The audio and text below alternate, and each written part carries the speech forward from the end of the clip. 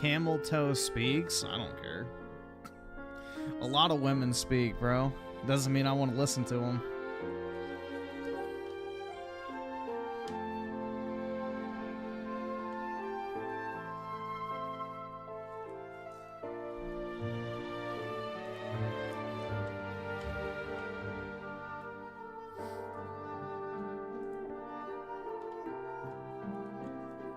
I'm making you want to kill yourself?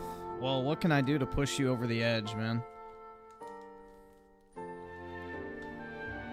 How can we drive that baby home?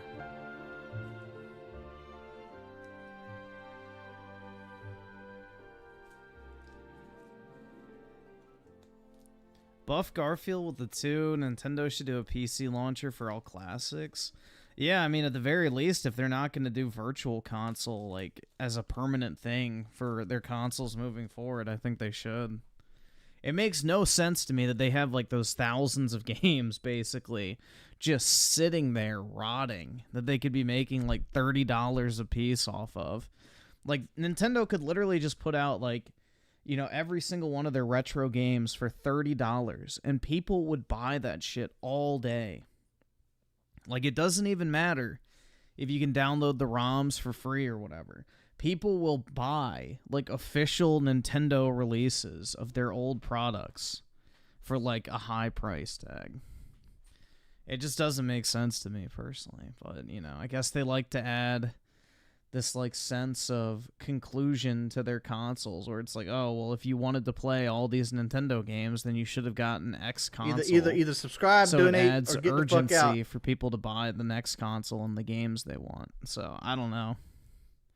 It's a weird dilemma, but...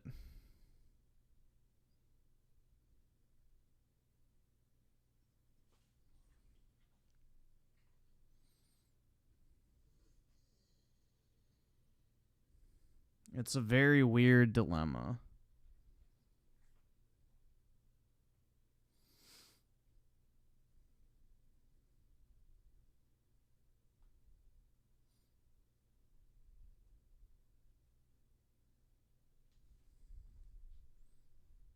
Let's see. What's another one? Trying to remember based off the time. I think this one. Yep, that's the one I wanted. Perfect.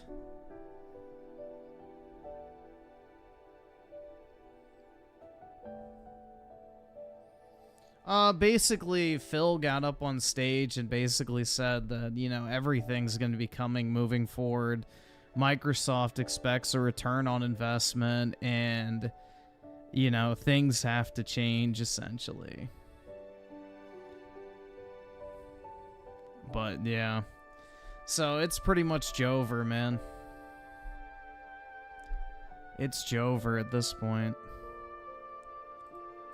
That's the nice way of saying, yeah, pretty much everything's coming to PlayStation. It may not be day one, but it's coming. Yeah, I hope they put Halo MCC on PlayStation so it actually revives the player base. Because it's dead as fuck on PC and Xbox right now. Like, let's see how many people are on it. Halo MCC, Community Hub. Yeah, only 4,000. It's like nothing. Takes forever to find matches, at least the last time I played it did. Switch 2 is going to be sold out? Yeah, I'm hoping so. I'm hoping I can resell a bunch of them again.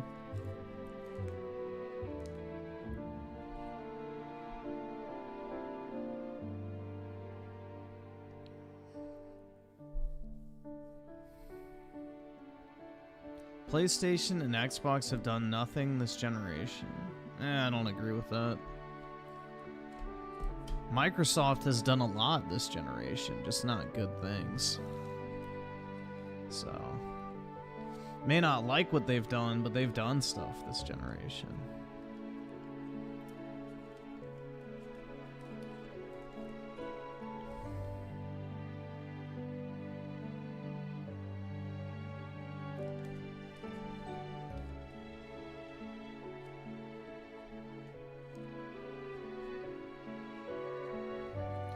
You used to like this channel? Well, oh well.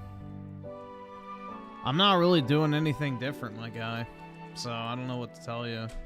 Either you haven't been here for... Actually, no. I'm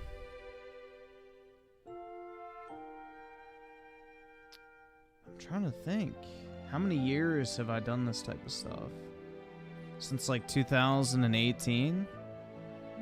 So yeah, I mean...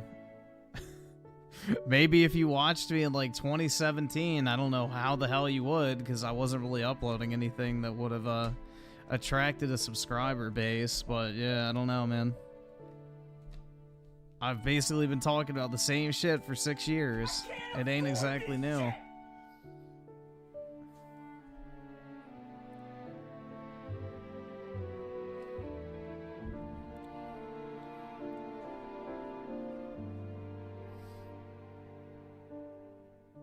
I sold all my old iPhones. Well, why would you keep them?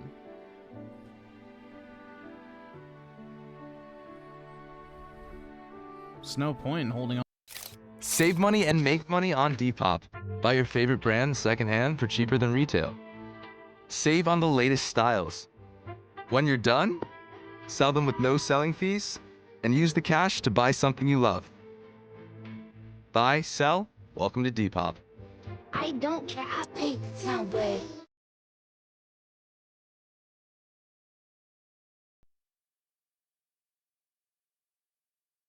This is a monster who did this. I love you! I just want to find out who killed my kid. 911, he's looking for me and I need help.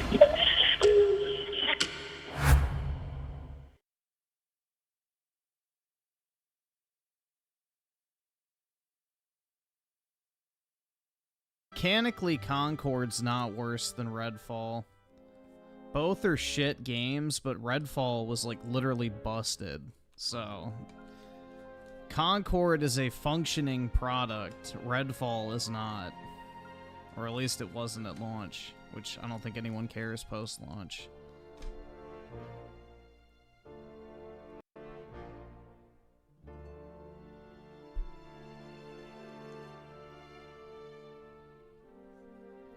Redfall is solid now. You don't have to lie, bro. But gosh dang it, I've had so much fun playing it. Colt's already done that enough. We don't need any more people.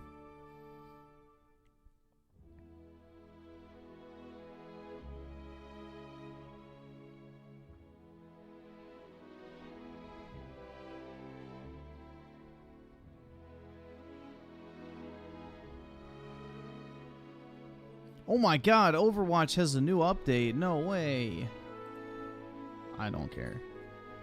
Britt, why do you think I care about that?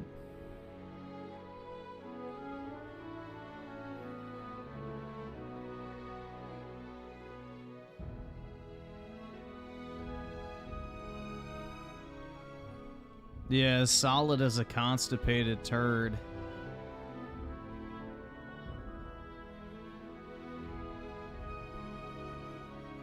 Why would I play the Final Fantasy 16 demo? I've already played the game. I've already played the game. What city is the Rebirth concert in this Saturday? I think I'm gonna go to the one in Richmond in October. I think it is, so...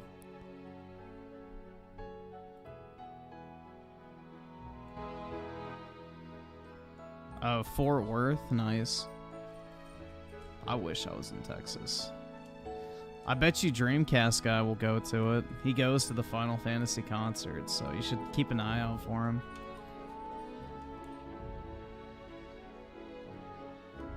You should see.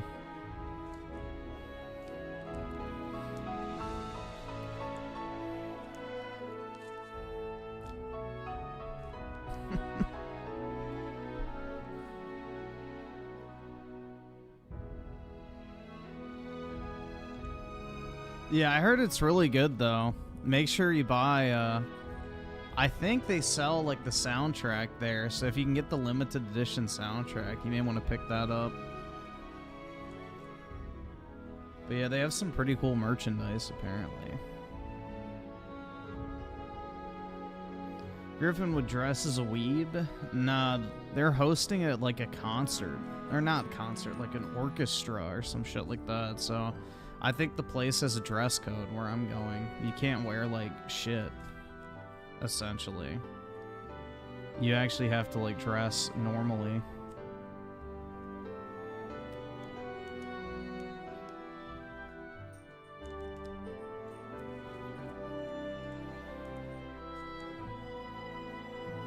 You're not gonna dress at all? There you go, I saw there. Well, it's gonna be dark in there, so you'll blend in. No worries. Just don't smile.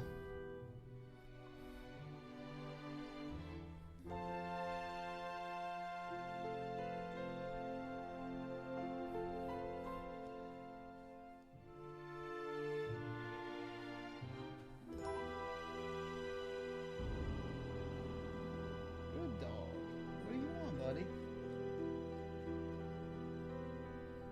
My I Love Aerith. Yeah, I don't have any Final Fantasy related clothing. Sorry to disappoint. Sorry to disappoint.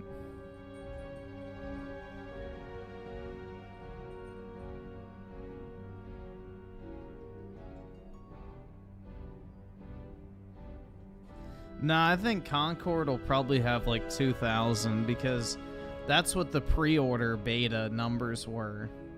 So when the beta was locked down to people who pre-ordered, it peaked at like 2,300. So that's my guess, is it'll peak like somewhere around 2,000. Because most people who pre-ordered it are probably going to keep it and then play it and then be like, oh my god, it's dead. And then be too late to refund. That's how it works.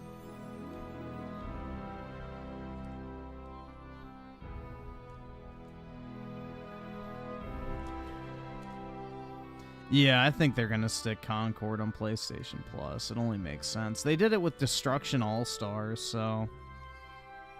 Well, yeah, nobody bought Modern Warfare 2019 on Steam. Everybody got that on Battle.net, because it's the only place you could buy it for like 4 years. So, yeah, nobody has Modern Warfare 2019 on Steam. Pretty much everybody has that shit on Battle.net, including myself. And there's no point in rebuying it now, because it's like so outdated at this point.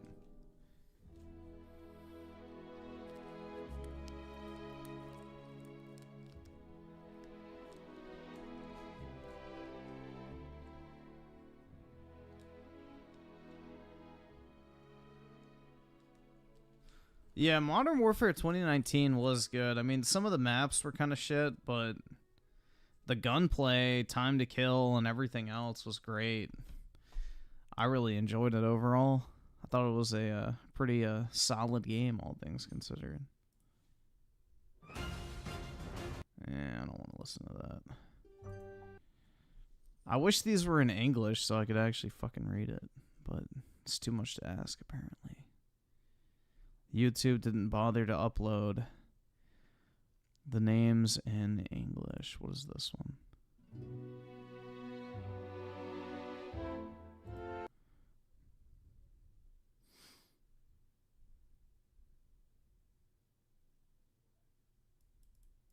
Let's just do...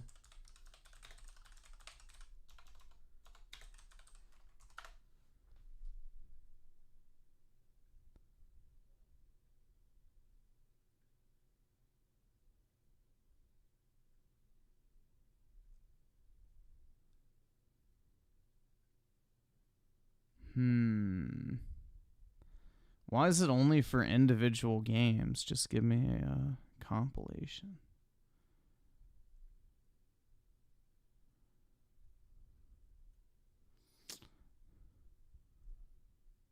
Damn, really? Nobody has just like a normal ass like 3-hour video of just a bunch of random...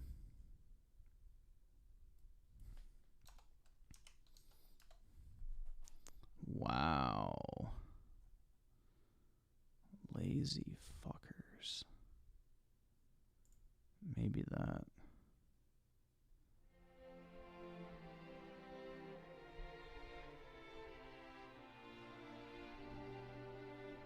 I don't run the clip channel, so it's not mine.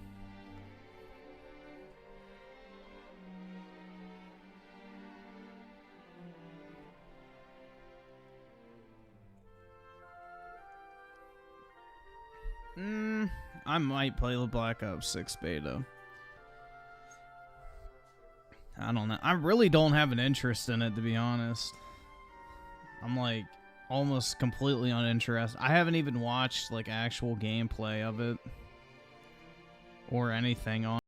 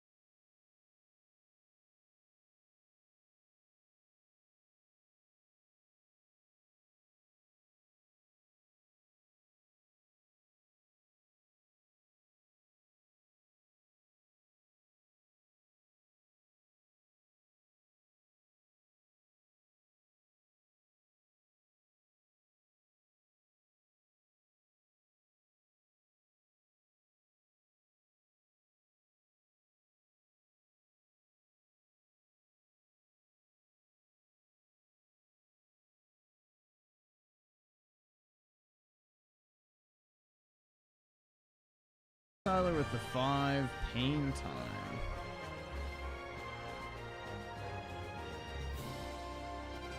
Oh, this fucking retard.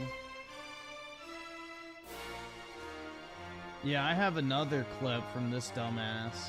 I don't know if it's the same one, but hold on, let me pull that up too.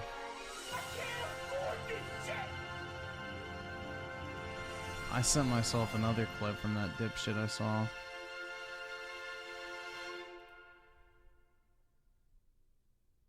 There we go.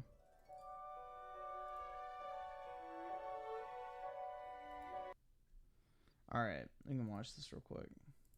The other thing that's happening is PC is taking off. And, well, guess Why does he think a side profile is flattering? who owns that? That's Microsoft. It's not PlayStation. It's not Nintendo. It's Microsoft. It's actually Steam, but go ahead. Talk about it.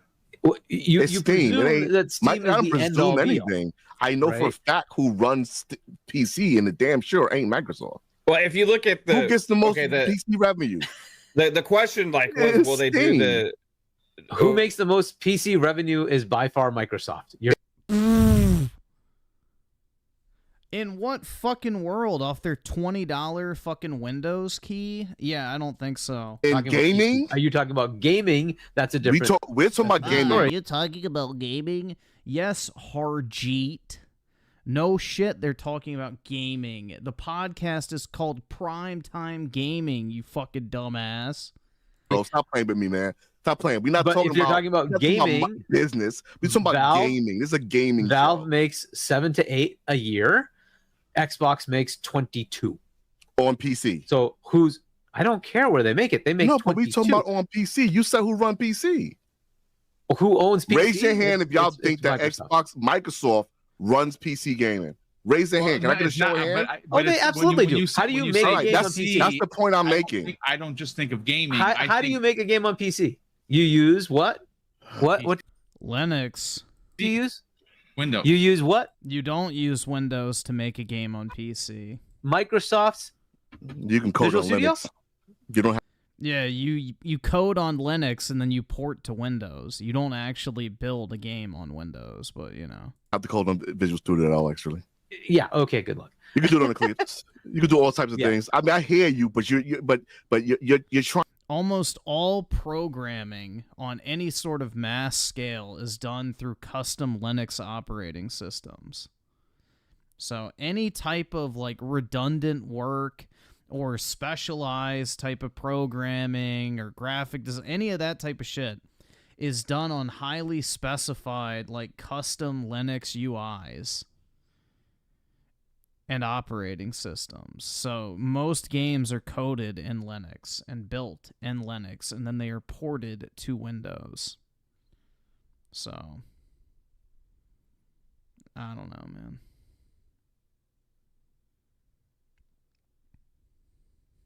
I don't fucking know, bro. Trying to mince it, right? He's got his little brain and that whatever fucking thing on the top of his head. The point is, No, I'm gaining trying to tell you where revenue. things are.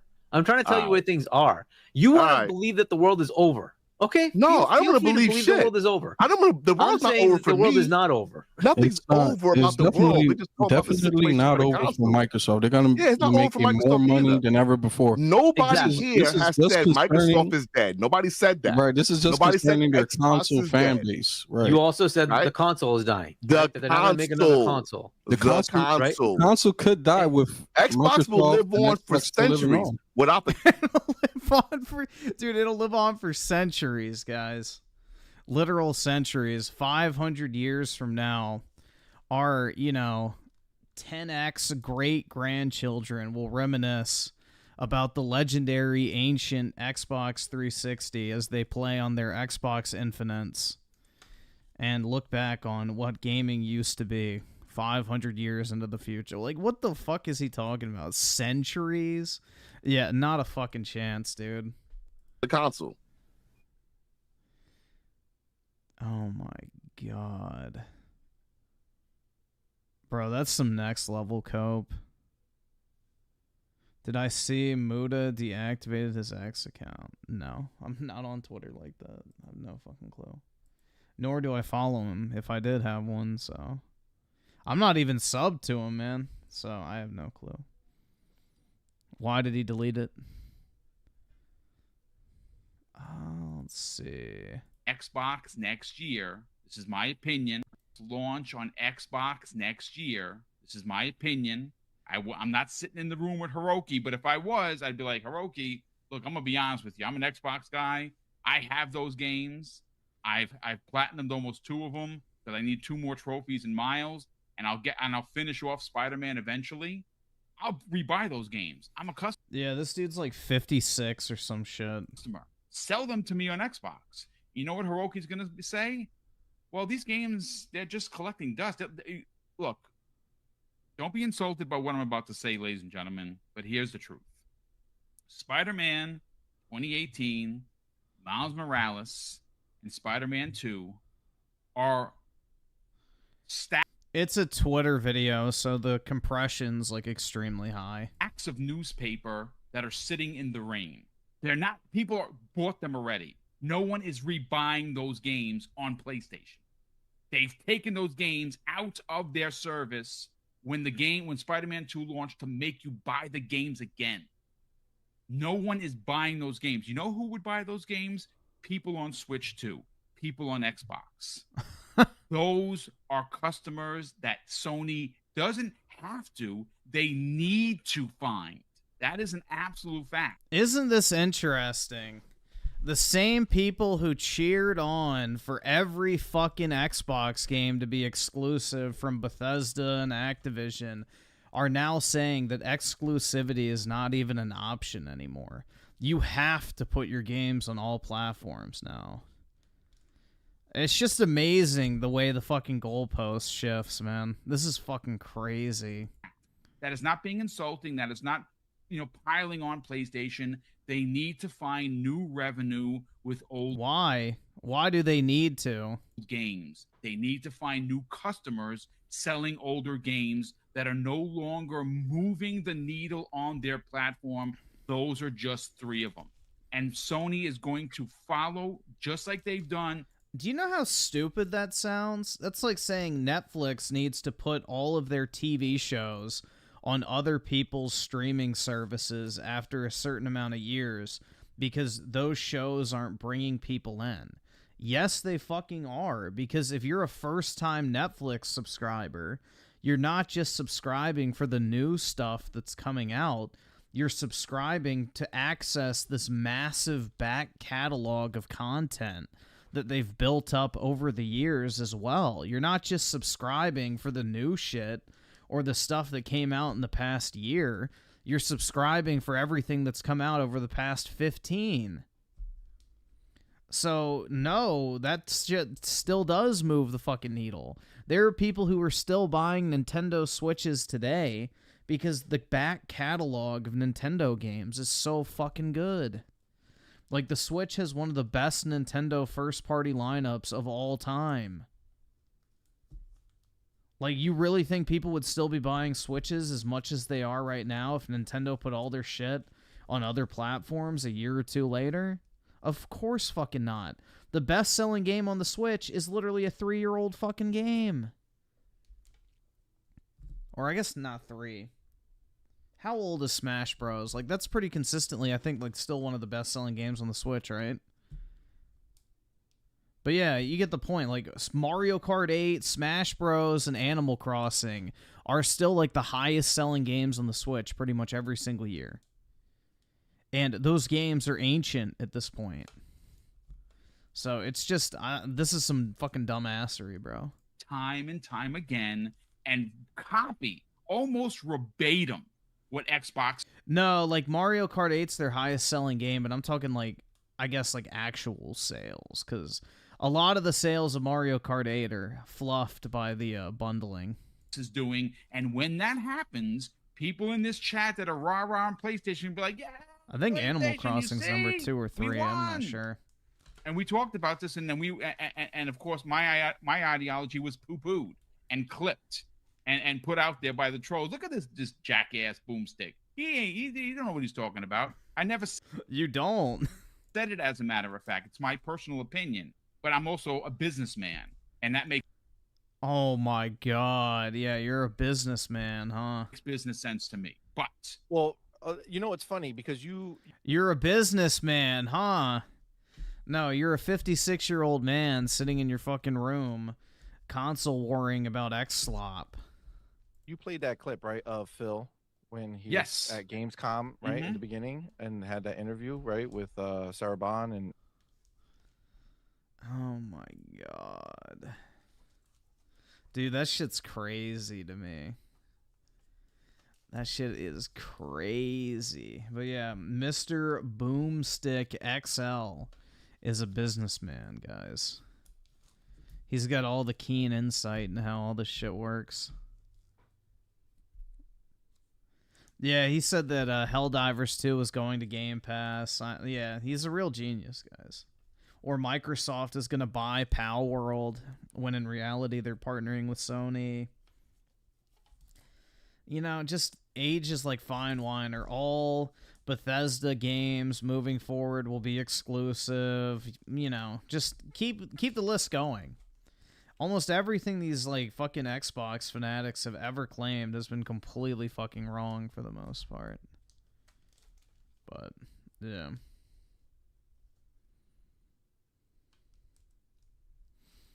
U Generation with the 10. What is this?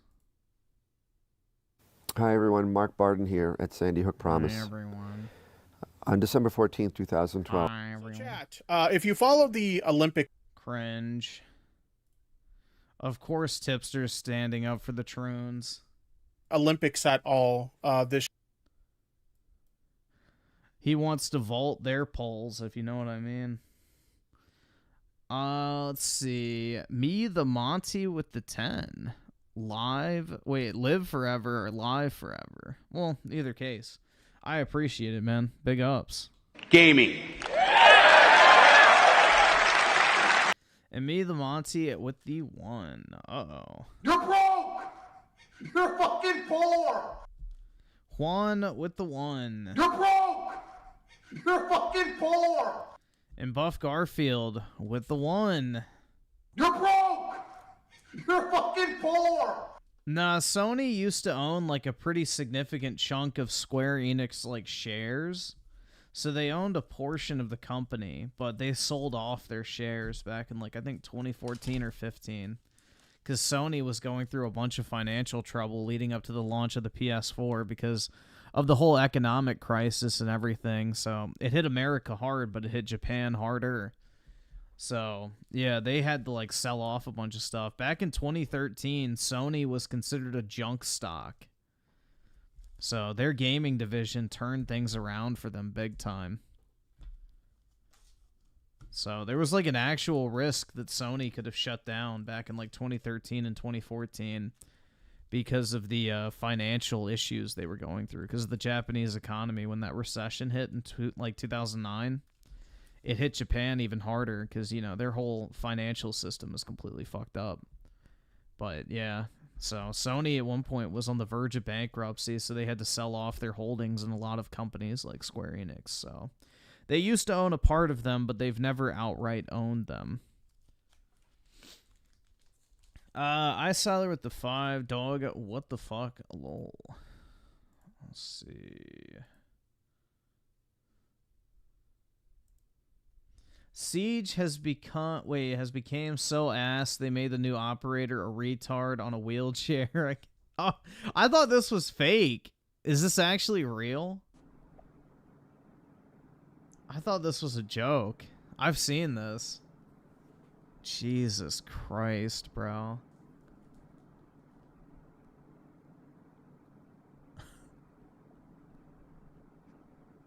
What the fuck? Hell yeah, you can play Stephen Hawking on his way to go rape a kid.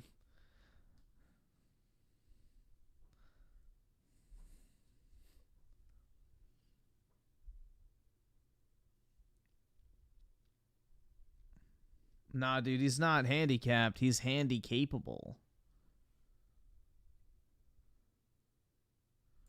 Yeah, that's so fucking stupid.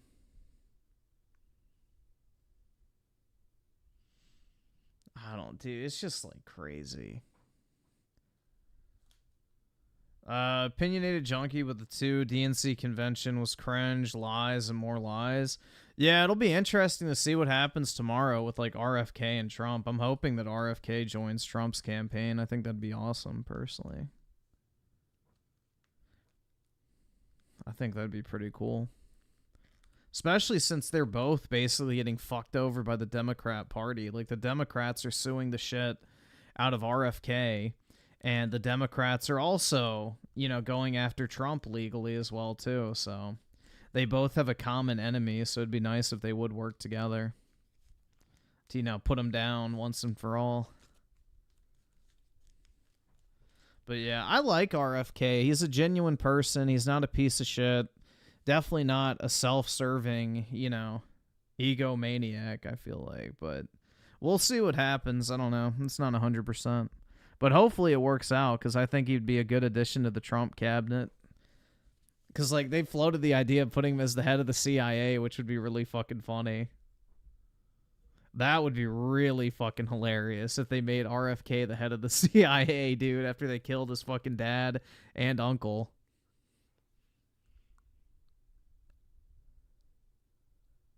No, so he's the son of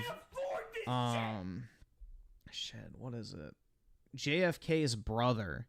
So yeah, JFK's brother is his dad. So JFK was his uncle, and JFK's brother, who was the Attorney General of the United States, is RFK's dad.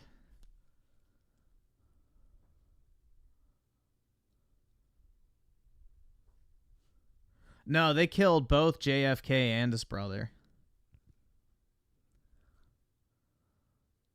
They got them both.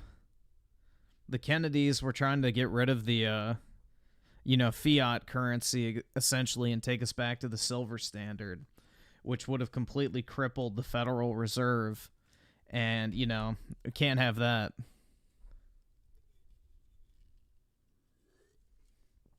Griffin, don't let him mute me. I ain't no simp, Brett. Sorry. Plus, you're not my type, so, you know. U Generation with the 10, mute Brett.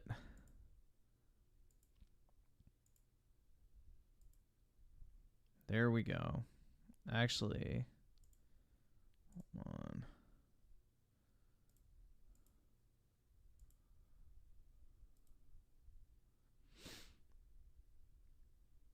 No, he wanted to put us on the silver standard, which I think it's like one and the same, basically. Like, it doesn't really matter, but it would have like an actual backing behind our currency, so we couldn't just like infinitely print money. We'd have to have the silver to back it up.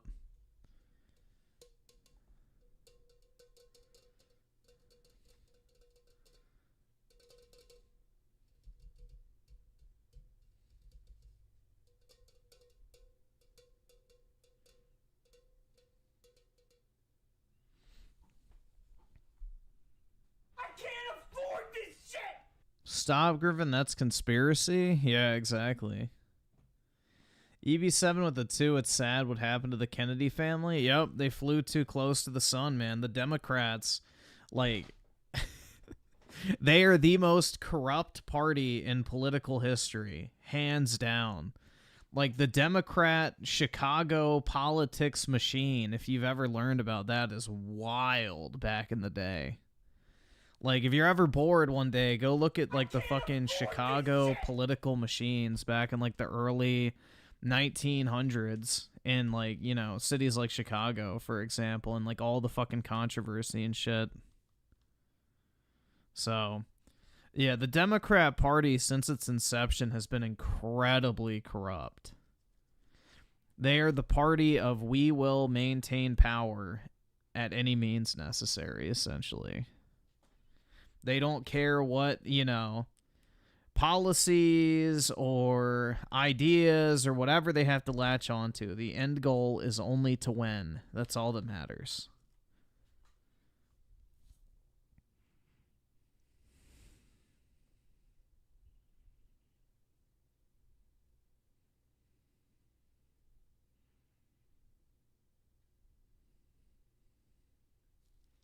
I would make a great president. Nah. I'd have to be the emperor, bro. I don't have an interest in democracy. I'd have to be like, you know, absolute power type shit. Otherwise, I have no interest.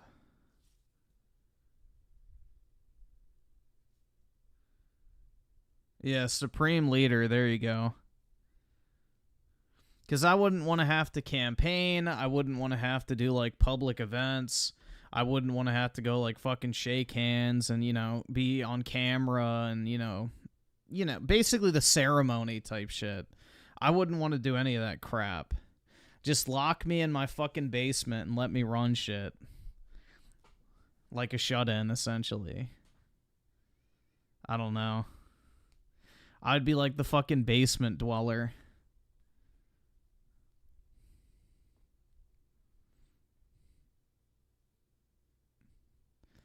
Don't want to put in the time to be a leader? No, I don't want to put in the time to not be a leader, because in order to be president or whatever, you have to do everything other than lead. It doesn't matter how you lead. You have to grease palms, you have to, like, win over the public and all that other type of shit. It's not necessarily about how effective you are. It's how people perceive you. It's all perception, essentially. And I don't like that type of shit.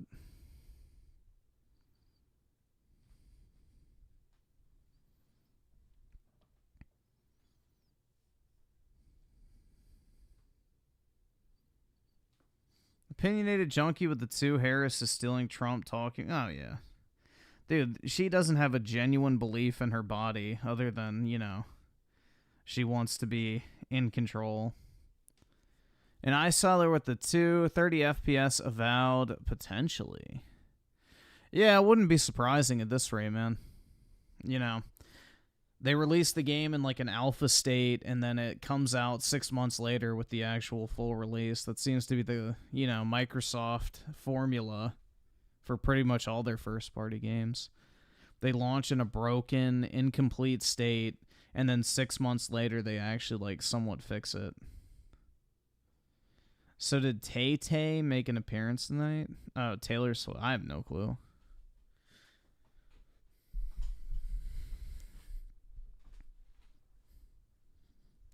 Probably not, bro. I don't know if she would fuck with her money that much. Because that's the thing, dude, is like Taylor Swift is making bank right now. Because like she's re-releasing all of her music or whatever.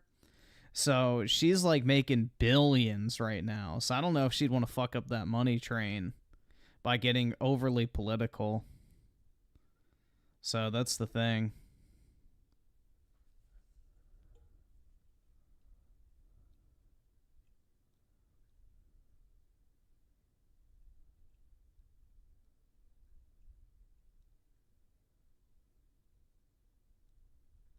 Wait, so Beyonce? I thought Beyonce was there. Did she not show up? I can't afford this shit. No, she owns her songs now, the re-released versions. But yeah, George Soros owns her like original music, which is so weird. Well, I guess it makes sense. That's why she was a Democrat shill in the past, is because she was trying to get her music back from George Soros. Which I guess when she didn't get it back, maybe she decided I'm not doing that shit no more.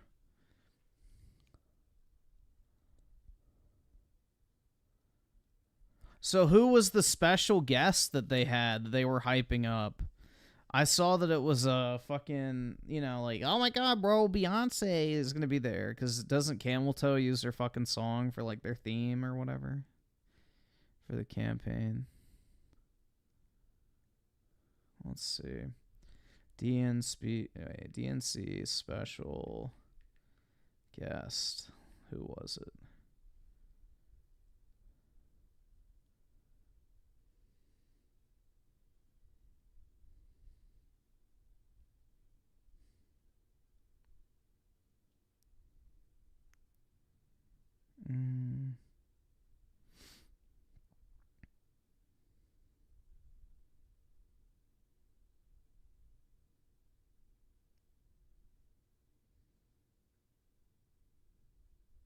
Yeah, I don't see anything. It just says Beyonce didn't show up.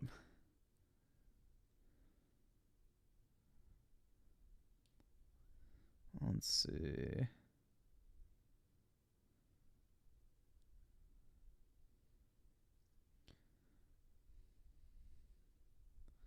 Yeah, I don't see anything on fucking Twitter, so obviously it wasn't a big deal. I can't afford this shit. Yeah, I don't see anybody. Wait, hold on.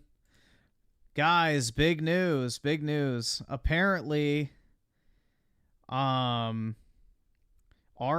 has just withdrawn his name from the ballot in Arizona, which is where he's holding his event tomorrow, right before Trump has his rally in the same city. So this shit might be happening, man. Bro, that's pretty wild.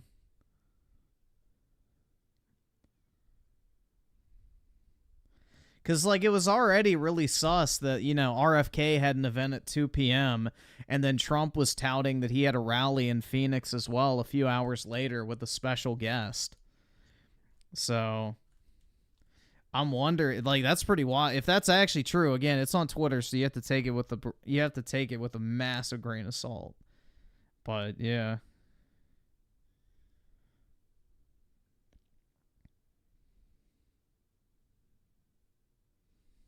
Let's see. RFK Arizona. Let's see if it's real.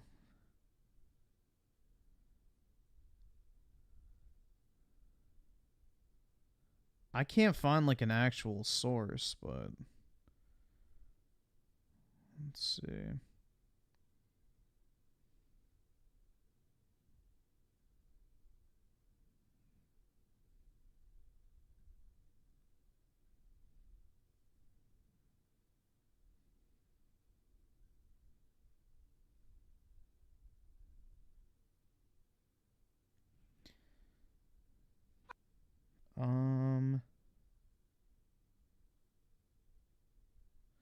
Here's the paperwork. RFK Jr. officially files to withdraw his candidacy in Arizona in the same week he qualified for the ballot. So if that's legit, then yeah. I don't know. CNN's reporting it.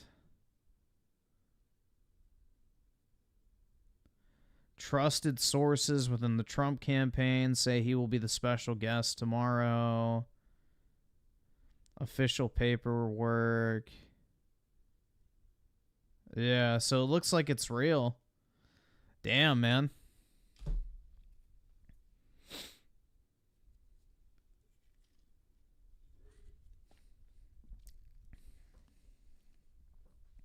That's pretty cool, man. I can't afford this shit!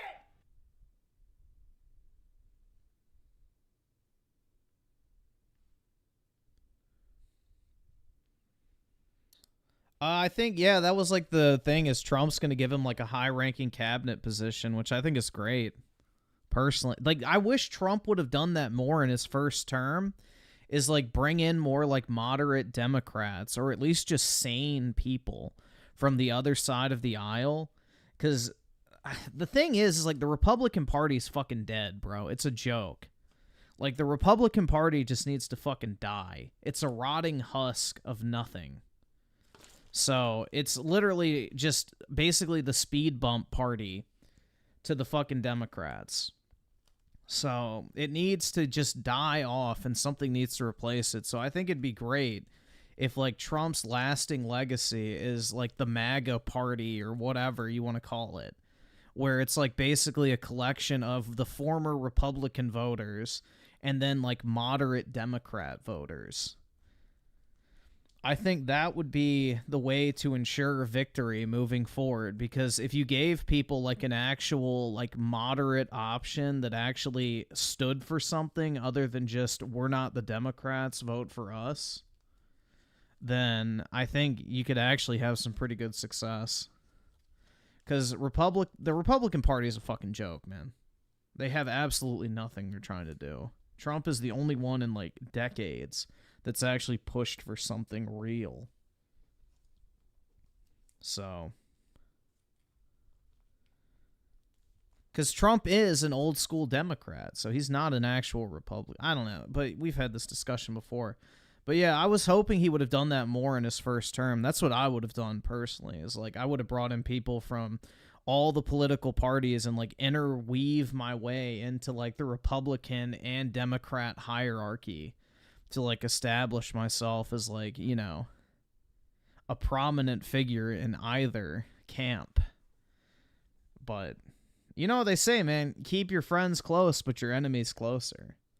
That's why people who are like, oh my god, bro, he's bringing in the CEO of BlackRock, it's like, yeah, you fucking dumbasses, make him work for you instead of against the country. Duh.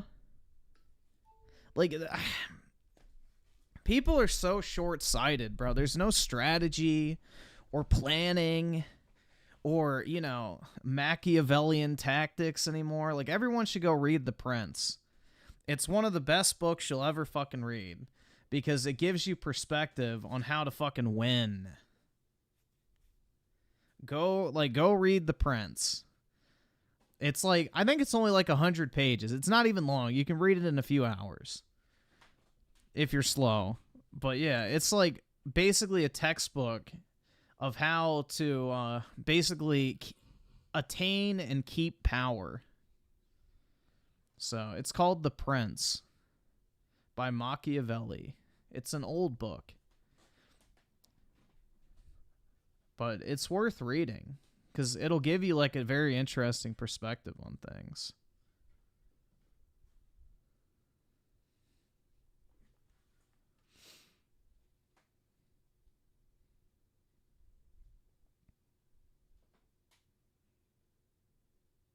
Isn't that book like 500 years old? Yeah. I think, yeah, like about exactly 500 years old. It would have been written in the early 1500s. So, yeah.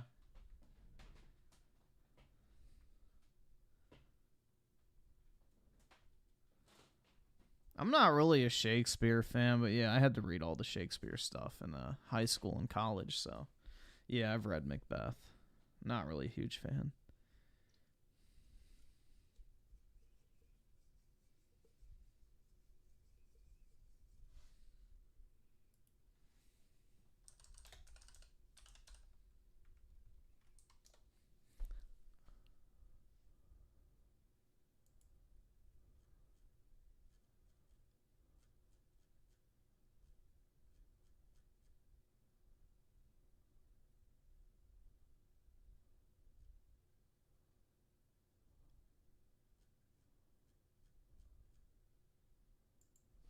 There you go.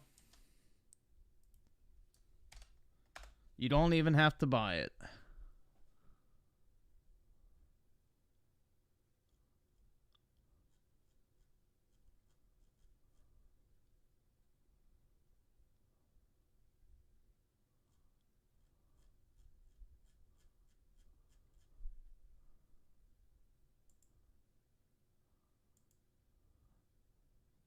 Where are the pictures in your mind?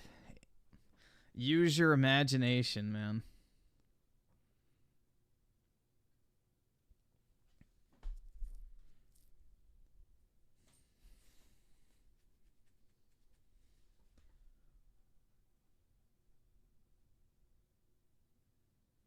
You will own nothing? Well, no one actually owns the book because it's so old, man.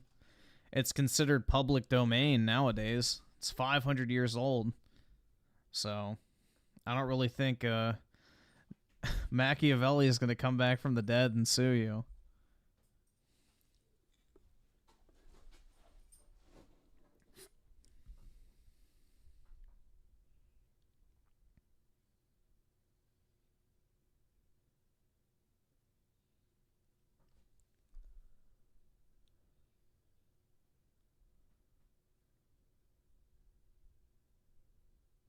Let's see. So Shadowbane with the 5. Camel Toe Harris paid black celebrities like Steve Harvey into shaming black voters into voting for her. I mean, that's the only strategy they have is just, you know, identity politics and shit like that. It's cringe.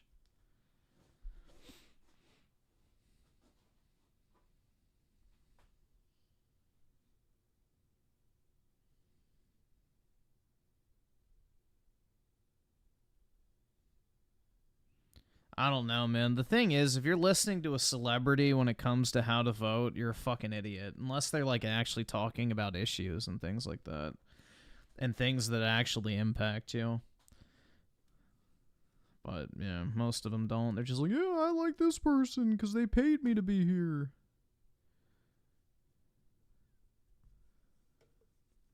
Definitely not Oski-Woski in disguise of the 2. I would be one of your personal cards. I appreciate it, man. That's right! That's right!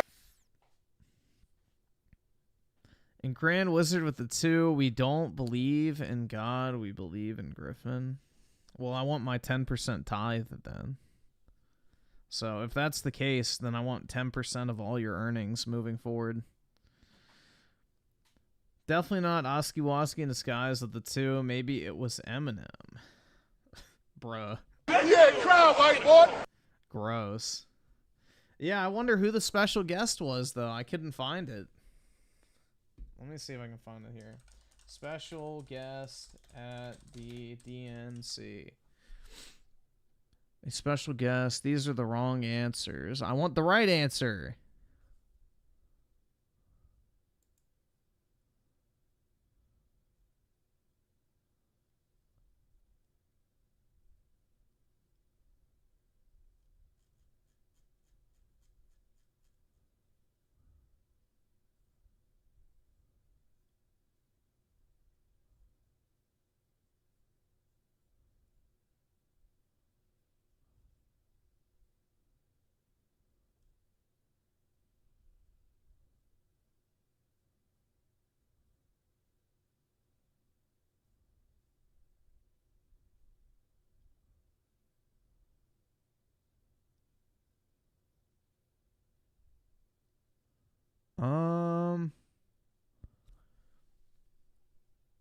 Yeah, I don't see... Dude, I literally don't see anything. I don't think anybody showed up.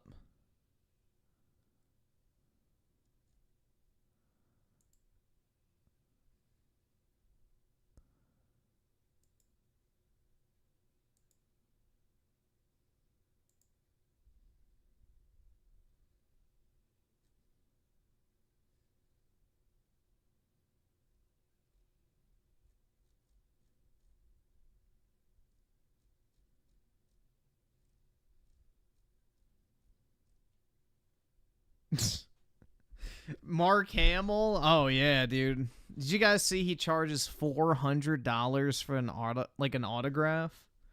What a fucking pompous prick.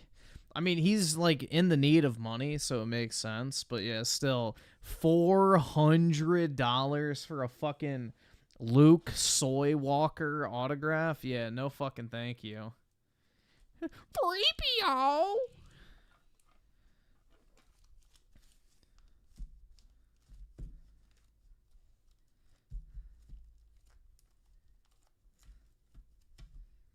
I don't know who the fuck... Dude, I don't know anyone who watched Star Wars and was like, oh my god, my favorite character was Luke. Literally no one. My dad, like, grew up watching Star Wars. He doesn't like Luke. None of my friends liked Luke.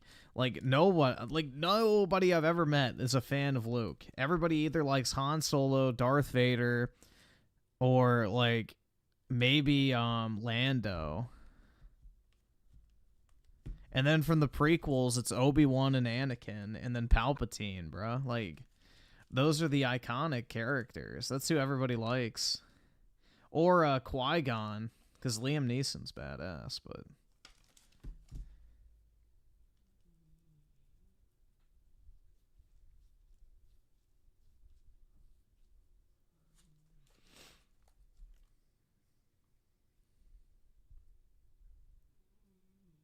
Oh, people love Darth Vader. That's why Disney hates it so much. That's why they're trying to, like, rebrand Darth Vader out of Star Wars.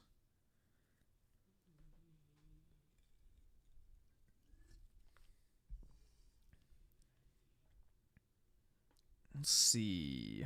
So Super Straight with a 5, and the court is about to allow New York to do mail-in ballot. Who cares, bro? New York is so corrupt, a Republican couldn't win there if they fucking tried. But they're probably doing that so that, you know, RFK can't clinch the election for Trump, is my guess. Because if, like, RFK, if he does join the Trump campaign and he starts going balls to the wall, like, hardcore campaigning in, like, a blue state for Trump, just because he's a Democrat and he has the Kennedy name recognition, it might tip the scale.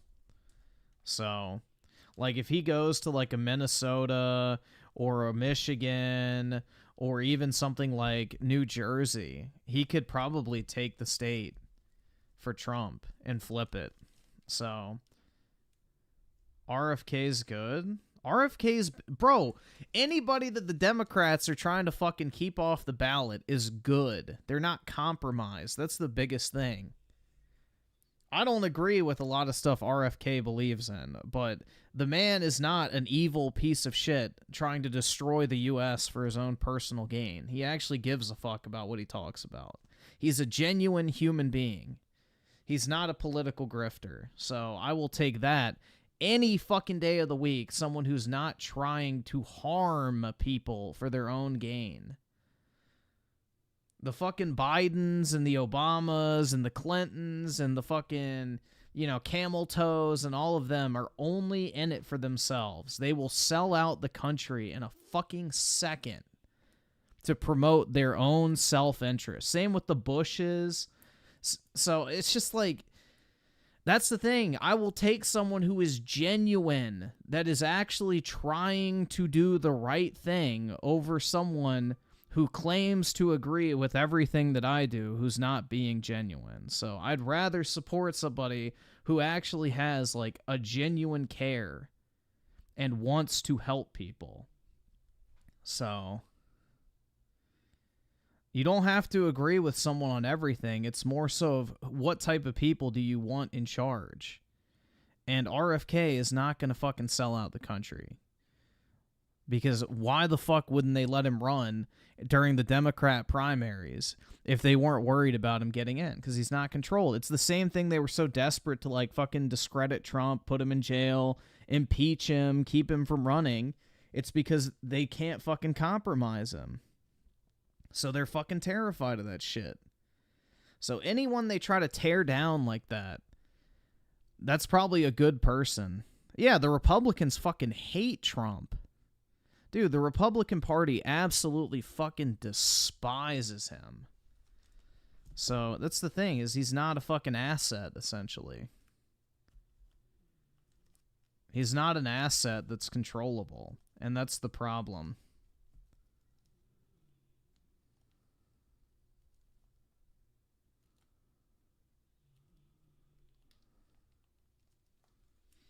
If they don't own you, they don't want you anywhere near a position of power.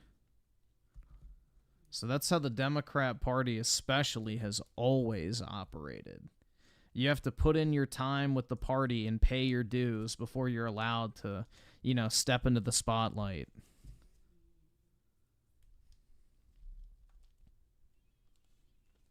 Let's see. I saw her with the 5. Blame Brit.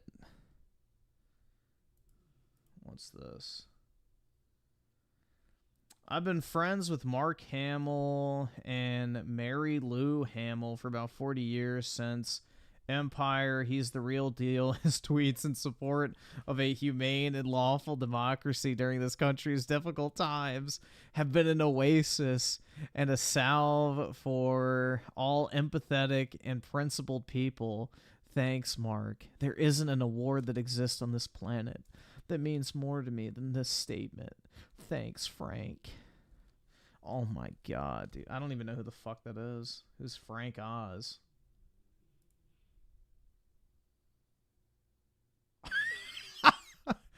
Wait, he's just the fucking Yoda voice? That's it? Wait, he's a puppeteer? Are you fucking shitting me? So he's the Yoda performer in the Muppets. Oh my, yeah. Mark Hamill loves men shoving their fucking fist up his ass, so it makes sense, dude. He's the one that finger blasts Mark elbow deep better than anybody else. So, you know, that all lines up. He gives Mark the top tier anal play that only a master puppeteer could ever, you know, provide.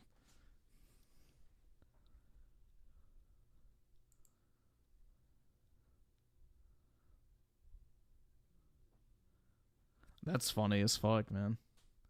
Soycast guy with the 5. The only autographs I would want are from Julius C. Yeah, good luck with that. If you want a Trump autograph, here, let me link this real quick. I bought a couple of these. Let me see if I can find it. Yeah, this is it.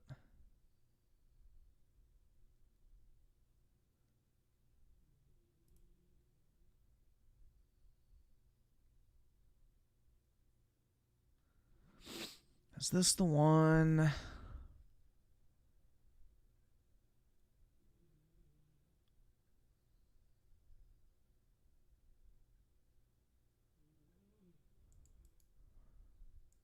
Yeah, so here's one of them. I'm trying to find the other one I bought.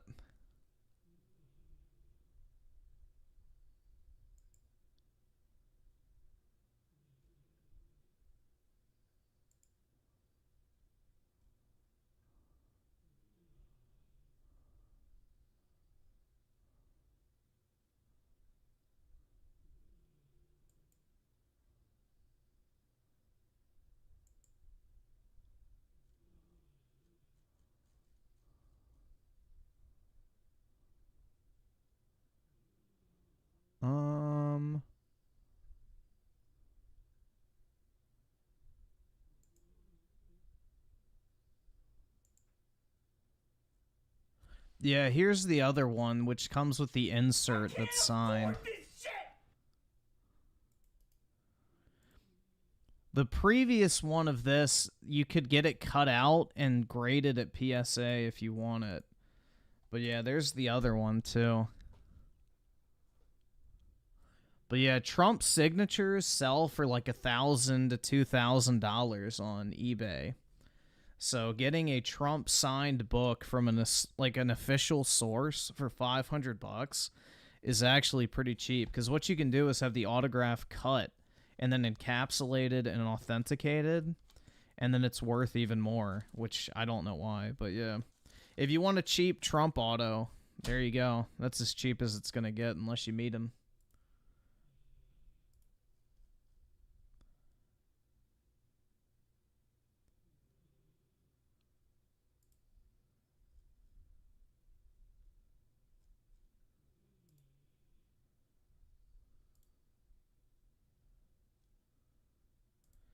I guess this one's a little cheaper if you want this one too.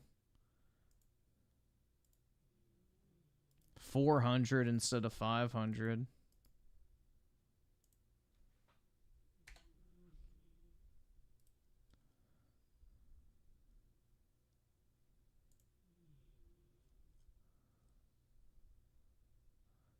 Yeah, Our Journey Together special signed copy bundle pack, $1,000. Yeah, that's the one that people like cut out the page from and grade at PSA. But yeah, there you go. That's about as cheap as it gets.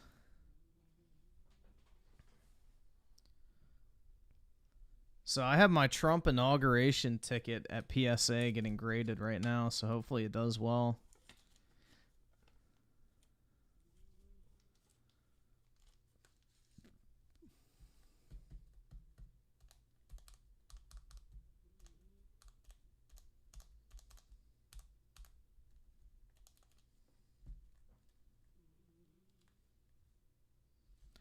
I saw a clip of Tim Wall's kid. Yeah, apparently he's like a literal like fucking nonverbal autist or some shit.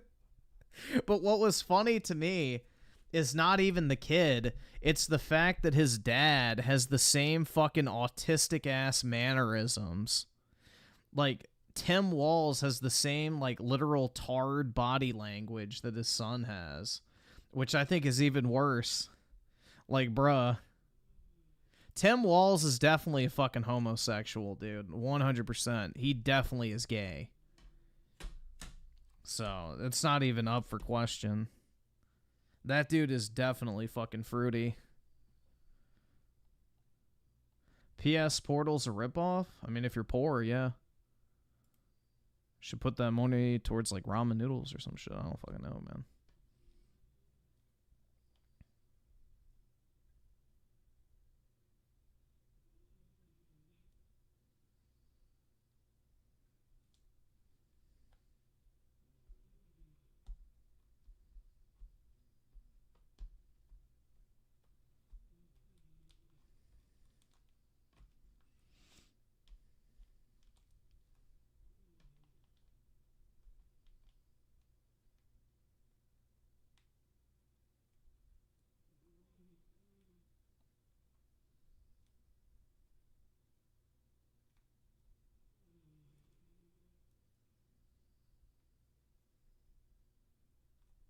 Offline games are key for hand. Yeah. I got Lollipop Chainsaw, still debating on getting the collector's edition. I don't know. Dude, I'm not a collector's edition fan personally, but it'll probably resell for more, but it's up to you. I'm just not a collector's edition guy. I pre-ordered my 10 copies of a Lollipop Chainsaw from Limited Run. I pre-ordered Lollipop Chainsaw, the Shadows of the Damned remaster, and then also the SNK versus Street Fighter collection.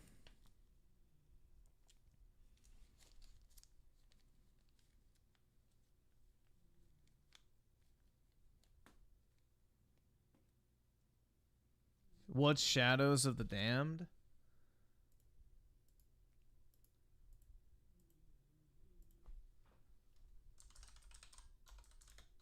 Oops, if I could spell.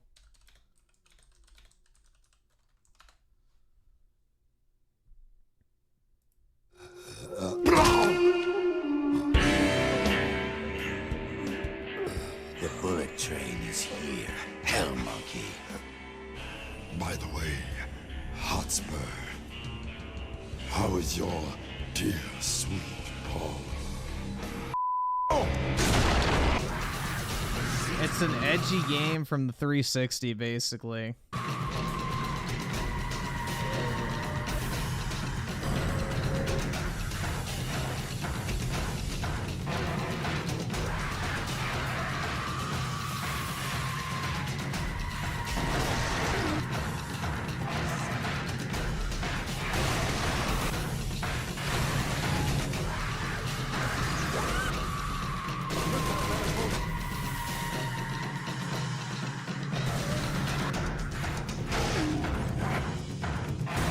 This trailer doesn't really give you a good feel for the combat, but you can kind of get a taste of the tone. It definitely doesn't take itself seriously. Yeah, this game's unlimited run. It's $25.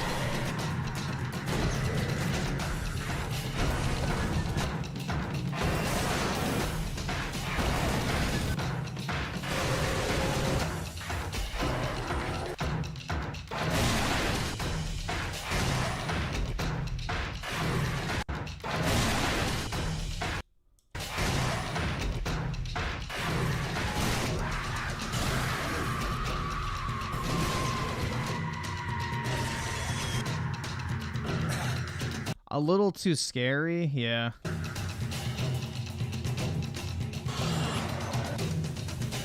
Very scary.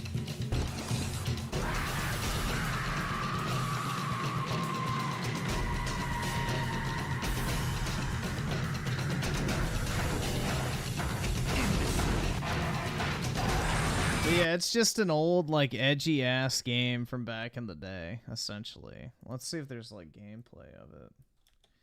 Because the trailer's not that great. It doesn't give you a good feel.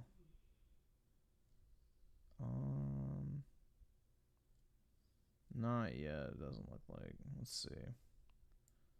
Shadow of the Damned review. Let's watch the old IGN review. It's Al. We got some rough weather heading your way. It is going to pour. There are many ways to spend your summer, but only one will make it ultimate. Can't believe they bought it. The electric BMW summer sales event starts now. It's a BMW i4 for $449 per month.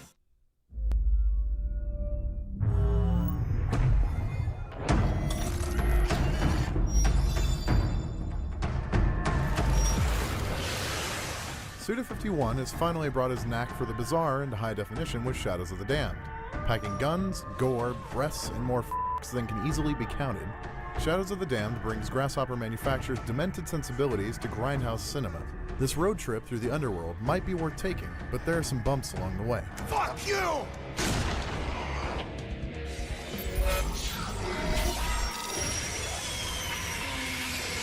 Are you afraid of that? Shit.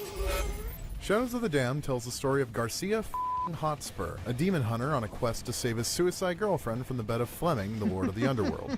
It's actually even crazier than it sounds. Go on! Feed me! Ah! Shadows of the Damned has made no bones about its 70s and 80s horror influences, and it wears them on its sleeve. From gratuitous nudity to over-the-top gore and more F-words than you can shake a trans representation. Shadows of the Damned is an assault on the senses and good taste. The game is a view of hell like we haven't seen before. While the character models and lighting aren't really anything special, the overall motif is interesting, and if it's not original, at least it's distinctive.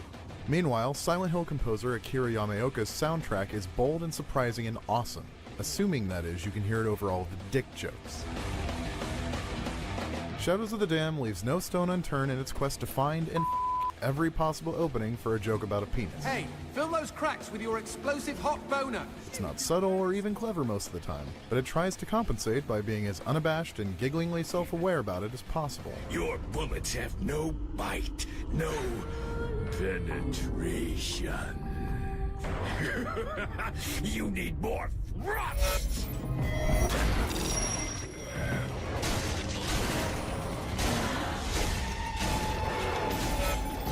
Shadows of the Dam's biggest problem comes from, well, actually playing it. It's easily Grasshopper Manufacture's most mechanically sound game to date, but it still feels dated compared to other third-person shooters out there.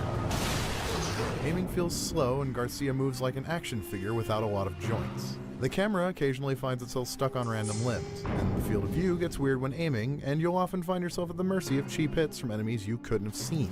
Levels are pretty much straight-line affairs, though they're spiced up by light, dark puzzle sequences, or the occasional crazy instant-kill girlfriend, and other, more elaborate affairs later on.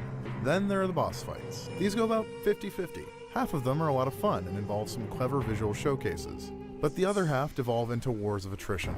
And when was the last time you had fun with a 20-minute boss fight? Whoa, that's a controversial take, man. You're not allowed to say that boss fights are too long. You know, get good, dude. Just get good, man. Nah, you can't complain about the length of boss fights. Who the fuck do you think you are?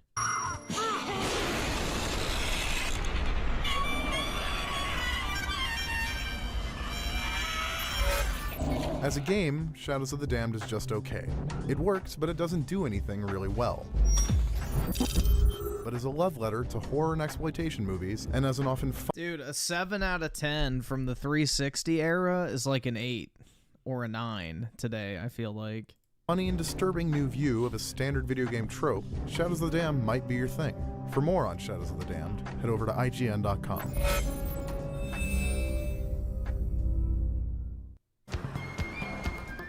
Too cloudy. Yep.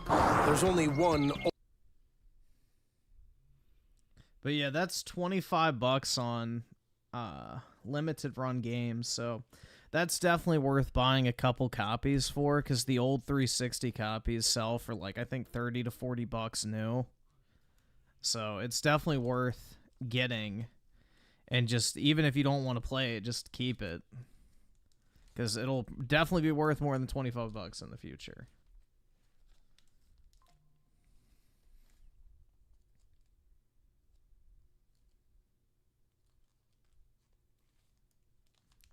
Saw the game for PS3 is surprisingly worth a bit. Yeah, there's certain like PS3 games that are pretty high.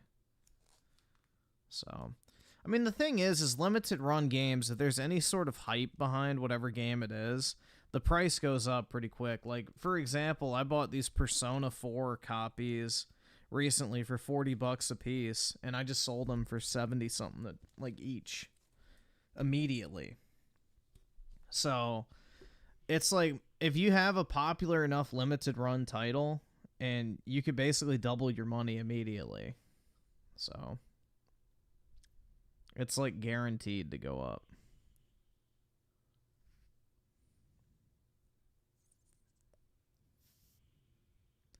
Opinionated Junkie with the 2 old Final Fantasy had competition, which is good. You mean like in the genre? I mean, new Final Fantasy still has competition. It's just they outdo the competition in pretty much every aspect when it comes to JRPGs. Nobody really makes JRPGs on the same scale as Square Enix anymore, which is kind of a shame.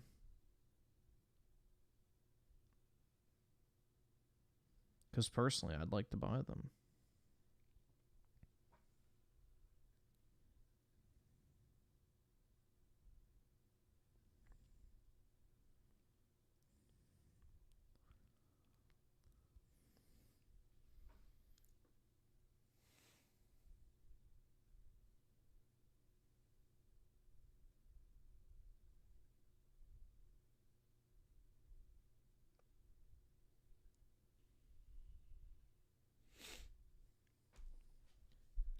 This year has been pretty bad for gaming with lack of heavy hitters.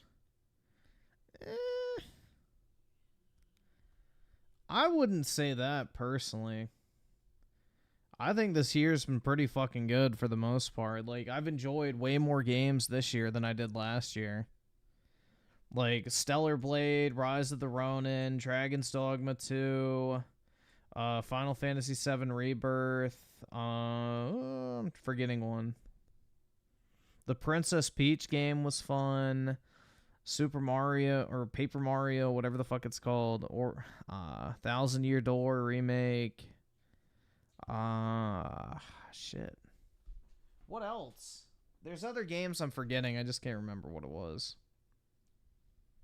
I mean, then there's a bunch of stuff that's also come out that I've bought that I haven't played yet. So, no, not Hellblade 2. Absolutely not.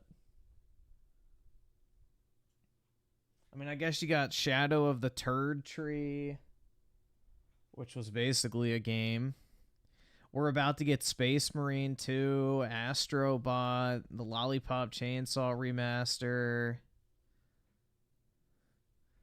So, I don't know, bro. I think we're going to have a pretty good lineup. Yeah, the other the Metaphor game, yeah. Bro, I feel like Bro, Indiana Jones, dude. Hell yeah.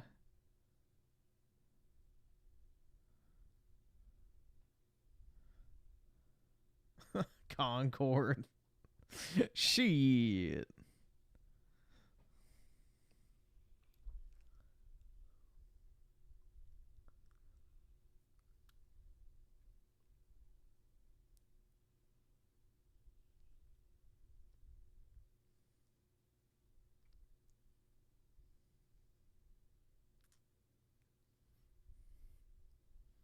But yeah, I feel like I'm forgetting something.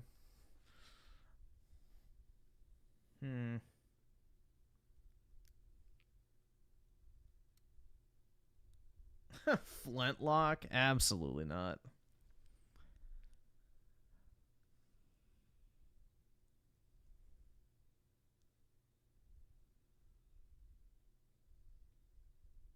AC Shadows? I mean, that Dragon Quest remake is coming out. Bro, I'm trying to think. I have a bunch of stuff pre-ordered. I can't remember, though.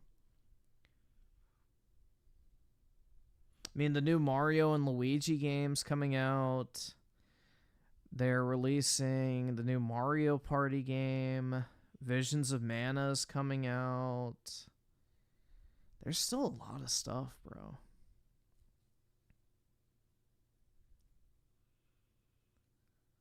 Like, I feel like 2024 is definitely better than 2023.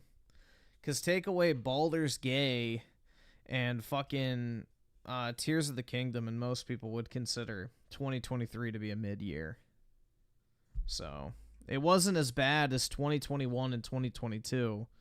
So, by comparison, 2023 looked amazing. But it wasn't a good year overall.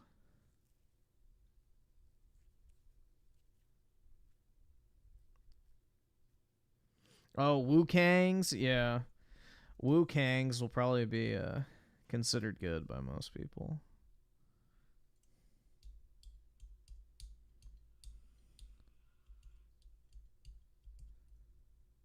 The only good Final Fantasy is Final Fantasy X. Why? Because you play as the Scissor Squad?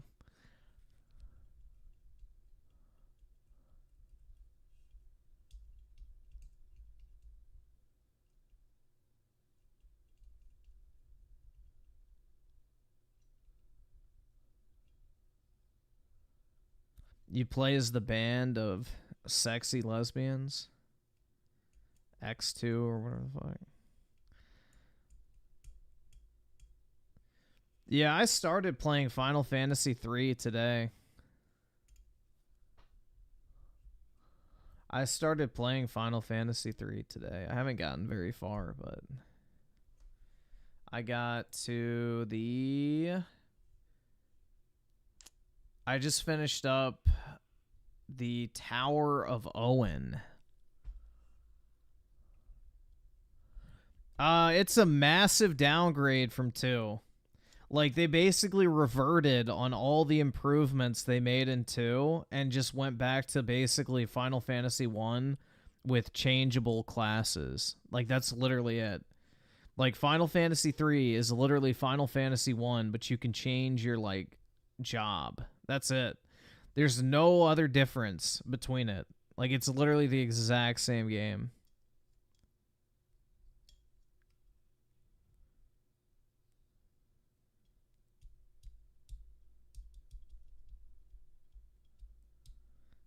Yeah, I don't know why they reverted, though. They were on to stuff with 2.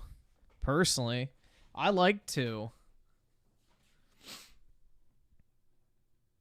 Yeah, isn't the job system, like, completely fucking broken in 3? I read something about, the shurikens or whatever the fuck that you can throw that, like, one hit the boss. So that's, like, the strat, apparently, is you just, you know, buy a bunch of shurikens and toss them at the boss with 2 ninjas, and then you win. And it basically, like, one-taps them.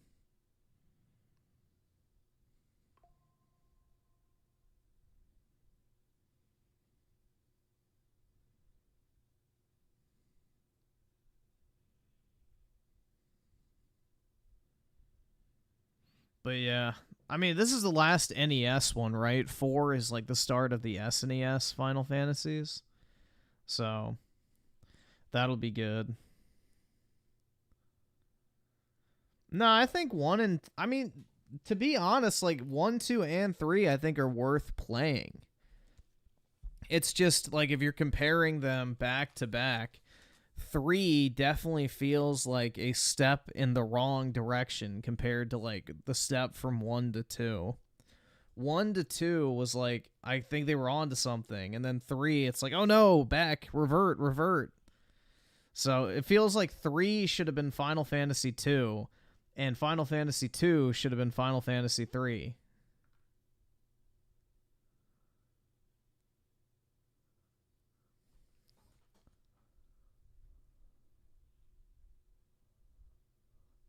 That's kind of the way I'm looking at it, is like 3 feels like what Final Fantasy 2 should have been, and Final Fantasy 2 feels like what 3 should have been.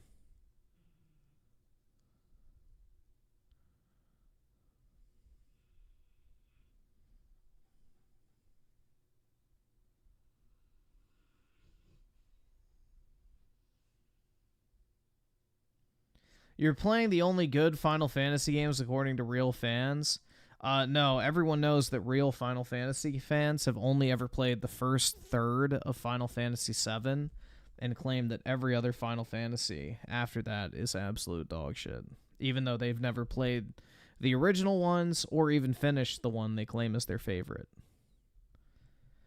Most people who are Final Fantasy VII fans watched Advent Children and then watched, like, short cutscenes from Final Fantasy VII. I'm telling you. That is 90% of the Final Fantasy VII fans you see on the internet. They watched Advent Children, and then they went and watched, like, cutscenes from the original Final Fantasy VII. And that is how they have determined in their head that Final Fantasy VII is the greatest Final Fantasy game. They haven't even played it, which is funny because a lot of people don't even know what the fuck they're talking about with 7.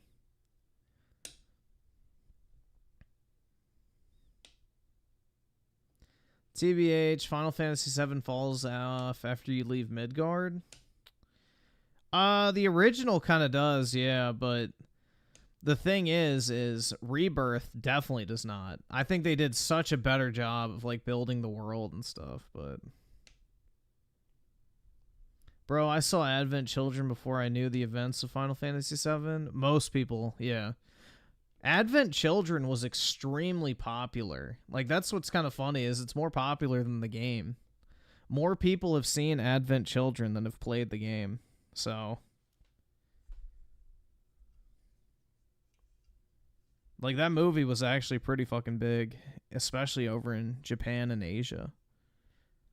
So.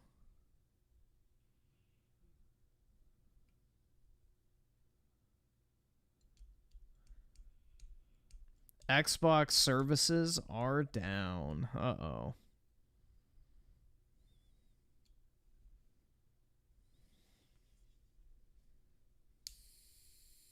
Yeah, Rebirth is like an improvement on Remake in every single way. I would say so. Because, like, the combat's better. The, camera's better during combat, too, which is a big improvement. They actually backed it the fuck up. I think the story is... I don't know. Honestly, The remake story I really like a lot, but I would say Rebirth did a fucking phenomenal job in chapters 13 and 14. Like, chapters 13 and 14 are just, like, top fucking tier, man. Some of, like, the best storytelling I've seen in the game. Hands down. Same with chapter... Is it not? No. Chapter 10, I believe. Yeah, I think it's chapter 10.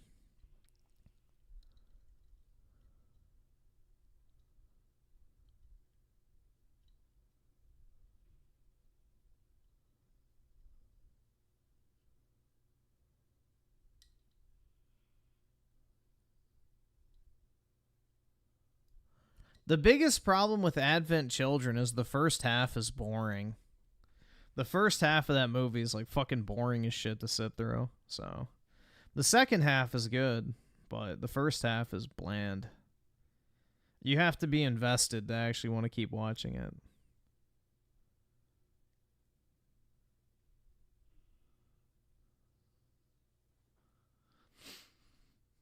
But the ending is great.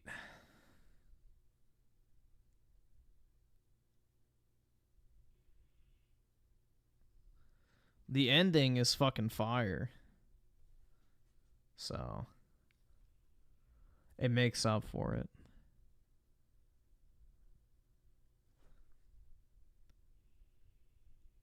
But yeah, I'm going to work through 3 and see how that goes, and then it'll be interesting to see how like substantial of a jump there is to 4. But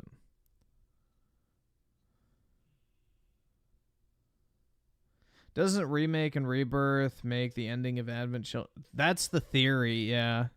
Is that Sephiroth and Remake and Rebirth is actually Advent Children's Sephiroth. Which would be fucking fire. But, yeah.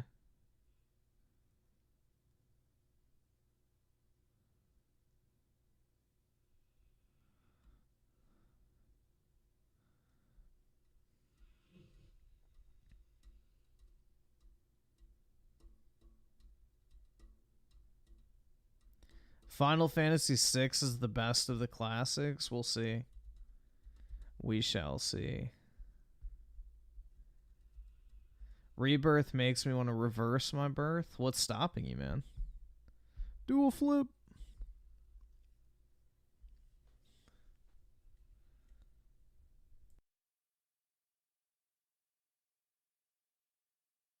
Did you see Aaron Greenberg turned off his comment section on Twitter? No, I did not. Here, let's actually watch that Phil Spencer interview. I said we would watch it last night, but we ran out of time. So let's see. So what's the It's only 10 minutes. first thing you'd ask Phil Spencer or Sarah Bond? For me? What do you have on the board of Microsoft that keeps you from getting fired? I wanted to know everything from new consoles to game studios, so that's exactly what I asked them. Check out what they said. How does it feel Do you have the Epstein tapes or some shit? Is that how you're able to stay in charge of Xbox? to be here at Xbox's Gamescom presence? It is so much energy here. It's been fantastic to see the fans, to be part of Opening Night Live last night, and to see their reaction. This booth, and I have no idea why we're calling it a booth, because it's not a booth. It's an entire wonderland. It really is. It's an underestimation calling it a booth, right? With They're not playing on Xbox. With yeah, nobody's playing on Xboxes. They're all playing on PCs. entire wonderland. That's weak as fuck, dude. They don't even have people playing on Xboxes.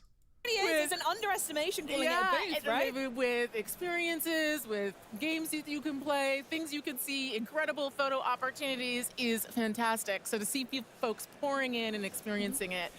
And it's just, it reminds you of what makes this industry special, which is all about celebrating games, the joy they bring, and the people who make them.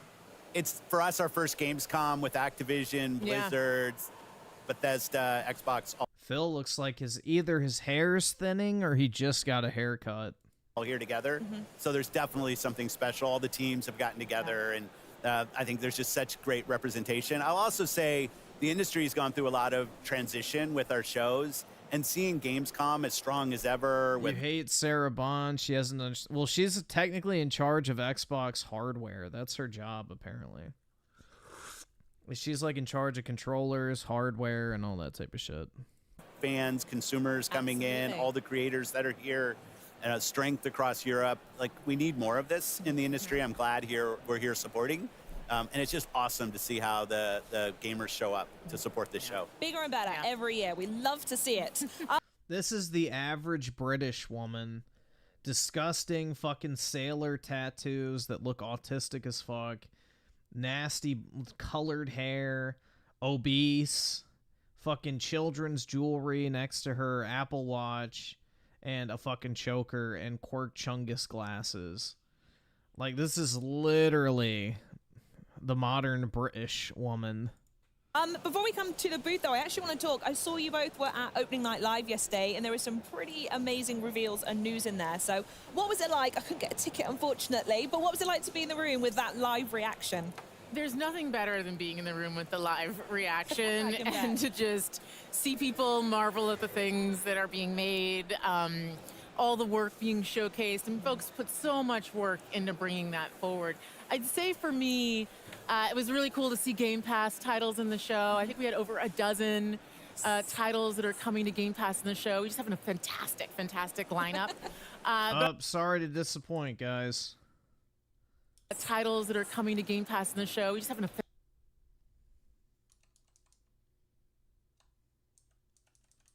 I was keeping an eye out for y'all. So, unfortunately for all of y'all thirsting in the chat, she's a married woman. Sorry to say. fantastic lineup. But I was especially excited to announce that Genshin Impact is coming to Xbox. Oh, yeah. That's my one. That's There's some pretty cool Game Pass rewards that are going to be part of that. Nice. There's going to be full cross progression, and it's also going to be on cloud. So that one was a real highlight for me because I know so many fans are excited to enjoy that on the Xbox. I love when creators are making new things, and you have to be really brave to come to a show, maybe before you're done, show your game, get the... Oh, yeah, you got to be brave, man. Oh, my God. It takes so much bravery to show gameplay for a video game. The feedback. Married to me. Not a chance, bro. She's like double my age. Teams that are creating new games. I thought the diversity of games at the show was awesome. Oh, absolutely, From yes. big, huge games to smaller games, things we've heard of, seen, things we hadn't heard of. I also have to say Genshin, we got to meet with the MiHoYo team earlier in the day, and they had such excitement for this. Oh my God, dude, Gay Shit and Ass is coming to Xbox. How many years has that shit been on PlayStation? 5? Who cares? Who the fuck cares about Gay Shit and Ass at this point? Literally no one cares about that garbage-ass fucking game, bro. Unless you're a fucking weeb coomer, which you've already been playing that game at this point, so... Yeah, they've already moved on to the next coomer game. What's that one that you generation had me play? The, Zone of Ender, or whatever the fuck it was called? I don't remember. Something Zone. But yeah. They've already moved on to the next weeb slop. Ferrix of the 5, it takes so much bravery to show gameplay because they know it looks like absolute shit. Yeah, exactly. ZZZ, Zenless Zone 0. Yeah, I never would have thought of that. But yeah, you know, they've already moved on to the next fucking weeb slop game. Nah, I tried Gay Shit and Ass. Not literally, but the Chinese game. But yeah, I've tried it before and it sucks. It's literally Breath of the Wild with fucking weeb slop characters.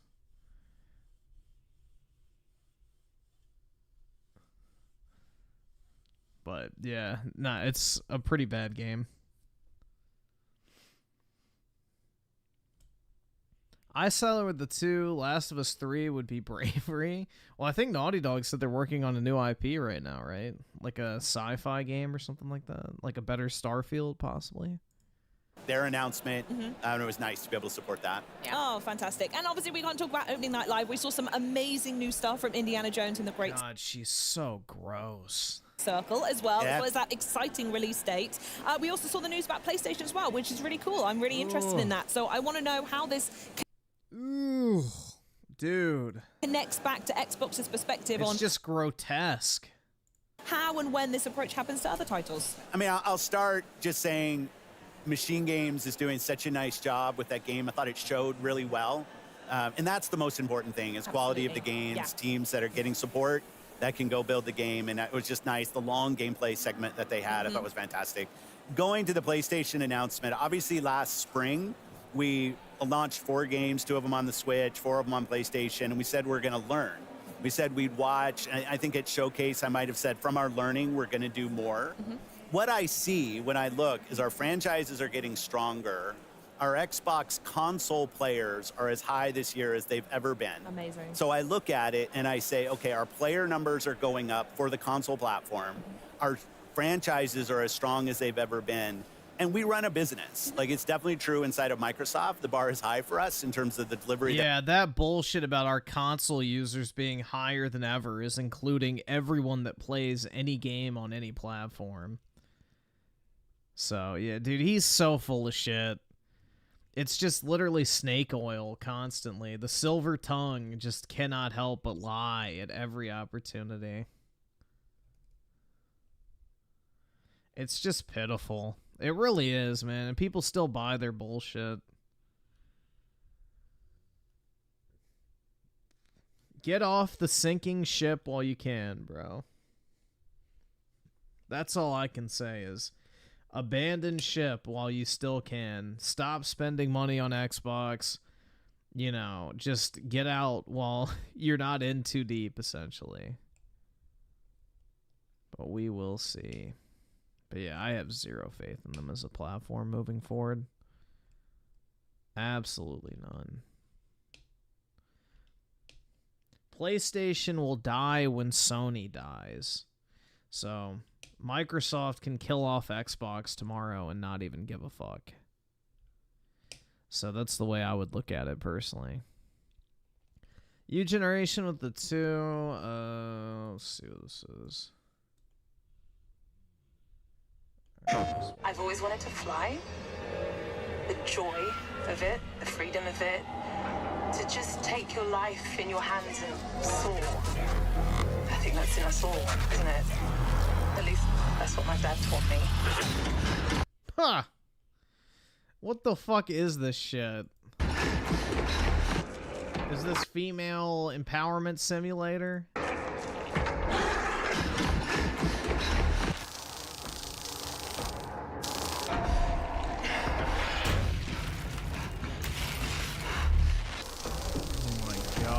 Dude.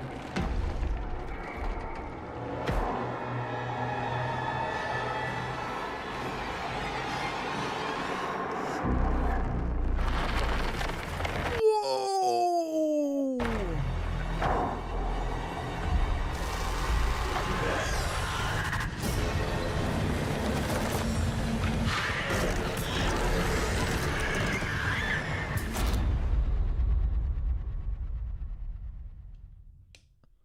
PlayStation.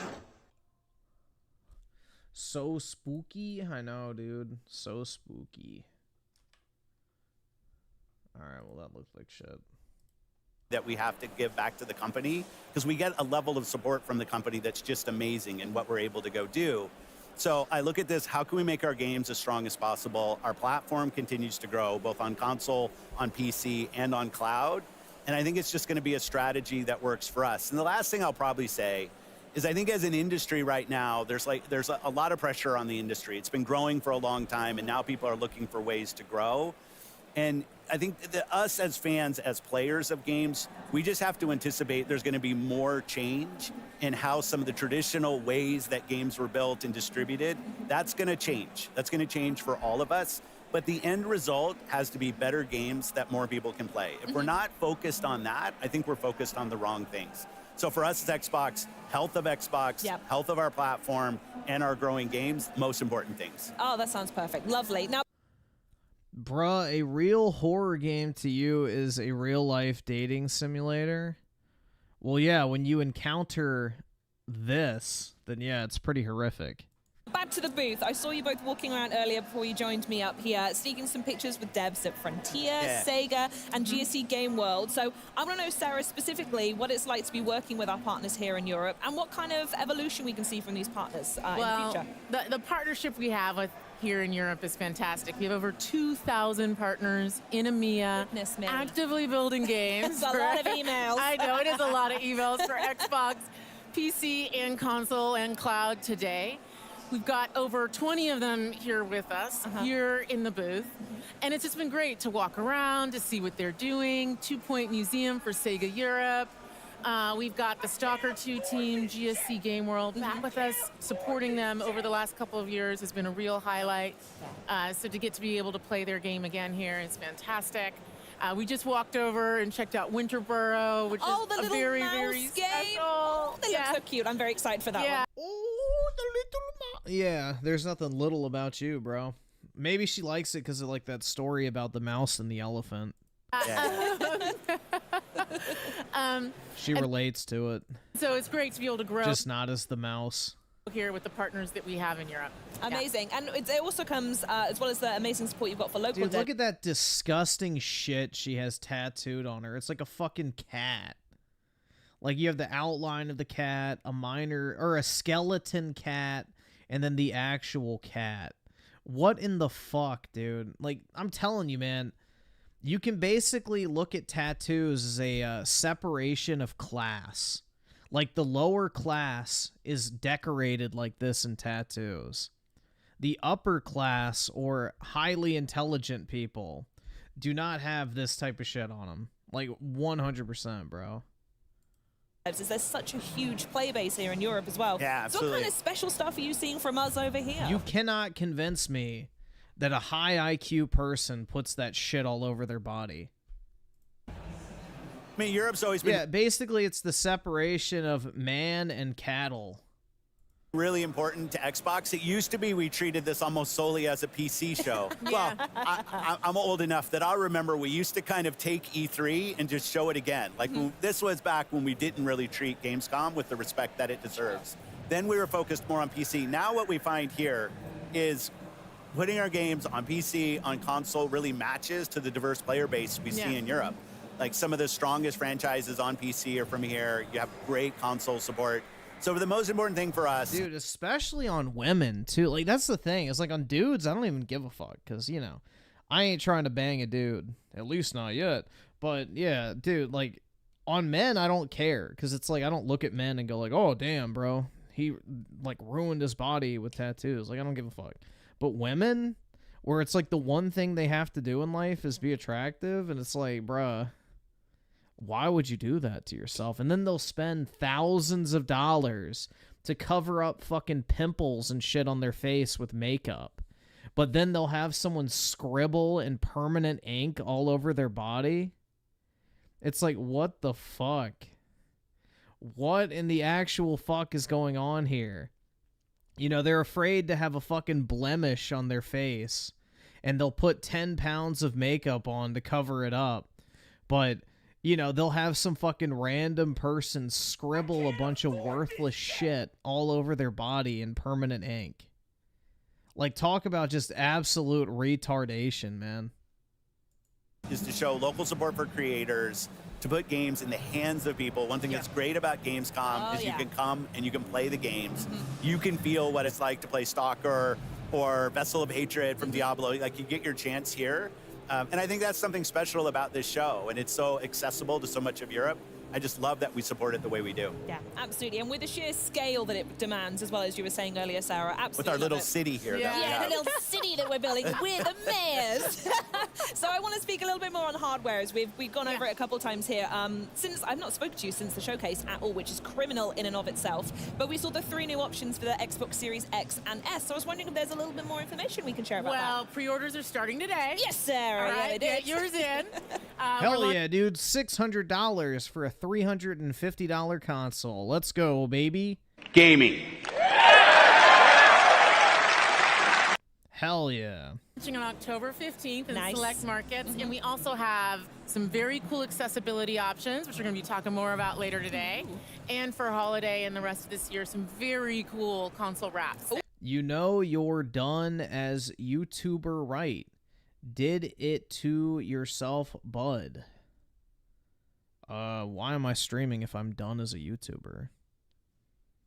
I don't know, man. I can't really help you with that, but let me know.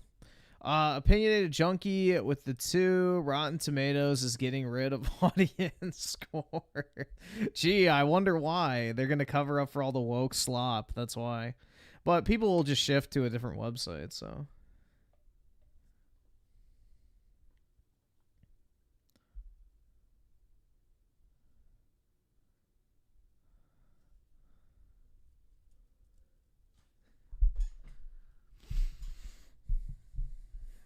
Oh, let's see. Daryl's on with the 2. Xbox are left wing and Nintendo are right. Well, yeah, Japan's pretty conservative, so yeah, I would say that's a fair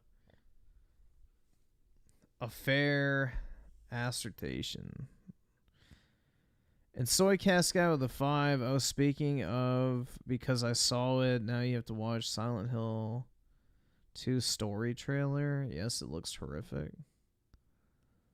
Okay. I don't really care about that. It's just a trailer, bro. I'm not buying that shit. Silent Hill has never interested me. The movies suck. Zach Miklas with the 5. Xbox fans crying about Indiana Jones not being exclusive is funny. Disney owns the IP. Microsoft doesn't have it. No, they do have a say. Dude, this is what's so funny. So apparently, Indiana Jones, when Bethesda originally negotiated with Disney for the IP, they negotiated it as a multi-platform title.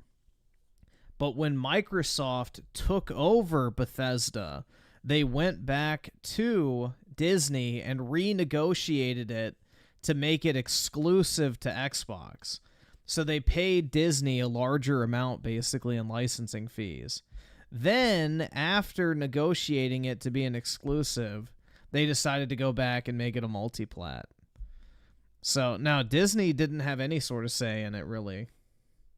Microsoft already had negotiated to make it exclusive, and then, I guess, Microsoft leadership was like, nah, y'all ain't gonna you're not gonna sell shit on Xbox, so you're putting it on PlayStation as well.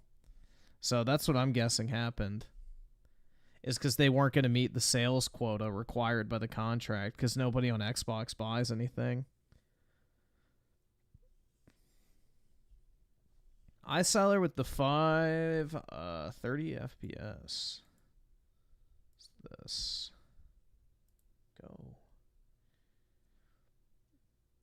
See, Avowed devs on 60 FPS mode for console. 30 FPS is the minimum. They believe that since the game is a first-person single-player game, you don't need... Wait, what?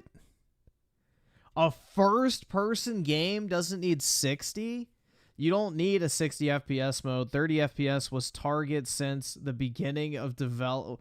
Oh my god, bruh. Yeah, Avowed already looks like dog shit. Now it's going to be even fucking worse. You could talk about this part right now, but I was curious about console performance, specifically the Series X. Can we talk frame rates at this time, or are we waiting a little? I mean, not yet. Probably not the best person to. Oh, sorry, talking off mic. I'm probably not the best person to talk about that. We can probably. I mean, we can probably. Yeah, I mean, nitty gritty of it. Performance is one of the last things we figure out, right? We are core, and I think we've announced this elsewhere. We are core targeting 30 frames per second bare minimum. Like that's the expectation. you know, it's a first-person single-player game. You don't necessarily need that 60 frames, and that allows us to Yes, you do in a first-person game, you dumb fuck. get a lot juicier with VFX and lighting and all this other stuff. So it's a trade-off we opted to make relatively early, and we're really happy with that. I mean, the game's running pretty smooth for how, you know, visually dense it is. And that was always our goal. But it's not 2024, bro. 2025. This game got delayed by like 5 months because Xbox claimed that people have too big of a backlog. As far as like a greater understanding of, AKA, we don't have shit after Indiana Jones comes out, so we have to push it back in order to make Game Pass look like it's getting content. performance spec, we're still figuring all that out. It's one of the last things you do. So, yeah. Fair enough. Appreciate that. Maddie, any other follow-up? You could talk about this part right now, but I was curious about console performance, specifically Series X. Can we talk frame rate?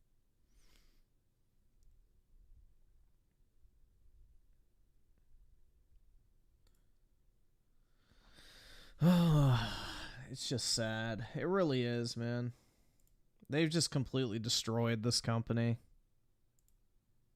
That you can get to adorn your Claus Mystery of the 20, that woman is why the Bible forbid tattoos. Yeah, exactly. console as you may choose. Christmas list. They say cleanliness is next to godliness, and, you know, your body is your temple created in the image of God.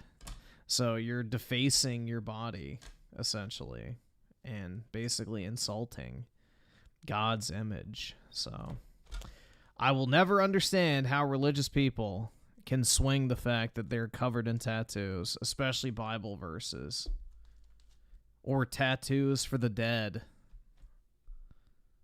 Sorted then. Thank you very much, Sarah.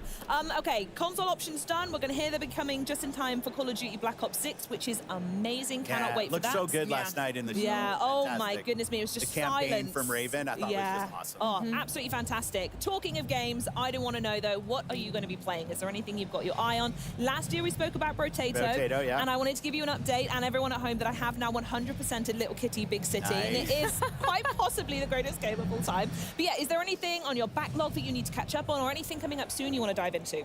Well, the Game Pass lineup is making the backlog extraordinarily long. Unforgivable. Yeah, Hellblade 2 really lasted me for the past 7 months.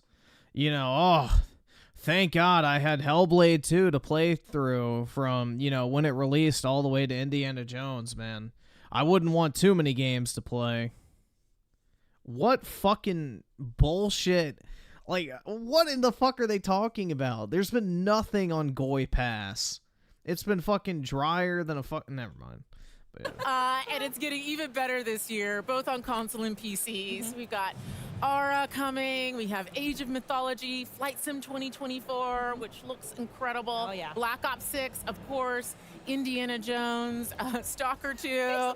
Like, it's all like, what, every month there's something pretty amazing. It's a lot of games. There's a lot of games. We like games around here. But I would say, from a personal perspective, super excited. Who the fuck is so thirsty to find that blonde lady attractive? Well, she lives in the UK, so luckily there's a lot of cultural enrichers, let's just say, that would be very interested in her, especially in London. Excited for Diablo 4, especially because my father is probably the biggest Diablo fan. So Vessel of Hatred and that coming up. Yeah, the fact that Vessel of Hatred is coming up is pretty big in their world. And then I am excited to play Genshin Impact on Xbox, and particularly to check it out over the cloud. Yeah, very good. We'll have to duo for that one. That sounds grand. Yeah. Love it. Perfect. Phil, anything for you? Well, P3 on Xbox Live, people can see what I'm playing. A lot of Diablo 4 right now. My rapid fire rogue is L100, all my glyphs to 21. Having a good time with that. I mean, I just love the game, playing with my friends.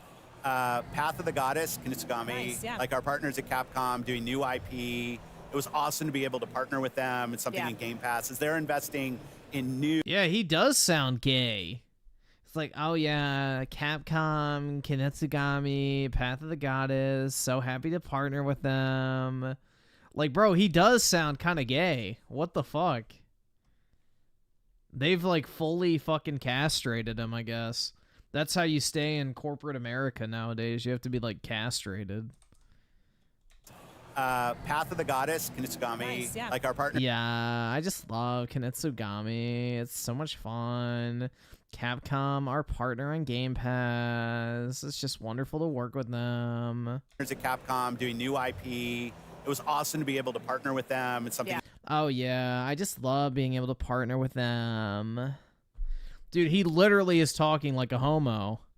Game Pass is they're investing in new, like we can actually come in with some financial funding to help support them investing in. And I just love the color palette, the boss design, just a really fun game. Some old school kind of tower defense mechanics. I love that. One of the things I get to do every month is I go through the ID selects with the team and we vote internally on games from different ID developers.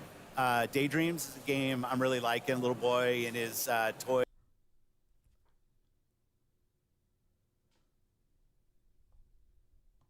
Bruh. Hold on. Do the ID selects with the team and we vote internally on games from different ID developers. Daydreams is a game I'm really liking. Little boy and his toy. Dog, that must be it, bro. He and Bill Gates must be Air Epstein. Let's just say seat buddies. That could be it. Teddy bear and kind of a single. Maybe that's what it is, bro. Him and Bill Gates were buddy back in the day. I don't know, bro. Maybe that's what it is. Him and Bill Gates were on the same frequent flyer program. I don't know. Little Timmy, look out. Exactly, dude. Check the flight log. Oh, dude. It's like crazy to think, though, that Bill Gates, like, he owns basically Microsoft still. And, you know, he's like one of Epstein's biggest clients. So it wouldn't be surprising if other Microsoft executives were right there with him, you know, going on the business trips, quote unquote, with the boss. Player type co-op game. It's fun. You know, going and living that island life.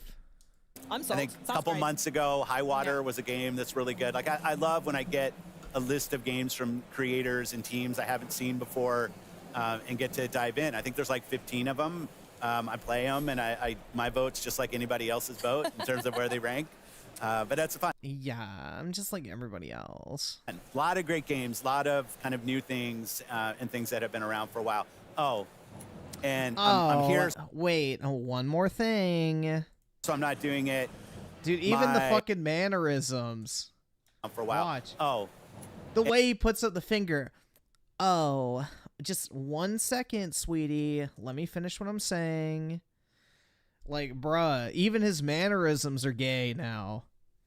It must be that, like, what state are they in? Washington? It's probably what they're putting in the fucking water, bro. The estrogen. And I'm here, so I'm not doing it. My buggy in Starfield. I'm looking forward. I've been asking for Todd for vehicles. Come on, Todd. I want vehicles in this game. I'm tired of walking around this planet. And I thought the trailer for that looked really good last night, so I can't wait to drive around planets in Starfield. Wonderful. And talking of driving, I'm personally, if anyone's wondering, super excited. Forza Horizon 5. I'm not. No one cares what you have to say. Is over there. Yeah. This is a game I cannot put down. Absolutely adore it. So if they've got something new cooking, I desperately need to see New what gameplay that mode. is. Yeah. So excited. Well, thank you so much for joining me. Thanks so much for the chat. Oh my god, thank you for having me. It was so much fun.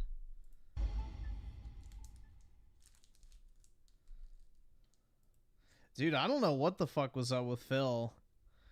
His voice definitely was sounding pretty fucking zesty.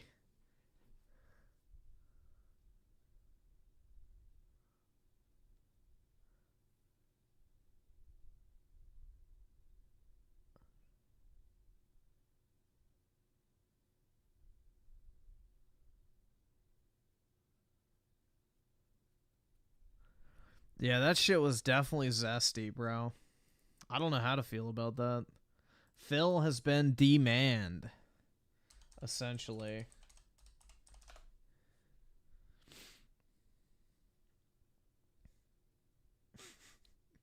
Here we are driving down the road, and all of a sudden, bang! Oh! Look at that. You know what we can do now? Go to safelight.com. Yeah, they're definitely gonna have gay sex. This is an Xbox Series X. Thank you. I still remember actually buying mine 4 years ago.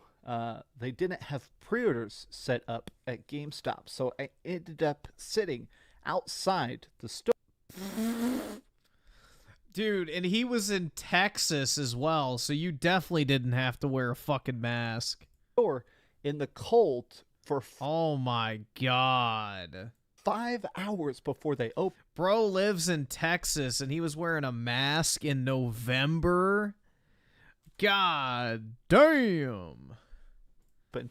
With a bunch of Xbox fans, and the excitement was palpable. The hype, the intensity, people telling stories about how much they're ready to play Halo Infinite, people actually saying how much Gears of War and Forza and Fable impacted their lives.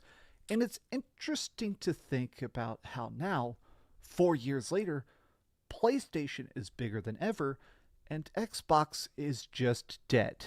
Now, I want to talk about this today because I think there's something kind of sad about what's currently going on. A lot of the biggest Xbox fans, the content creators, the passionate developers and stuff, there's been just so much negativity and pessimism. I think I understand why people enjoy cheering on Xbox. There's a lot of psychology. Why do we love to root for the underdogs? Bro, Microsoft is not the underdogs. Nintendo and fucking Sony, by definition, are the underdogs. Microsoft is like 20 times the size of both of them. So if anyone's a fucking underdog, it ain't fucking the motherfucker spending $100 billion on acquisitions. That's well studied. It's written about in books like David Eagleman's Incognito and stuff about how the human mind, it loves the underdog stories. Yeah, the $2 trillion underdog, man. The third most valuable company on planet Earth is the underdog. There's something so interesting about the person that shouldn't win actually fighting back. David versus Goliath. Dude, Microsoft should be winning. They have more money, more resources, more IPs, more developers, more everything other than talent and business acumen. The weaker team winning the Super Bowl, stuff like that. So I've always thought that a lot of the Xbox fanboys, it is because of that. It's that they want to defeat... No, Tencent's not even close.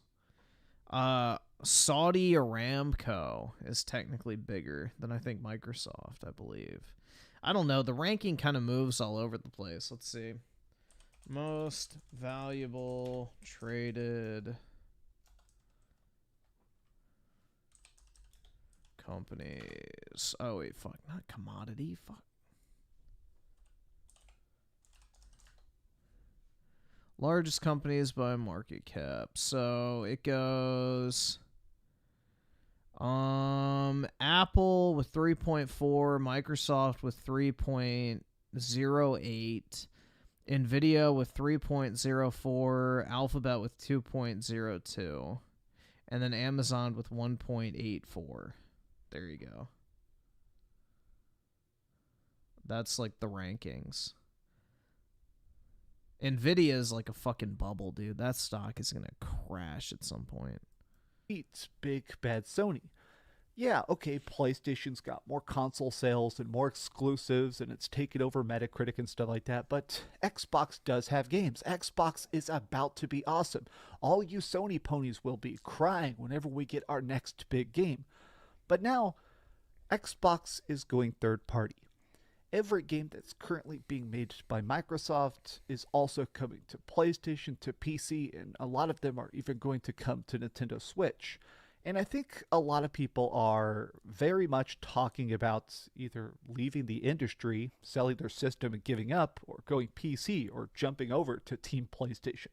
And I want to discuss this today because I think their betrayal, their disappointment, I think it's all very valid, and I want to take a look at it because this is not a mocking standpoint. I do think that if you saved up and bought something like an Xbox, you actually preached the goodness of Game Pass, watching this all blow up, I understand your frustrations, but let's take a look at some sad tweets and kind of just discuss this whole mess. Hi, hope you're having a great day, and if you could please give this video a like and subscribe if you haven't already. So I keep seeing stuff like this. When you finally break free from the shackles of denial and accept the inevitable fate of the Xbox console. That's a good picture. And it's this monk from Wukong completely fading away. I've noticed a lot of the last Xbox fanboys started to say, okay, yes, the Xbox is kind of getting completely degraded, but it still has a content roadmap. I mean, PlayStation doesn't really do roadmaps. They just release lots and lots and lots of games. But this is one of the primary inspirations for this video because Cliobryle is a Twitter account that's very Cliobryle obsessed with Xbox in a positive sense. They hype stuff up. They're focused on the... No, he's a fucking advertiser. He's a loser. It's not in the best sense. He's like a literal slave. Good times of Xbox. And even they, over the course of this last 6 months, have been getting increasingly pessimistic about the badness of Xbox. He's basically said, okay, if you're taking the tiny bits of Xbox exclusives and putting them on PlayStation, what's the point of Xbox at all? Why are you developing new consoles? Why are you marketing the Xbox console? I mean, at this point, what is Xbox without Xbox games? And he actually points this out. A lot of cool things from Xbox today, but with two baffling decisions. So there was a game called Towerborn that was initially advertised as an Xbox title. For years now, there's been trailers, there's been teases, it's on the roadmap of Xbox, and it turns out that it's not an Xbox game. It's coming to Steam Early Access, and it seems like once it comes out, it's just going to come to every platform. So it means that this game, which everybody believed is an Xbox exclusive, isn't. And now Indiana Jones, this feels like the primary piece of hatred. This feels like... Hey, I'm very happy to report, guys, that my Wu Kang video has officially paid for my digital copy of the game. Gaming. Hooray! There we go. I got my money back. Like the main catalyst of people's anger and disappointment towards Xbox. Because Indiana Jones coming to the PlayStation 5, people seem to be specifically pissed about the idea that they announced the release date for Xbox and PlayStation 5 concurrently. They said, yeah, it's coming to Xbox and also the Sony system. And so people are like, okay, why not at least try to allow the game to be an official Xbox? I do not care about hate comments. They're funny to me.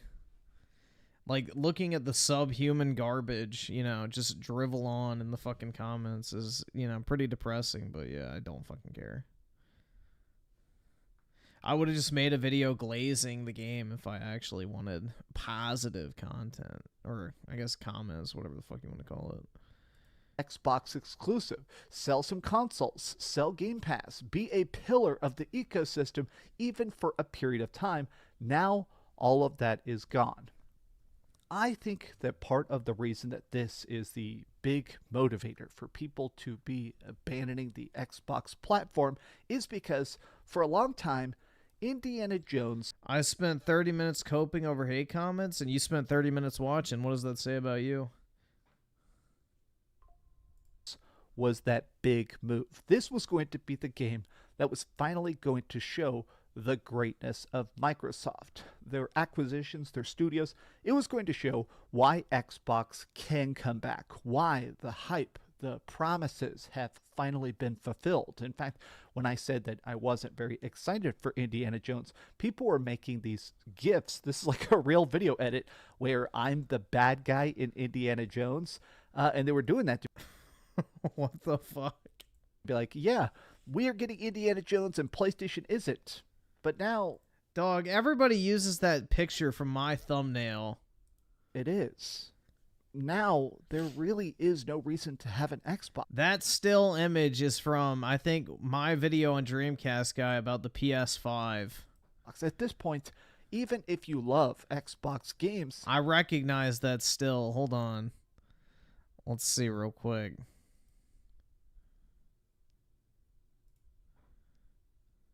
I may still have the original.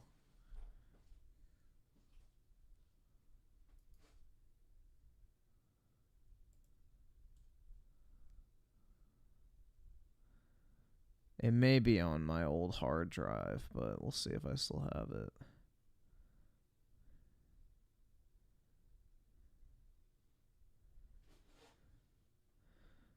I have this version of it. But yeah, you can see it in the back of the thumbnail. Hold on. If I can't find the actual thing, I'll just pull that one up.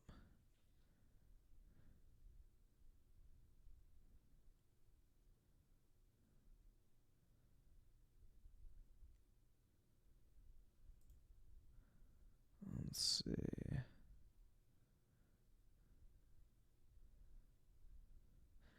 Yeah, I think it's on my old hard drive.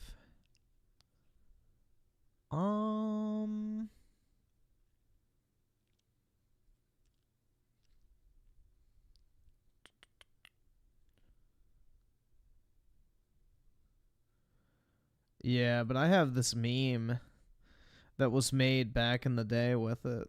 Hold on.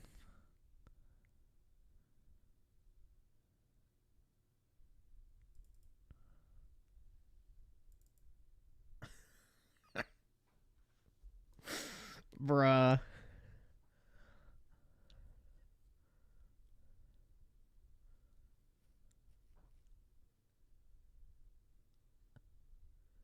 But yeah, that's the PS5 video I made, that thumbnail.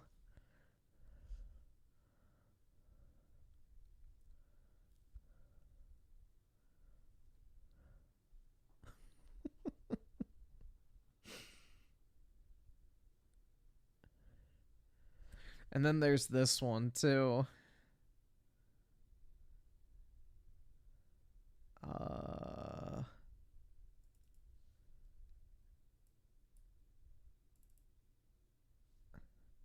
Or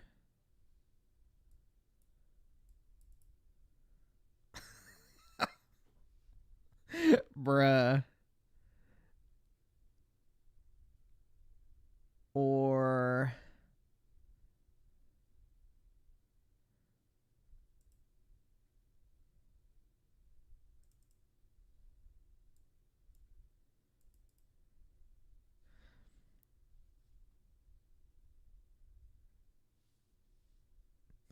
let's see, what else do I have? See, I need to find my old like hard drive I used to plug into my laptop because I have a lot of images and stuff on that. Because I used to like save all my videos and thumbnails and everything on that before I started just saving them locally on my computer. Because my upload speed was so fucking slow that I would take the hard drive with me and go sit on campus somewhere at my college and like upload it on the school Wi-Fi because it had like fast upload speed. So yeah, like all my really old videos and stuff are on that hard drive somewhere. But yeah, these are some of the ones I have. They're better on PlayStation. Now, I've seen a lot of people talking about the fact that it does seem like Xbox is broke. There was this quote from Phil Spencer where he said, Microsoft is setting a high bar for us in terms of delivery that we have to give back to the company because we get a great level of support from the company and we have to do what we're able to do. Essentially, what he's saying is that Microsoft is no longer messing around. The war chest was not unlimited, and so now since they're buying... Yeah, one time Dreamcast guy joined my stream chat and like tried to talk shit. I quickly shot him down, and then he left, and I think I'm blocked on his channel from commenting now. And I think the word Griffin is blocked in like his stream chats and comment section as well too. So yeah, R.I.P. the dream. No pun intended, but yeah. Basically. Well, it's not lost media because I can go here. It's not lost media.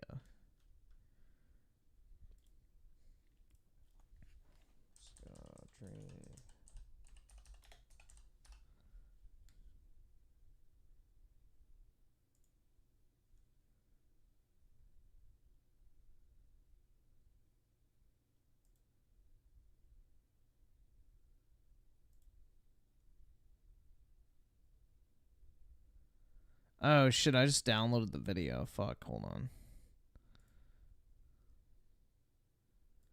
Oops, I don't want that. I meant to just download the thumbnail. Can you not do that anymore? Oh, there we go.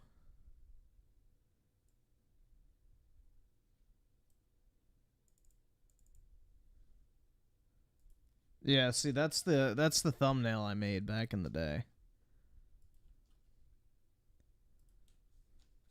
That's the exact thumbnail. So, I mean, you could just take the PNG off of it, but yeah.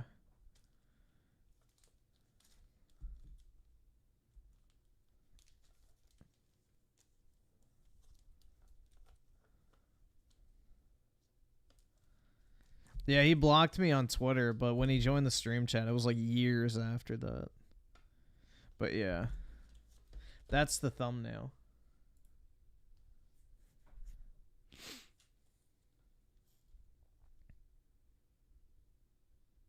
But good times, bro. Yeah, I think that was his fake PS5 Insider one. Stuff like Activision Blizzard, ZeniMax, which is Bethesda, numerous other studios, and putting them into Game Pass, they need to see those numbers coming back. They need to recoup their investment, or at least be on the path to do it. This means, honestly, Xbox has put themselves in a very unfortunate circumstance because the idea has always been cheap games in massive bulk, right? Okay, so if you get one Game Pass subscriber, that's not a lot. 20 million Game Pass subscribers. Now we're getting better. 50 million, 100 million. That was an actual number that was being kicked around, shit, which is that man. Game Pass, if it continues to make good exclusive... My back just cracked like a Pepsi.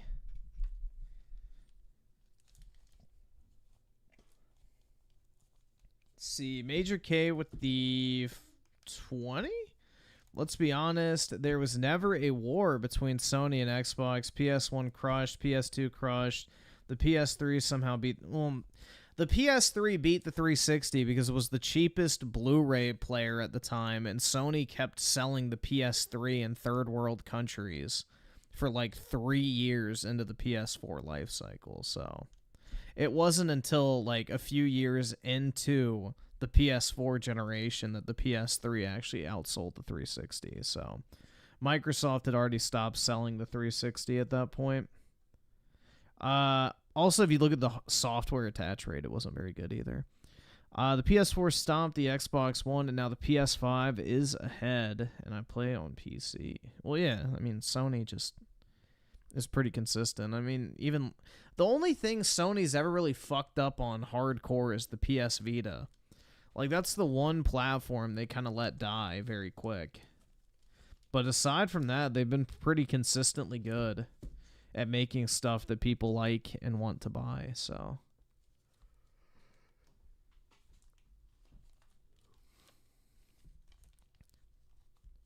Liquid Phoenix with a 5. Childish to whine over what console gets what. Microsoft lost when they went to try and please the average Joe rather than the cool dude bro game. Well, it's not even the average Joe. It's they tried to appeal to women and like the fucking, you know, LGBT mafia and all that type of shit, or, you know, the DEI crowd, essentially. You know, basically leftists. They became a leftist, you know, media company. Versus catering to gamers. They catered to people who don't fucking like video games in the first place. Let's see. iSolver with the file. Pull up your thing real quick. So I got through everybody else's. All right, so uncommitted Pennsylvania voter. She wasn't clear enough on the policies. I still don't feel like she's ready. She should wait. I don't want to personally vote for someone that's a backup. Uh-oh. Clear enough on the... That's the thing. Apparently, Trump's support with black men is up to 40-something%.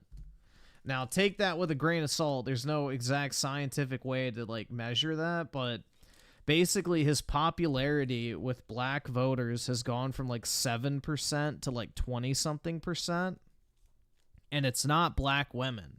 Black women still don't like Trump for the most part, but black men definitely do.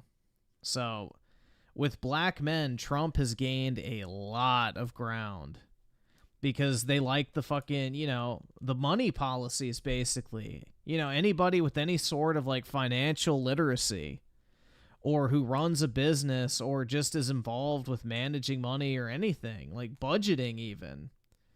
He talks about business, things were cheaper under him, and it's easy to understand type stuff that everybody can resonate with, especially men, because men are not emotional voters like women are. So, men typically vote on what they perceive as the most advantageous, scenario for them versus emotional attachment. So, yeah. Trump has gained a lot of ground with black men. And even if black men just don't vote for camel toe, then it's great either way. Even if they just don't vote. If you don't a vote not cast for camel toe is basically a vote for Trump. So either or, it doesn't matter.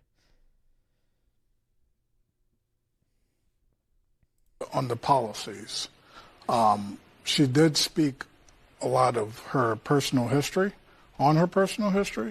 which was great, but I still don't feel like she's ready. I feel like more so she should wait. I don't want to per se vote for someone that is a backup. All right. She wasn't clear enough on the policies. She doesn't have any policies. That's the problem. There are no policies for her to be clear on. At a good clip with a good schedule, people have to subscribe to it either on PC or there was some rumors that maybe Game Pass would actually come to PlayStation or Nintendo Switch. I mean, I still heard some talks that maybe they're going to try and get Game Pass onto the Nintendo Switch, but the idea has always been instead of selling you, 3 or 4 $70 games a year, they'd sell you a $25 subscription for 12 months out of the year and make, $400. Nick Batista with the 2, I don't know if it's true, but it looks like it is true because RFK has formally withdrawn off the Arizona ballot. He's hosting an event in Phoenix, Arizona tomorrow, and Trump, a few hours later, is hosting a rally in Phoenix, Arizona with a unnamed special guest. So, yeah, it's looking like RFK is going to join the Trump campaign, which I think is great, honestly. I think that's great, man. I'm happy to see it. It's the thing I wish Trump would have done in his first term more, which is reach across the aisle. So I'm all for it. I was happy when he brought on Tulsi Gabbard because, she seems pretty common sense. The thing is that people need to get the fuck over, and conservatives are such retards when it comes for this. Is conservatives literally will not go for something unless it literally meets exactly what they want 100% of the time. Conservatives will literally lose 99% of what they want over the 1% they can't get. They could literally have a bill in Congress, for example, that's 99% in favor towards Republican policies, but 1% in favor towards liberal shit. And the Republicans will tank the fucking bill over something that's stupid and insignificant. Meanwhile, the Democrats will pass anything that gives them even the littlest bit of what they want because they realize, any little bit of progress, as they call it, is good, even if it's slow. But conservatives are just completely fucking cucked to the idea of it's either exactly what I want or nothing, which is stupid. So you have to compromise. So I think it's smart for Trump to reach across the aisle. So I'm hoping it is actually legit. We'll see. I mean, anything's possible, but it seems like all the stars are aligning, which I think is a good thing personally. Because, you know, whether you agree with RFK or not, he's a real person. He has a good heart. He's not trying to fuck people over for his own personal gain. And he definitely is on, you know, the Democrat Party's shit list, which probably means he is not compromised. So, yeah, definitely on the health stuff, man, 100%. Absolutely.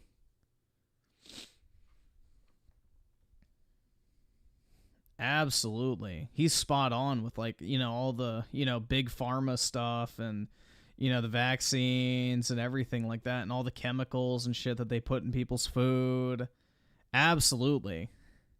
Microplastics, all that shit.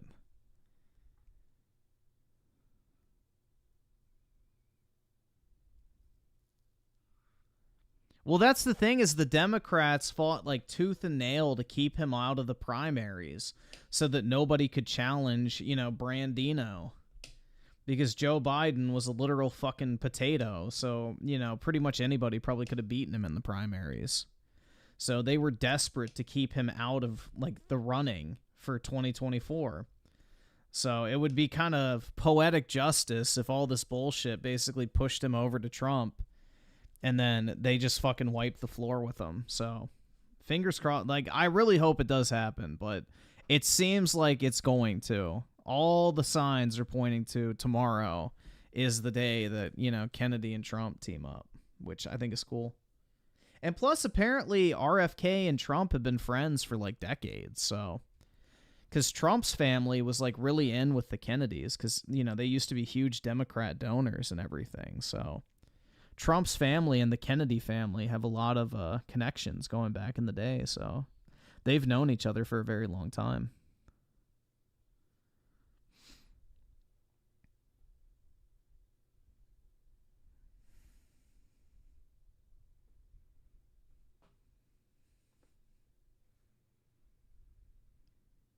Let's see, Super Straight with the 5. Yep, PS consoles through PS1 through 3 sold more consoles, but less games were bought. Are games important, or is it solely the consoles, but money is money?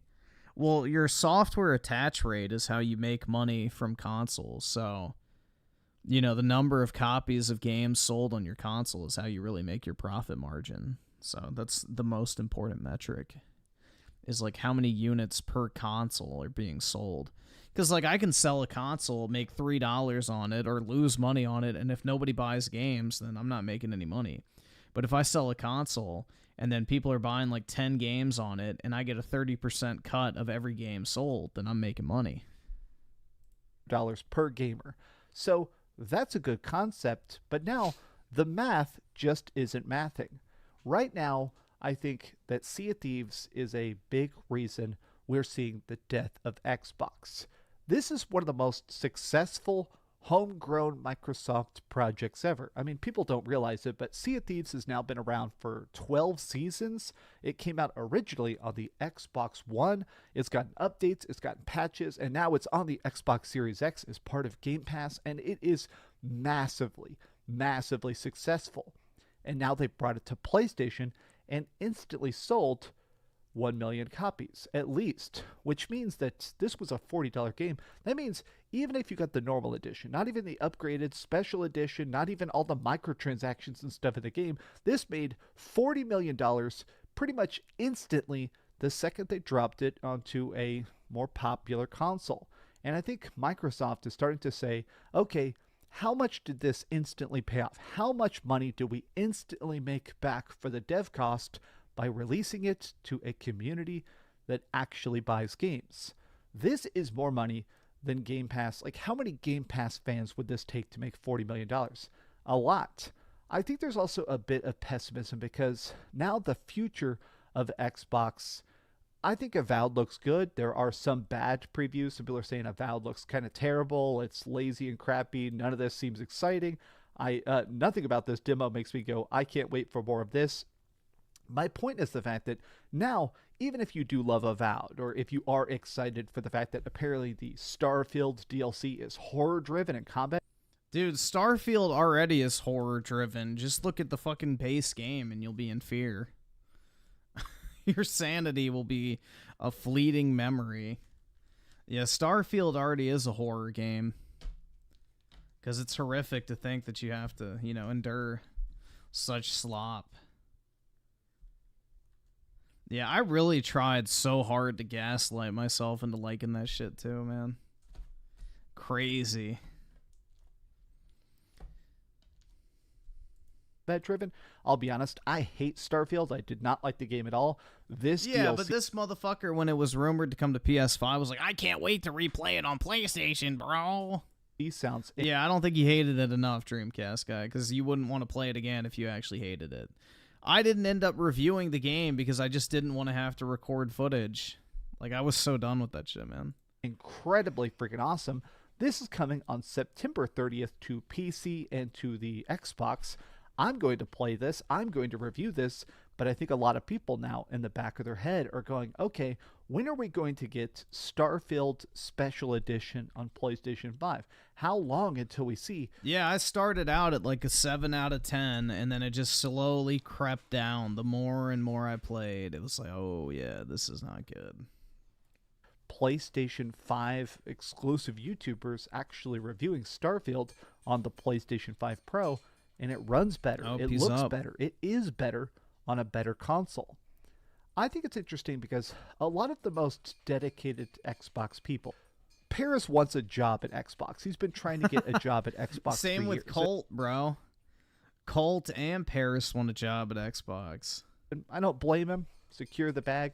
But he's been trying to spin this in a positive sense, saying, yeah, I'm not surprised. He says this no matter whenever Xbox does something bad, he goes, I'm not surprised. The timing of the announcement shows a clear expectations of timed exclusivity going forward. He's basically saying, look, Xbox bros, it's all... Yeah, this is one of the dumbasses who was pushing it's just 4 games, too, which is funny. Going to PlayStation. A lot of these people are like, hey, man, a clear expectations, maybe about as clear as mud, which is exactly par for the course of these rollouts. Some games will be timed exclusive, some will be day and date. Nothing is clear. What is crapping is a good gift. Look at this. Knew you'd change your tune.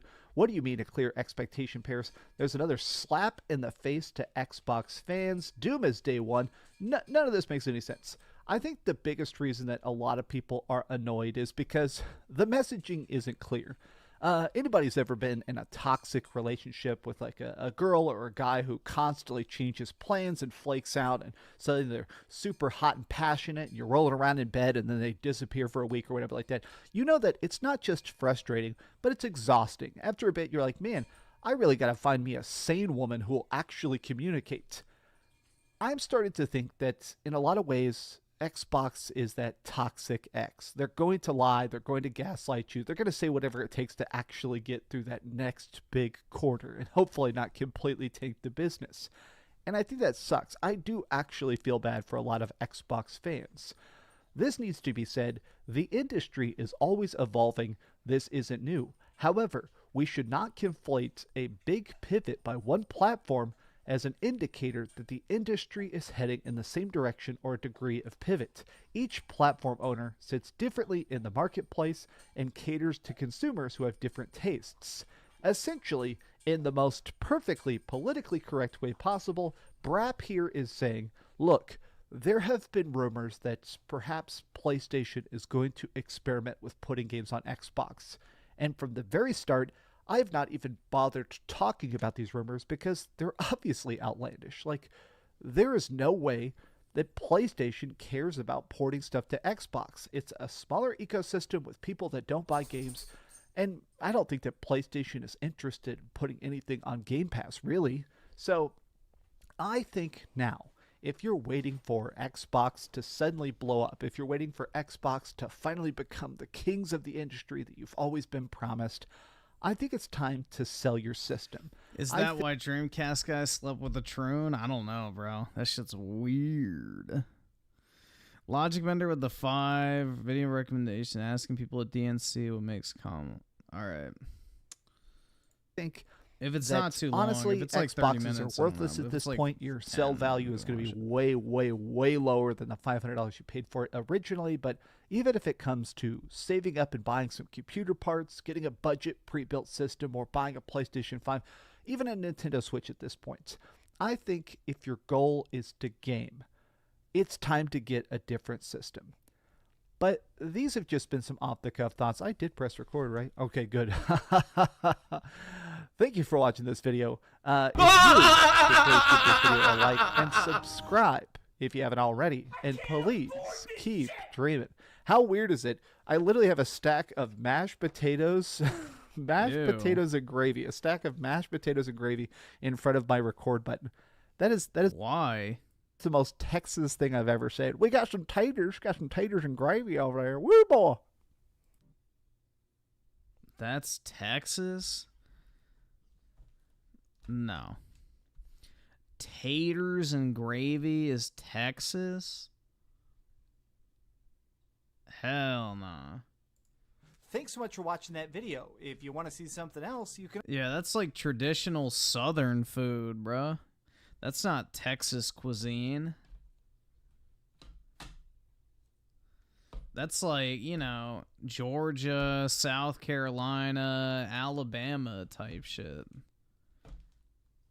That's like Southern cooking, bro.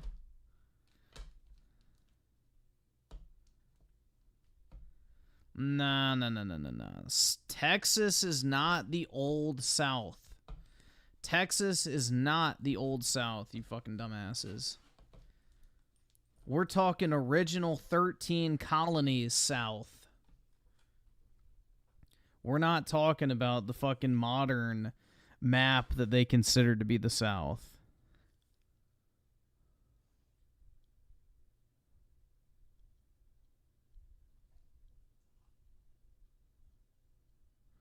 Texas is the fucking Southwest. We're talking about like the East Coast region by the panhandle of Florida and up. That's the South. Texas is a later add-on.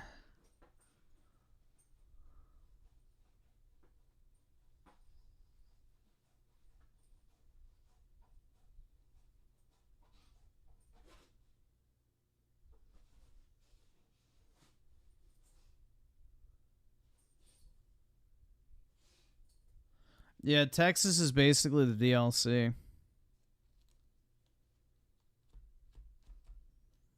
It's basically the DLC, man. When you say the South, basically it's, you know, the 13 colonies South. That's what's considered to be the South. Texas is like a honorable mention, I guess, or like an honorary southern state, but it's not a true southern state.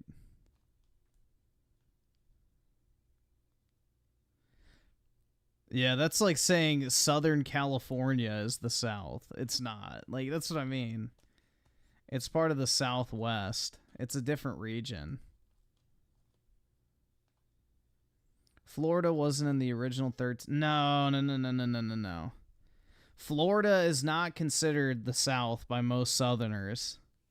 Go ask somebody in Georgia if they consider Florida to be part of the South. It's not. Nope, I'm telling y'all, like, I come from a Southern family. I know this shit fucking firsthand. The Panhandle, like, Tallahassee region, aka South Georgia, is considered the South. But anything past that is not considered the South in the actual South. Florida is, like, one of those weird kind of, like, stick-out states because of all the snowbirds. Most people who live in Florida are not native Floridians. That's the thing. Because Florida was added on to the original colonies later. And then, not to mention, it was a completely different culture because it was a Spanish colony versus a English one. So typically the northern part of Florida, like Jacksonville and up, is considered the South. Like that's called Southern Georgia. But yeah, no, Florida is not a true southern state either.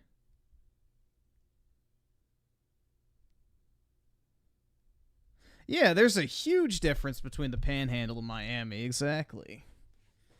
But this is the thing. These are all like little niceties that you learn as shit if you actually grow up in the South or spend time in the South. Florida is not a true southern state. Maryland is not part of the South. Absolutely not.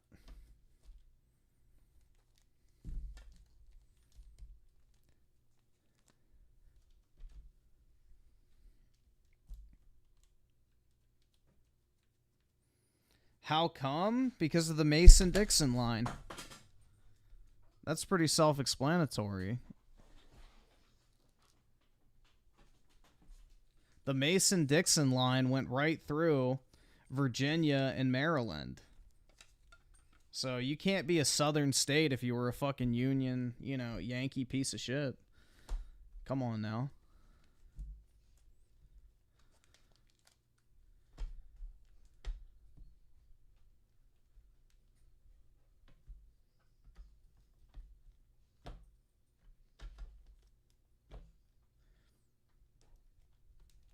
Griffin is a Yankee? Not a chance, bro.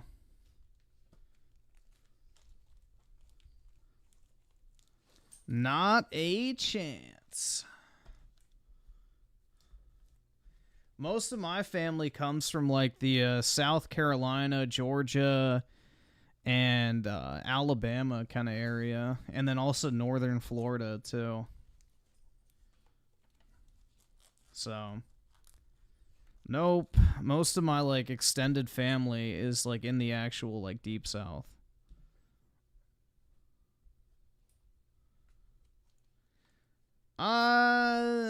Virginia not as much is considered a southern state. If you're in northern Virginia where I am, like in the DC area, definitely not. But like the rest of the state, probably. Like, if you go to any other part of Virginia and you tell them you're from the D.C. area, they go like, oh, so you're not from Virginia. Because, nobody considers this fucking shithole to be a part of the actual state.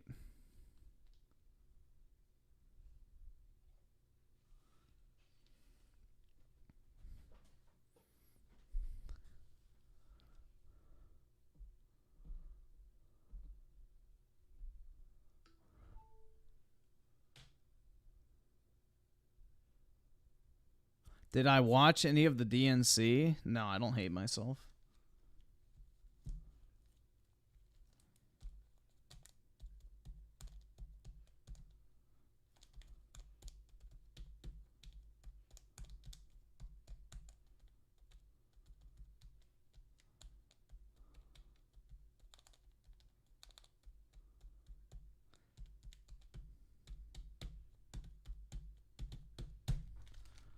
See, so iSiler with the 5. Think you missed my chat text, and Eugen wants his Tippy. Well, he can wait. That shit's gonna be boring as fuck anyway. Happy Tifa Thursday. Yeah. We know how Tifa swings, bro. She's definitely Snow Bunny material. After taking so many tips at the bar, it's the only thing that can satisfy her now.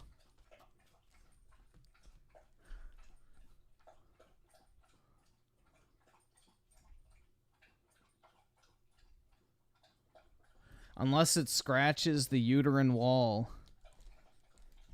it's like nothing's even there.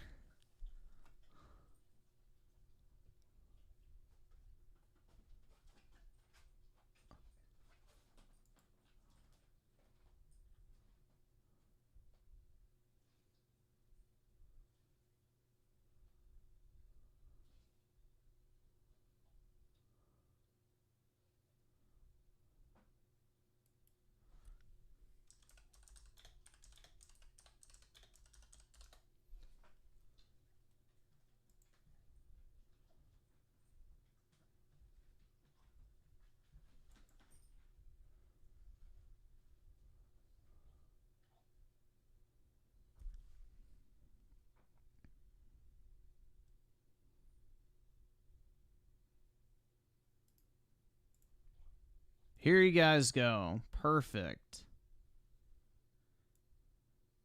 There you guys go. Here's how you break it up. This is like literally perfect.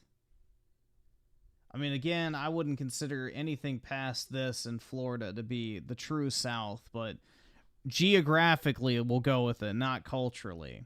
But this is how it breaks down. You have the West, Southwest, Midwest, East Coast, and then the South.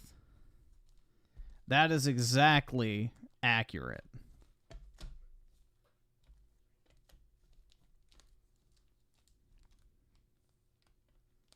That's like pretty much spot on, bro.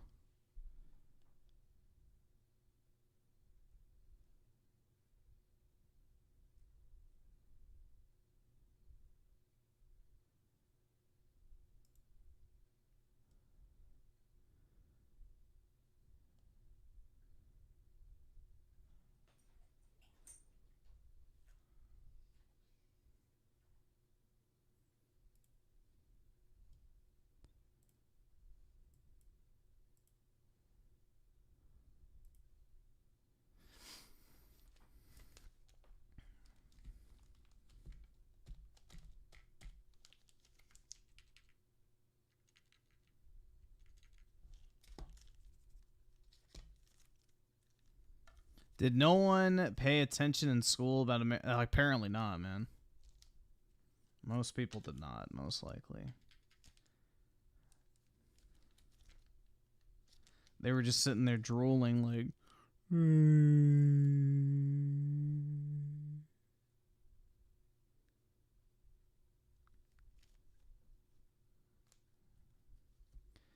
Would I rather live in a New York apartment or a big house in Alaska? Well, both are cold as shit, so Alaska. I don't like small apartments. I'd rather live in a big-ass house. As long as I have high-speed internet, I don't really care.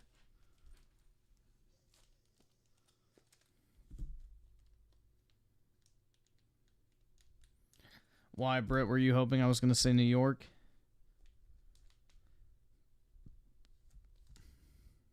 Let's see. 10 more code to 279. All my exes live in Texas. I can't do music, but yeah, I know the song. I can't do music videos. That'll get claimed. Osky the two, fuck tipster and you generation, both are lame. I agree, man. They're both fat. Groovy! Yeah, I am woke now, bro. I'm voting for Camel Toe. We need our first Indian black woman president because, you know, she doesn't have a penis, allegedly. Allegedly, I don't know for a fact. But, yeah.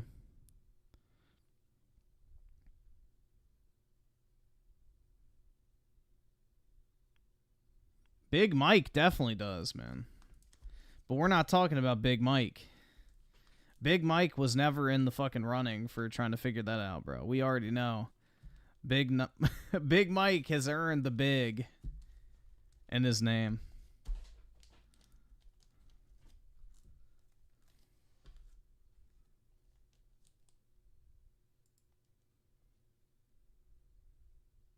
See, super straight with the 5. I don't know anything about the South. All I care about is in the South are hot country girls, guns, and no income taxes. I think Texas. Yeah, they don't have income tax. The only thing you have to worry about is states without income tax is the property taxes, which I think Texas has pretty high property tax, but it's not as bad as paying income tax. So that's the positive. Florida, on the other hand, has very high property tax, so they get their money one way or the other. They also have high sales tax, but I guess it's better than income tax because they're not taxing you when you make the money, they're taxing you when you spend it, so that's preferable if you ask me.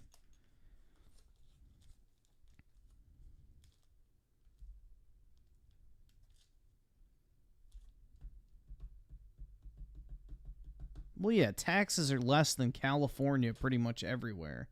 California's a fucking hellhole. Missed your alarms and arrived at work 1 hour late today? Do you work like an office job or like a retail job?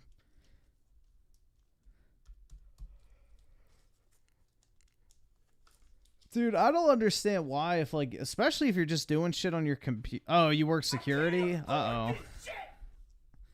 Then yeah, that's probably bad. Because that means somebody had to cover for you, most likely. Yeah, but if you work like an office job, I don't know why the fuck it matters. If you show up like late and miss a stupid fucking team sync or something dumb like that. Like every morning, my like team or whatever has a stupid team sync, and literally every day I go, no updates, thanks. And that's it. I have to wake up by fucking 9 every day just to get on a stupid fucking Teams call and say no updates. And if I don't fucking show up for one, because one time I had a client meeting at the same time, so I just skipped it. And I got bitched out for it. I'm like, yeah, no, I had a client meeting. They go, oh. It's like, yeah. It's like, you really needed me to show up to just say no updates. Like, it's so fucking retarded, man. I hate that shit. It's like adult daycare, basically. It's so stupid. It's like adult fucking daycare. It has no fucking relevance to my work. I literally work alone on my task. Like, I don't collaborate with anyone. It's literally just me doing it. So, I don't know why the fuck I need to join a call to, like, let everybody know that I don't have updates. When, even if I did have updates, nobody works on that part of the project anyway, other than me, so who fucking cares? So, it's, like, retarded. But whatever.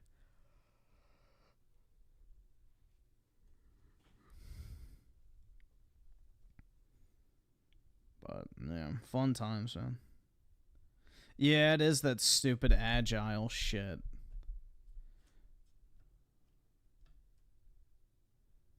Bro, half the time when I'm sitting in, like, a meeting, I'll just have on, like, a TV show or something, and I'll just have my computer on. Listening in, quote-unquote.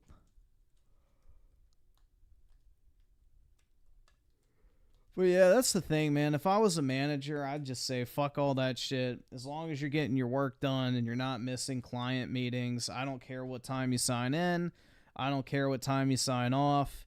Just get your shit done, and if you have a problem, you know, you can just send me a message. That's the way I would manage personally, and then if somebody's not delivering, then that's when you step in and start babysitting them. But, you know, it's just so fucking dumb. Like, people just have meetings to act busy. I'm convinced. I'm absolutely convinced.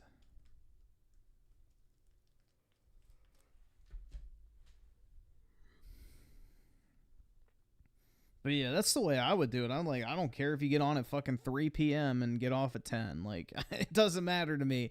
As long as you're not missing your client meetings and you're doing your work, get on whenever you want to. Get on whenever you want. And I'll just say, I'm available whenever. I don't sleep anyway. Just give me a call any time of the day, and most likely I'll pick up. So, I don't know, man. That's the way I would do it, personally.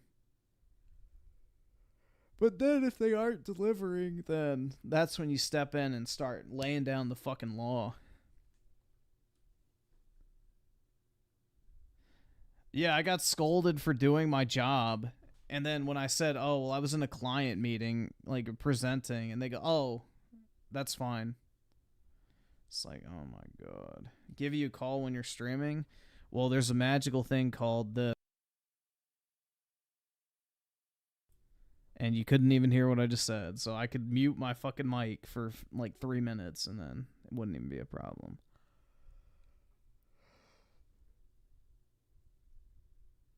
Or I could just hold this button down.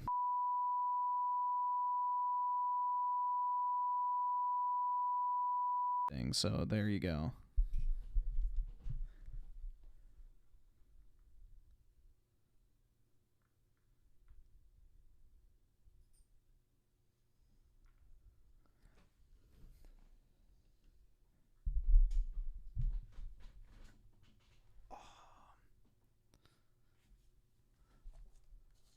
Wow, language Griffin? Yeah, exactly, man.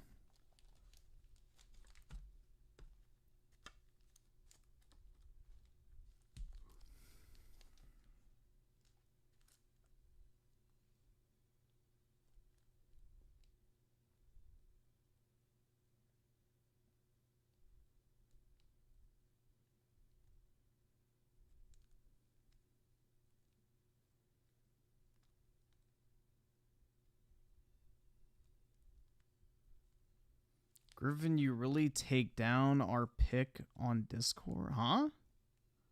I don't even know what that means, bro.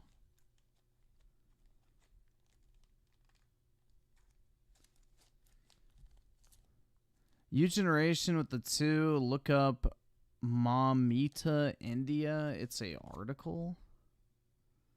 Oh, God.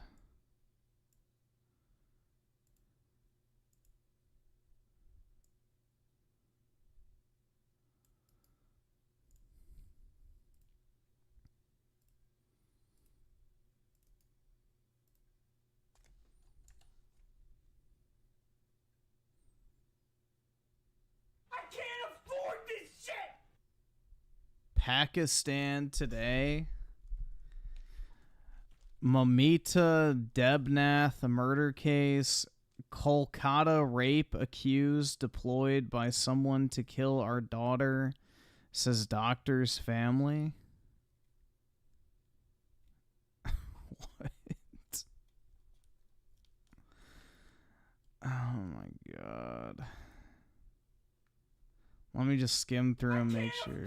There's like nothing here. It says the parents of Kolkata trainee doctor who was raped and murdered at RG Carr Medical College and Hospital have made a stunning claim that the accused Sanjoy Roy was deployed by someone to kill their daughter. Roy, a civic volunteer with the Kolkata police, was arrested on August 10th, the day after the trainee doctor's semi-naked body was found in the seminar hall of the hospital. An autopsy later confirmed that the victim was raped and murdered. 30 Indians ran a train on... Oh, my God. Yeah, that's the thing over there is rape gangs. So, unfortunately, it's not surprising. You know, India has a huge problem with that. It's like all these Western women that go over to India and they end up getting molested or raped or like fucking groped or whatever. Or just like sexually harassed the entire time. So, it's not for the faint of heart.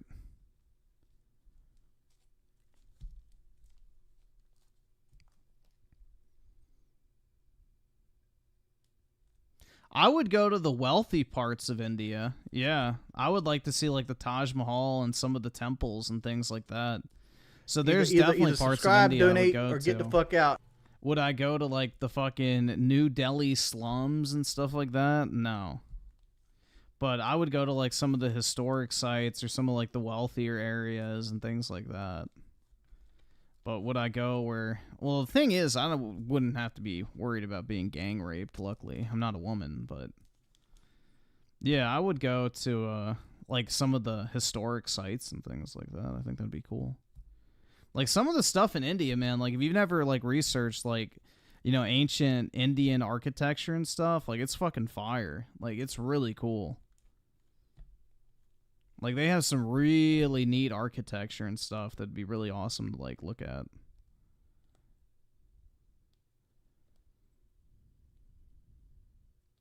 Well, yeah, I wouldn't bring a girl there, dude, because I don't talk to women, so it's not a problem.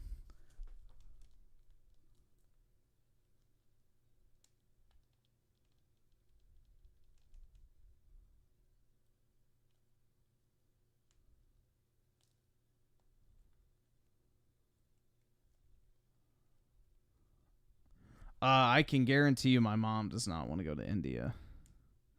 My mom is not into international travel very much at all. So, I highly fucking doubt she would want to go. Even if I asked her, she'd be like, no. Oski Woski with the 2. Did you just say the N-word under that beep? Canceled? Yeah, like 3 times. but the world will never know.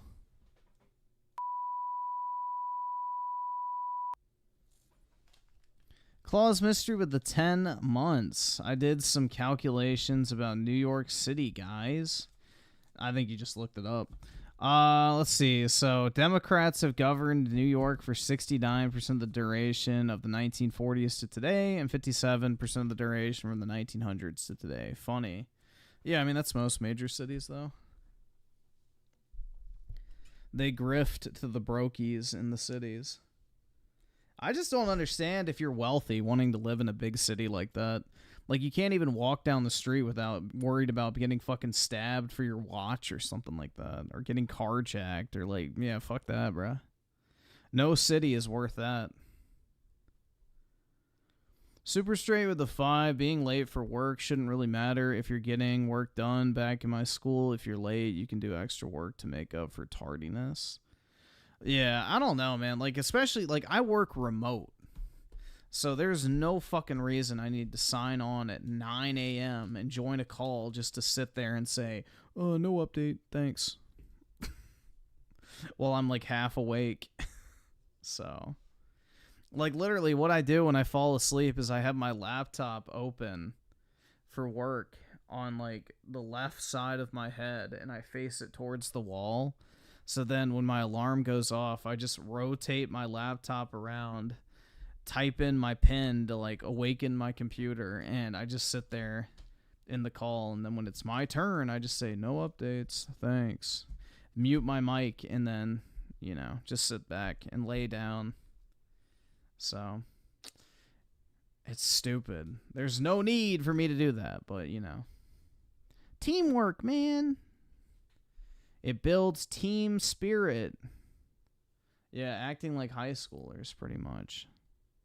Well, it's time to take attendance. It's fucking retarded. So, chat, if you follow the...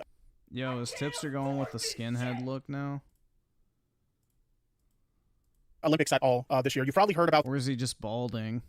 The Imane Khalif. I'm probably butchering their name, so I sincerely apologize if I am. Anybody who watches my content knows I'm bad at pronouncing names. But if I got that wrong, I apologize. But anyway, I'm sure a lot of you guys are familiar with that. It's Iman, you fucking dumbass.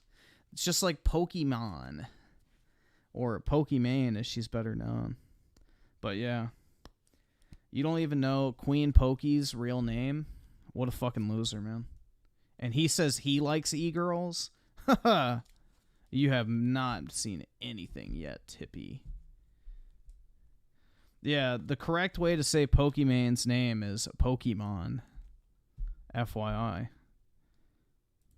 They were an Olympic boxer who ended up winning. I believe they won the gold in female boxing. We're not going to go into like the specifics of this article here, but basically there was a lot of like bullshit surrounding them, where essentially like a lot of people were accusing them of being a man fighting women. It was transphobes transvestigating her and stuff like that, which is really funny to me. These people spent several weeks, you know, transvestigating somebody who was born a woman, who spent their entire life as a woman, who's competed in their entire career as a woman, and you know, they're competing. They don't have a career as a fucking woman, bruh.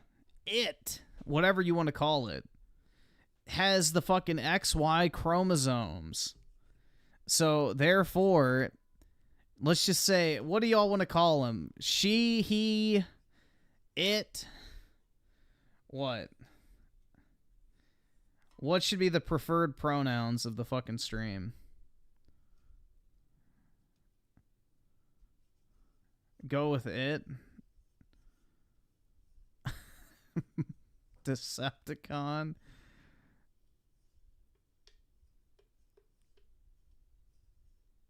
All right, we'll just go with it. The thing is, it had the XY chromosomes and was not allowed to compete in women's boxing at a professional level because it did not meet the biological requirements to be a woman, because it had way too much testosterone. The Olympics as a woman. So they've been and muscle density. Woman their whole life. So we're not talking about someone who's, you know, a trans person who transitioned to a woman and now they're a woman. Now, this is somebody who has always been a woman their whole life. So it's really funny when you watch, you know, these, you know, right-wingers talk. Let me see their cock. About, you know, asking people, you know, what is a woman and stuff like that, because by their own definitions, they can't even define what a woman is, because they spent like... I can definitely define what a woman is. Someone with a vagina and double X chromosomes. Done. Wow. Someone who's able to give birth. 3 weeks or whatever it was, transvestigating somebody who was born a woman, which is really insane to say the least. But like I said, we're not going to get into the article here. But one thing I do want to get into is this. Apparently, after all of the backlash she faced, because there were people all over Twitter. Dog, that looks like a straight up dude. That looks like a skinny Arab guy. What the fuck? Who were transvestigating her, basically saying, that she's a man. That is literally a skinny Arab man. And that's fighting against women and, beating up women in the Olympics, and it's unfair, and basically trying to invalidate her accomplishments just because they're too stupid to know what an actual woman is. So it was a really silly situation to say the least, but she faced a ton of harassment on the internet as a result of this, and apparently she's taking action against it. As we see in this article here on the BBC, Rowling and Musk reportedly named in Khalif cyberbullying lawsuit chat. Oh, shit. So she's naming J.K. Rowling. Yeah, but they're suing in fucking France, and J.K. Rowling lives in England, and Elon lives in America, so who fucking cares?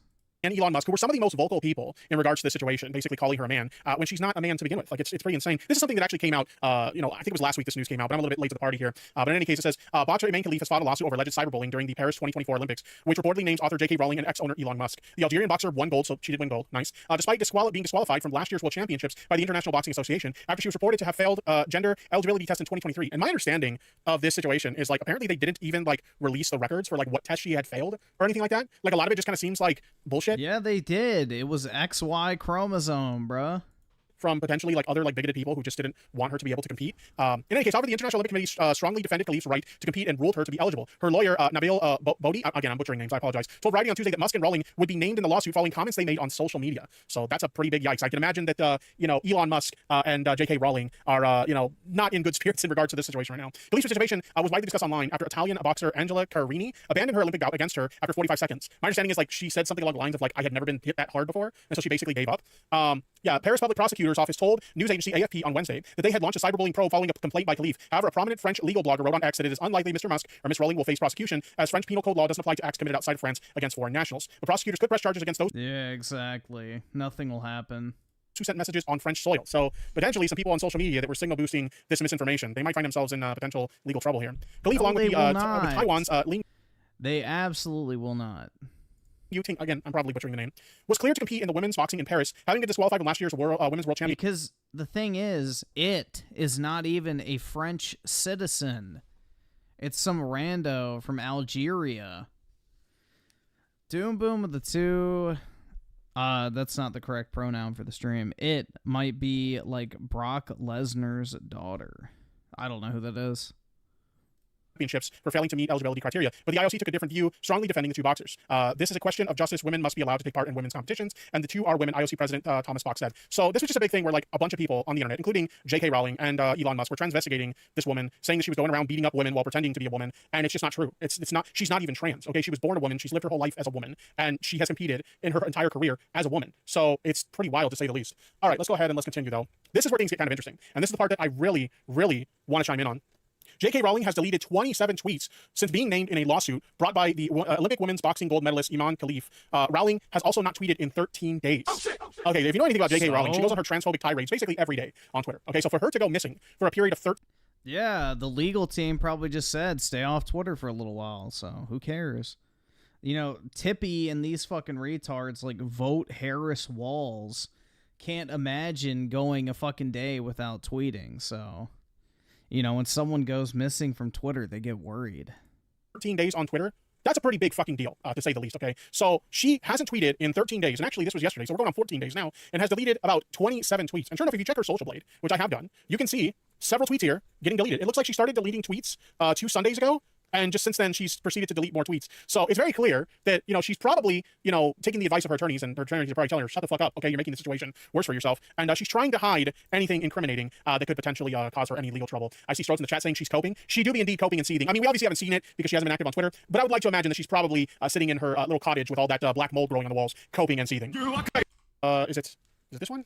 No, that's the one. Oh, that's the one she posted to her. Okay, here it is. I don't know how well you can see it. Let me open image in new tab. Let's see. I don't know how well you guys will be able to see this, but here's the picture she posted. And if you look closely in the background, some people are saying that this, like, on the walls is like... That's clearly paint, but whatever. Like black mold. And they're saying maybe this is why her brain got fried. That's literally fucking painted on, like, murals or wallpaper. And why she's, like, an insanely transphobic piece of shit now. Maybe this is why. Because of all this black mold, like... Oh, no. Nothing works on this That's acne. quite literally paint, but whatever. I'm a licensed dermatology provider. It's black mold. Absolutely, dude. Black mold. A literal billionaire woman has black mold growing on her walls. Definitely. I don't know. Maybe there's something to that. I'm not really sure. I'm not a doctor, but whatever. In any case, so it does look like she's deleting. What? Oh my, yeah, you have to be a doctor to identify black mold. Which is really funny to see. So somebody here, they responded to this tweet that's like a month old. I'm not really sure why they picked this tweet of all things. What does this tweet even say? Believing that people who disagree with you must want you dead is destructive for your own well-being and mental health. I not only want you alive, I want you safe and happy. And this is a message from someone that she got, I guess. I looked up to you as a kid, and now you'd rather see me die than live authentically as myself. Oh, so I'm imagining this is probably like a trans person. No, living authentically as yourself is living how you were born, not how you wish you were born. See, that's what I think is so fucking funny, is trans people are so desperate for other people to accept them for who they claim they are, but they won't accept themselves for who they are. Like, you were born a fucking man. Accept yourself for being a man, and then I'll accept you. But no, you don't accept yourself, and therefore you want to become a fucking woman. So you're trying to say that other people need to accept who you are as a person, and you won't even accept who you are in the first place. You're trying to change it. So yeah, fuck right off with that shit, bro. That reached out to them and left this message, which I can imagine that would be pretty upsetting, right? Say you're somebody who happens to be trans and grew up as a fan of like Harry Potter and whatnot, and now you see the person who wrote these books that you love so much actually is a real piece of human garbage. Yeah, I can imagine that would be really fucking upsetting. But we have this person, Charles Sunshine Sprickman here. I found these cool collection of tweets you deleted. Look at all those RTs. I wonder if each one equals a certain amount of damages in a lawsuit. Oh god. Oh, shit. Let's see, what are the tweets we have here? What is this? Christy Burrows, head of the Safe Sport Unit at the IOC, speaks about Paris 2024 offering the most comprehensive package of mental health and safeguard initiatives than any other Olympic or sporting event in history. J.K. Rowling quote tweeted this and said, "A young female boxer has just had everything she's worked and trained for snatched away because you allowed a male to get in the ring with her. You're a disgrace. Your safeguarding is a joke, and Paris 24 will be forever tarnished by the brutal injustice done to Karini." That is true, dude. Those Paris Olympics were a fucking disaster. And my understanding is like they had to copyright strike all that shit down because of all the fucking bullshit that was going on. The Karini person came out and like apologized because of the fact. Nah, J.K. Rowling is not really based, guys. Like, she's a pretty big lefty. She just doesn't like troons. That like I never expected that she would get harassed like this, and it's not really her fault, to be completely honest. Like, it's just the fault of these brain dead people on the internet. But again, it's like, it's so funny to me that these people want to go on and on and on and on talking to people about how, oh, what is a woman? Do you know what a woman is? It's like they don't even know what a woman is. They genuinely don't even know what a woman is because they spent several weeks arguing about whether or not someone is a woman when they are a woman, and they've always been a woman. It's really insane. What is this one? Deeply irresponsible, says the Sun. No, not the IOC, for allowing individuals with XY chromosomes, testes, and male levels of T. I mean, to be fair, though, she does kind of have the right to be, I guess, kind of bitter and towards men, because apparently she was, like, brutally abused by the, I think her ex-husband and, like, the father of her children. Like, apparently she was, like, in an extremely abusive relationship. So, I mean, I guess that does entitle you to a bit of bitterness. But, yeah, she's a pretty big lefty. To punch women for sport if their passport says F. Commentators pretending critics of the IOC's reliance on documents rather than sex testing think Khalif is trans are strawmanning. I don't claim Khalif is trans. My objection, and that of many others, is to male violence against women becoming an Olympic sport. Wait, what does this tweet even mean? I don't understand. You're not saying I don't claim Khalif is trans. So what's the issue then?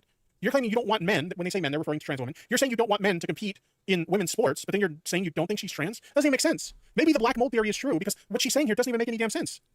No, it just doesn't make sense if you don't have reading comprehension skills, Tippy. I'm so confused. The idea that those objecting to a male punching a female in the name of a sport are objecting because they believe Khalif to be trans. Dude, his fucking facial hair looks like he dipped his face into a vat of pudding and then pulled out. Trans is a joke. We object because we saw a male punching a female, but it's not. She's not a male. Men Khalif should sue every single account and outlet saying she is trans. Assholes are putting her life at risk. It is illegal in her country to be trans. That's the funniest thing about it too, right? That's the weirdest thing about this whole situation, is the fact that it's illegal in her country to transition, to be trans. And they're still like theorizing that she's trans. They're transvestigating her, even though it would be illegal for her to transition in her country if that were true.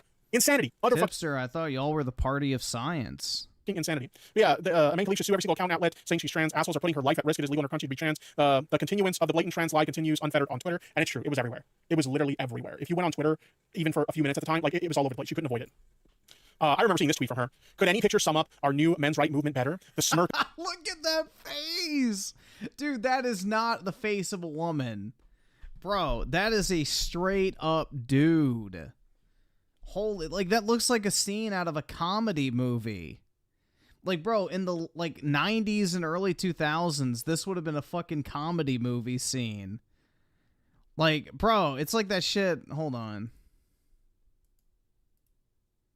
What was, I think it was, I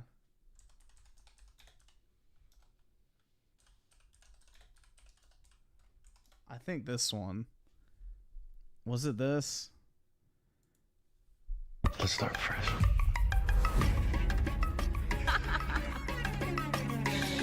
Ladies and gentlemen, your challenger, Cindy Campbell. Only one fighter stood between me and the belt. You got this chick. She's nothing. Tiffany Stone. Bro, it's like the same. Look. It's like the same scenario. Tell me. Like, it's like the exact same fucking thing, bro. Oh my god. Cindy, listen to me. I know you. Like, that shit would have been a comedy scene back in the day. Of a male who knows he's protected by a misogynist sporting establishment, enjoying the distress of a woman he's just punched in the head, and whose life's ambition he's just shattered. Paris 2024. Can you imagine what it must feel like to be Imain Khalif? And, like, what the fuck is going on? Like, why are these people continuing to call me a man when I'm a woman and I've always been a woman? That must be the most bizarre feeling in the world, right? To have so many people calling you a man or saying that you're trans when that's not the case, and it's never been the case. Utter insanity. So she's going around and she's deleting all these tweets because she realizes that these tweets can get her in a lot of trouble, like a lot of trouble legally. So No, they can't. It's probably just to avoid having to, you know, even have to bother with the court case in general. It's funny to see her, like, basically in real time trying to hide all this stuff. She lives in the UK, bro. She's not going to get charged in fucking French court. This next one, we got some more here. Geez, busy week. With an XY karyotype and high testosterone from which the presence of testes can be strongly, and I mean strongly, inferred, these athletes have so far the male typical biology that is relevant in sports. Fond of beetles. Okay. That was in response to okay amid the chaos that most journalists are using as misdirection. What did we learn at the IBA conference yesterday? The two boxers were tested twice. This is a good thing. Duplication of tests is necessary to ensure reliable data. Okay. What about this one? Someone with a DSD cannot help the way they were born, but they can choose not to cheat. They can choose not to take medals from women. They can choose not to cause injury. Jeez. That was another thing, is a lot of people were like theory crafting in terms of like what they thought were the results of the test. Because again, the results of these tests that happened were never actually released. So a lot of people started theory crafting in terms of like, oh, she has high testosterone. Oh, she's got, you know, the wrong chromosomes. And it's just like, nobody knows if any of that is true. You're just speculating at that point. What do we have here? Media outlets might relish the surge of clicks they gain by distorting biological realities. However, these lies have serious consequences. It is not an exaggeration to fear that such distortions may soon get someone killed. You're talking about a woman competing. Let's see. Super straight with the 10 AI chat summary. Viewers are arguing about Griffin's take on India. Some are calling him woke, while others are calling him racist. They're discussing whether or not India is a safe place to travel. Well, I can settle it right now. Not if you're a woman. Masochist mode with the 10. Love the late night streams. If you're taking requests, yeah, we can check it out. Competing with other women. Take a look. You're getting outraged about the fact that a woman is competing with other women because you're so brain dead. You're speculating on whether she's actually a woman. So in regards to my thoughts on this lawsuit, to wrap up this segment, I hope she gets sued to hell and back, because this is one of those things where, like, do people have the freedom of speech? Of course you do, Tippy, because you're hoping that some troon will, you know, let you smash. To say what they want, including saying really dumb shit? Yeah, sure, to some degree they do. Now, granted, you know, J.K. Rowling doesn't live in the U.S. There are different laws where she lives, so she's a little bit ballsy to be saying some of the things that she's saying. But having said that, just because you have the right to say whatever you want, it doesn't mean that there aren't going to be consequences for the things that you say. And I think that it looks like J.K. Rowling and Elon Musk as well, because they're named in the lawsuit as well. It looks like they're about to find out very quickly what the consequences of their spreading of misinformation is going to lead to. And I'm really absolutely nothing interested to see how that plays out.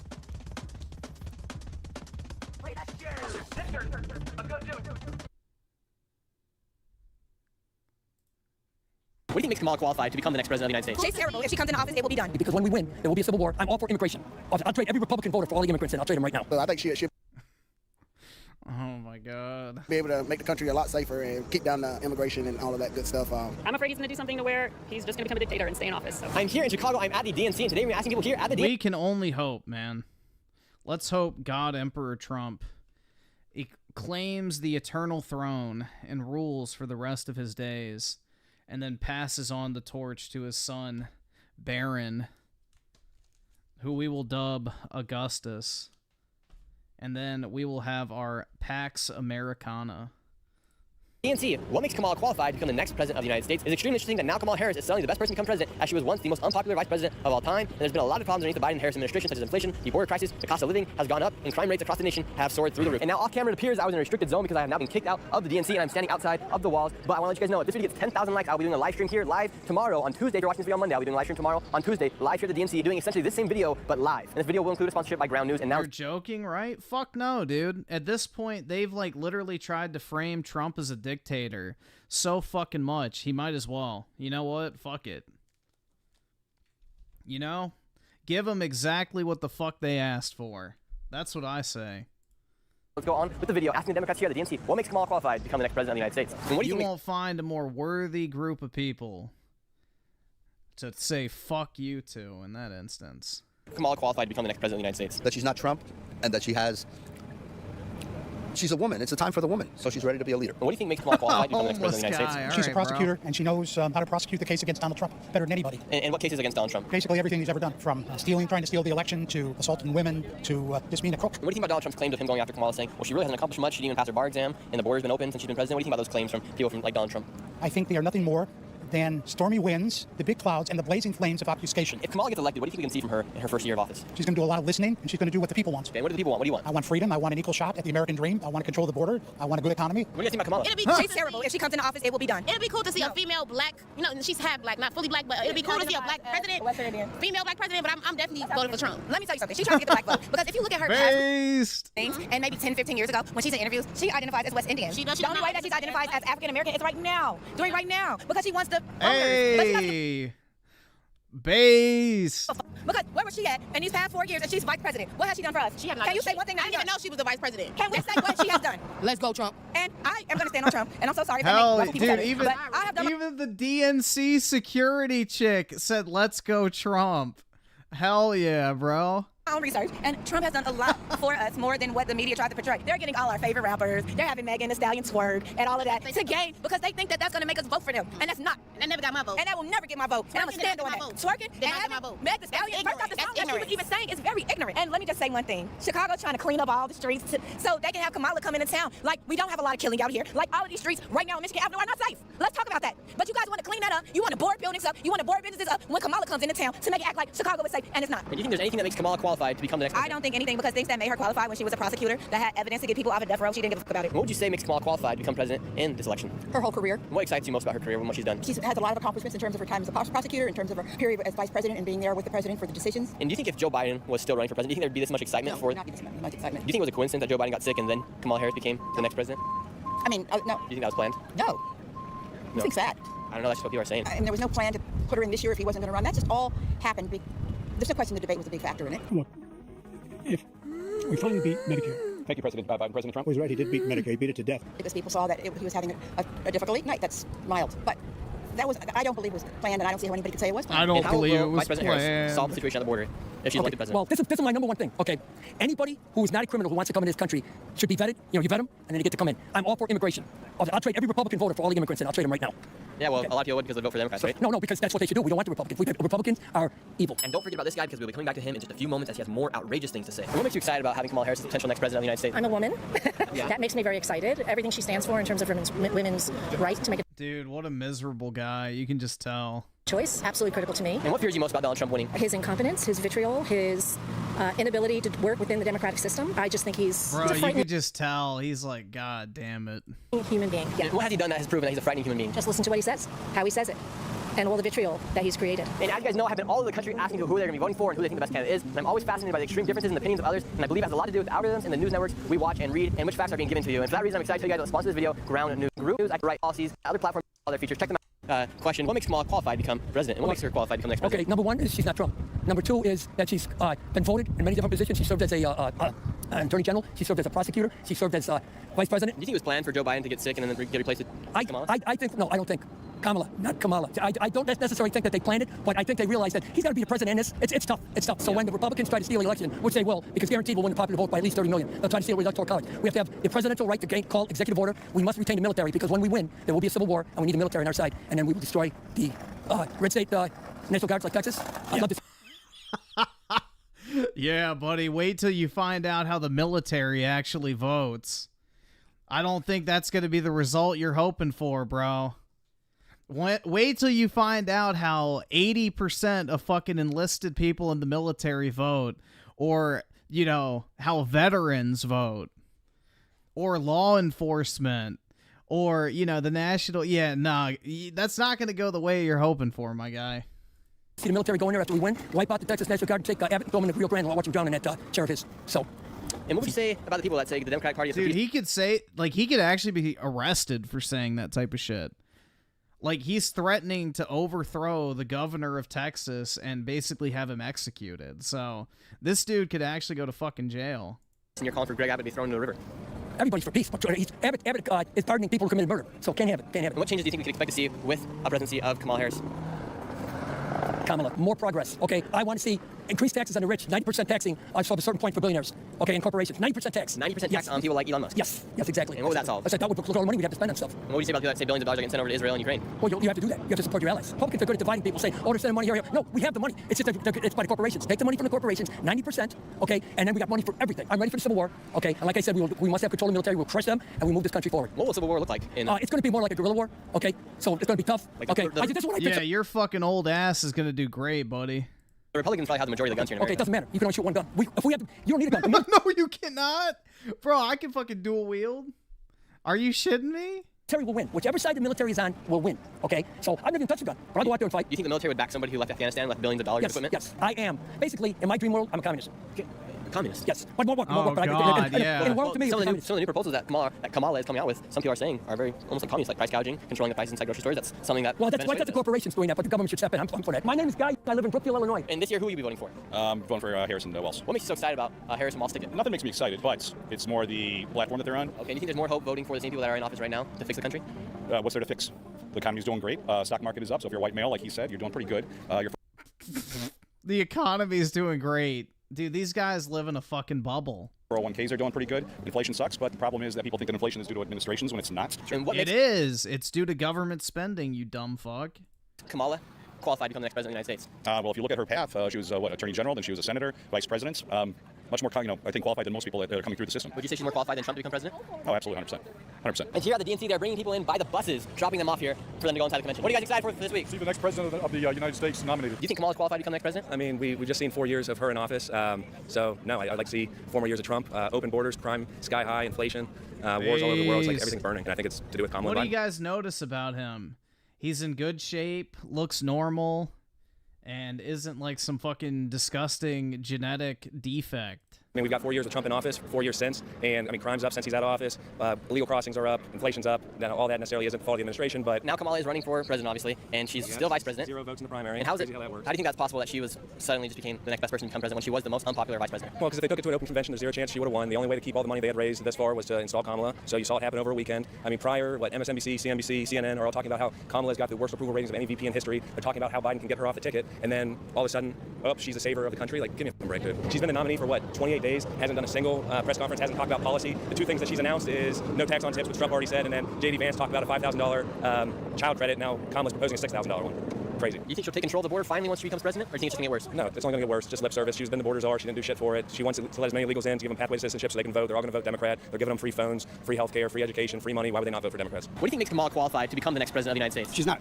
She didn't go through the voting process. They scattered the system, but I was all by design. So how do you think it's even possible that she is now running for president when she wasn't even voted in? Because, to be the electoral, good question. Because it's part of prophecy. If you look at like Egyptian, Kamala means lotus flower. Out of the lotus flower comes the sun. Hold on. Did I just hear the magic word?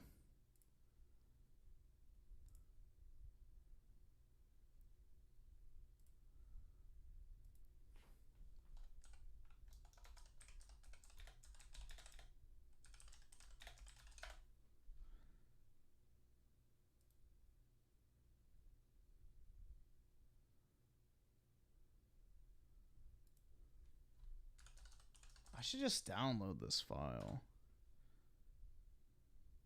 Oh, that's not the right link.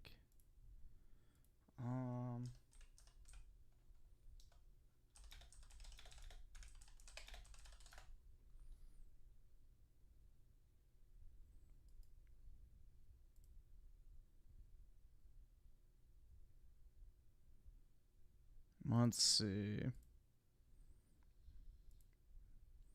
Here we go.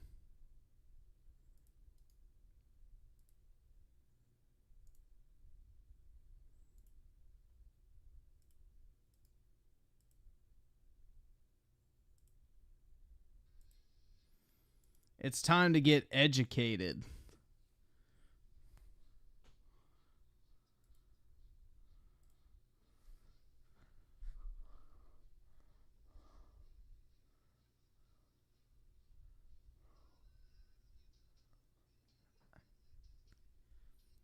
It's muted?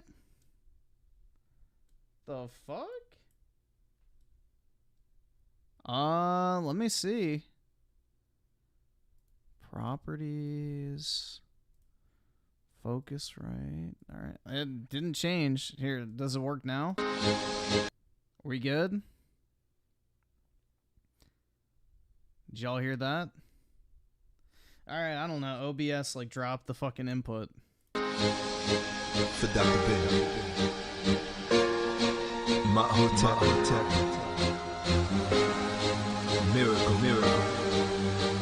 AKA Amor. All the lies you've been told, baby, let me set you straight. What we did back then was great.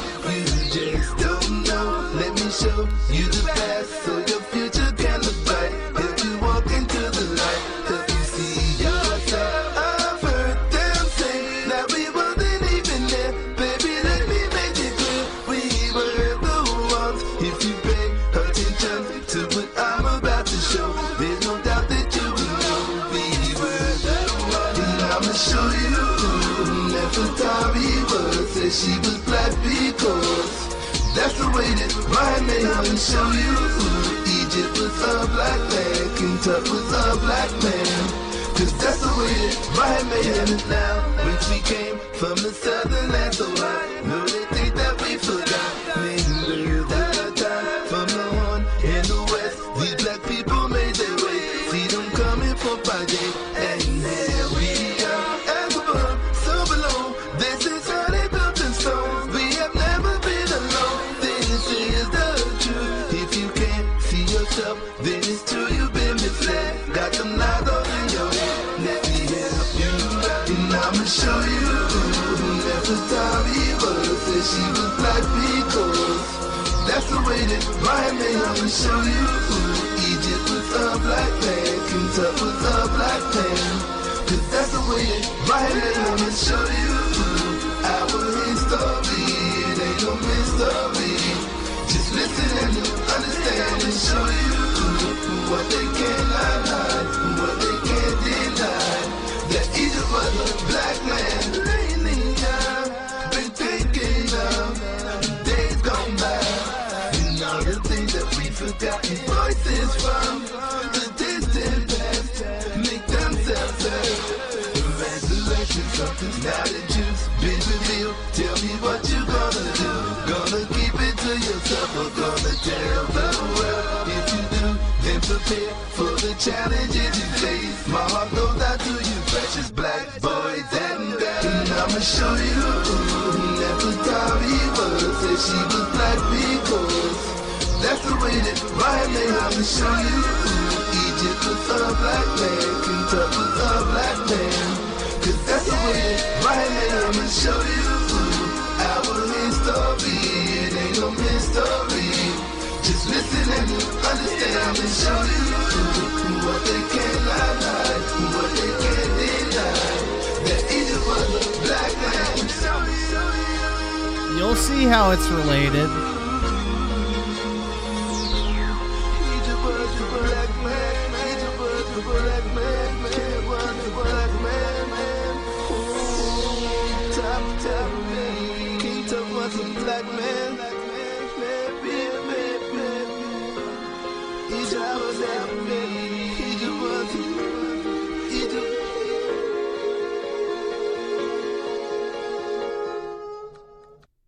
You'll see how it's related. Ready? Good success. They shredded the system, but I was all by design. So how do you think it's even possible that she is now running for president when she wasn't even voted in? Because, to be the electoral. Good question. Because to be the person. Because it's part of prophecy. If you look at like Egyptian, Kamala means lotus flower. Out of the lotus flower comes the sun god Ra. So what she's going to bring what he wanted. Because that's the way that Ra made it. Back in the day, the sun god, along with Akhenaten, they were the rulers of the dynasty back in the day. They're going to bring economic doom because what you have to do, you have to destroy it before you rebuild it. They're gradually doing it now. That's why they got to have these conventions, because they need you to make a covenant with them and be in agreement with them to move forward. That's all this is. It's an exercise to participate in your own doom. Okay. This whole system was not built for American citizens. It was built for secret groups to run it. And they're running it. And allegedly Kamala and all them, they're part of it. When it comes down to it, All right, one more. Building your online business? Go to Wix.com and say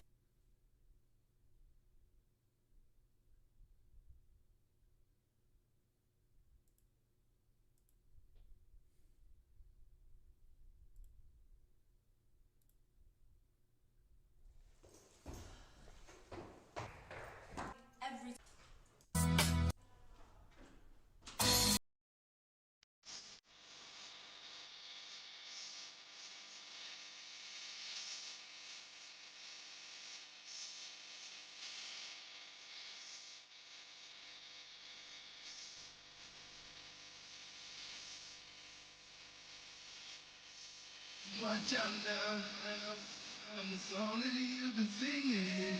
I'm the dream that you've been dreaming. I'm the thoughts that you've been thinking. Hold up now. Now before you start to judge me, you want to try first hard to love me. There's nothing else above me, and there's a thing. I see all that I have given. I breathe life into the living. When I'm done and I'm forgiven, all my sins I know I put you through, but not now. But my coach is all I got now. Everything that with the cry I feel. I live a life of fail. For me, terrible, for me, fail. I live a life of fail. I have no idea what he's doing now. And if I want them just like you did, I guess they thought that I was stupid. So here I am in all my glory and shine right for me. And you can see it from a distance, just like a star that shines and glistens. Find my way up in the sky and rain over you. And watch you grow just like a flower. Now tell me, can you feel my power? And even my finest moments, and you 11 years old.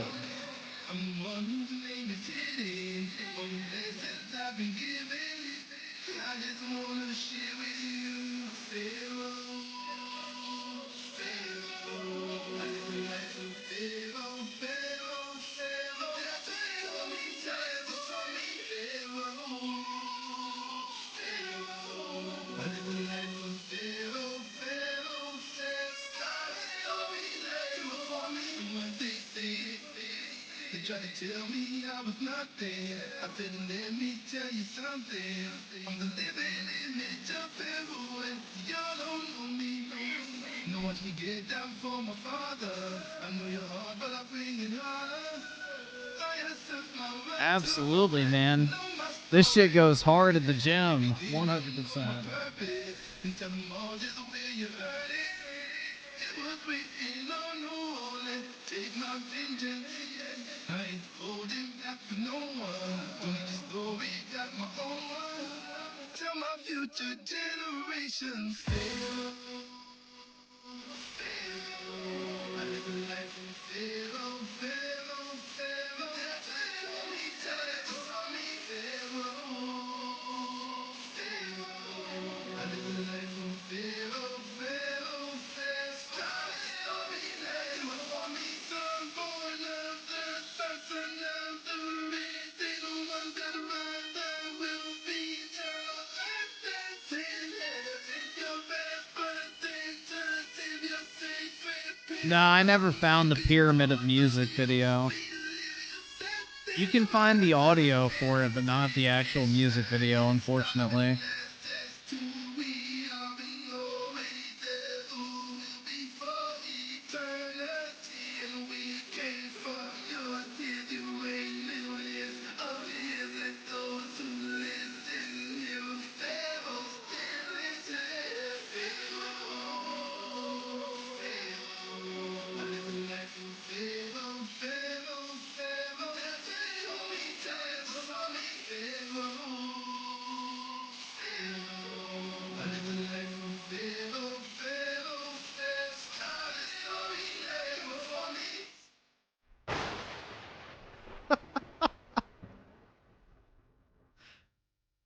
Calling upon the power of Ra. Alright, I'll download that one just in case.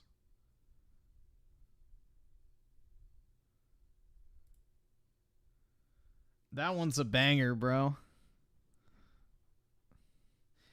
Like, you can almost see a semblance of, like, how it could actually be good. Oh, I already have it, but whatever. I'll just rewrite it just in case.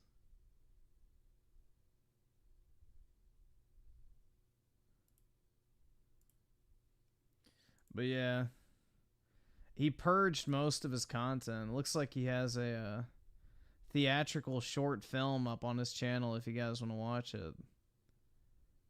Shaka Amos.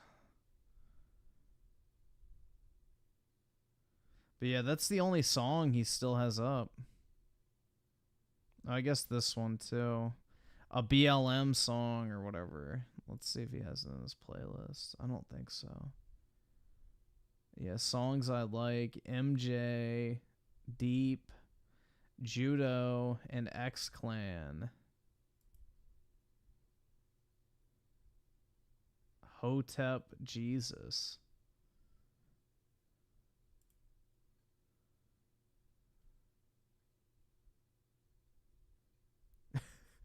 Courses, Black Masters, White Slaves. Hold on, we gotta click that.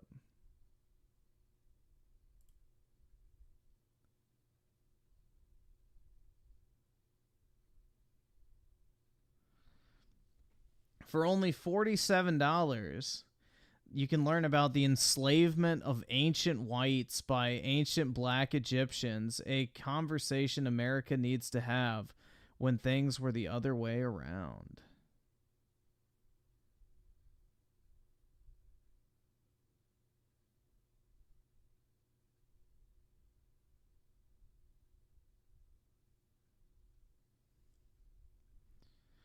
Well, you know, it's tempting. Look at that.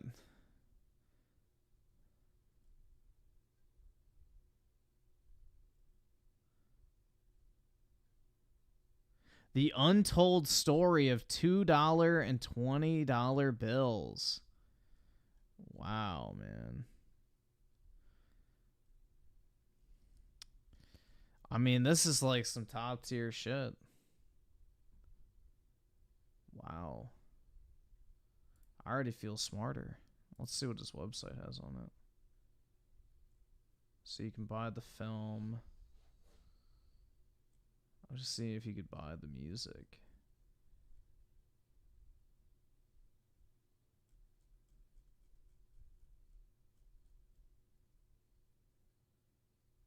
Music, there we go.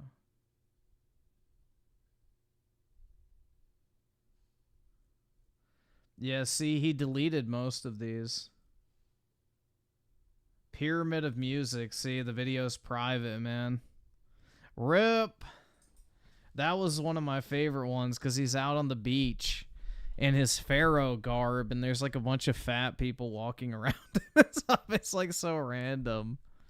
But yeah, all these are gone, bro. Sad. Only Pharaoh remains. Let's see what he sells. Shop. Yeah. Unfortunate, bro. We can only be so educated, I guess. But yeah, there you guys go. What do you think makes Kamala qualified to become the next president? Well, she's been a lawyer. Okay, so she's no dummy. $10 $10 can help fund powerful ads to reach undecided voters nationwide. You are so right, Camel Toe. Damn it.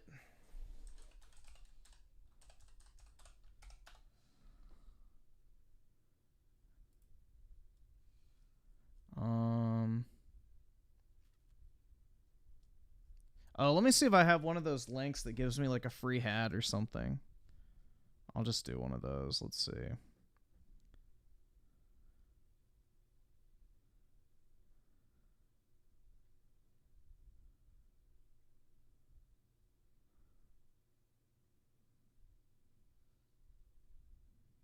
Yeah, there we go.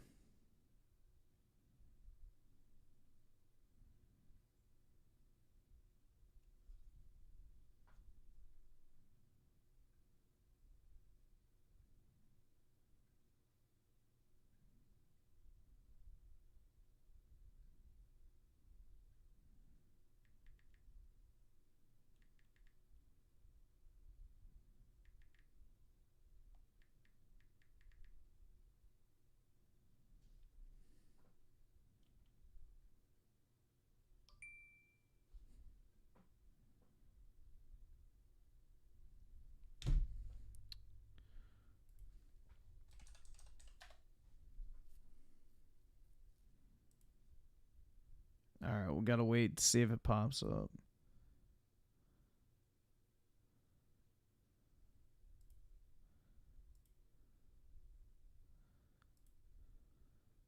Yeah, that's the thing. You can't hide aging on your neck and your hands. Alright, where's my email?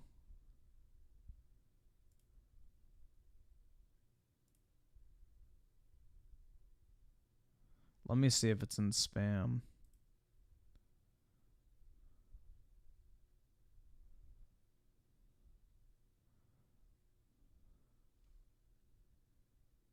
I mean, it says it was successfully processed, so.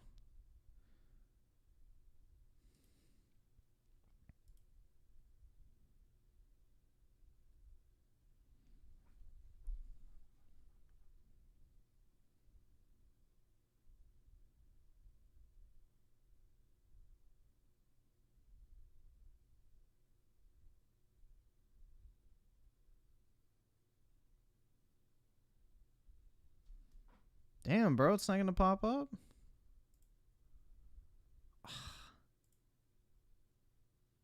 Cringe. I've gotten the fucking confirmations before.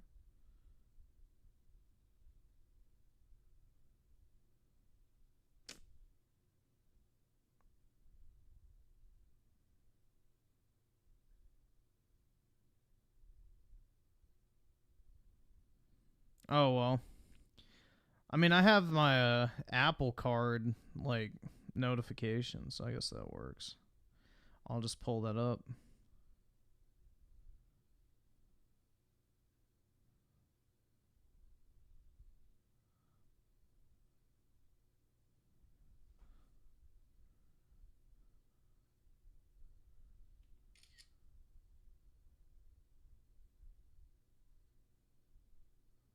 I can't afford this shit!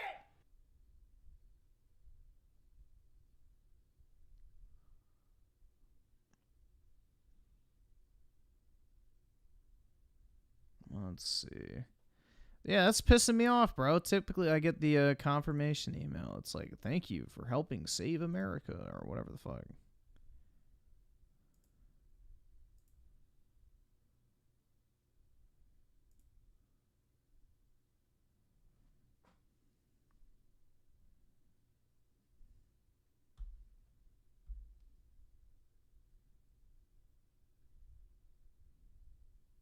Let's see. Oh, there it goes. Right when I send it to myself, it sends. All right.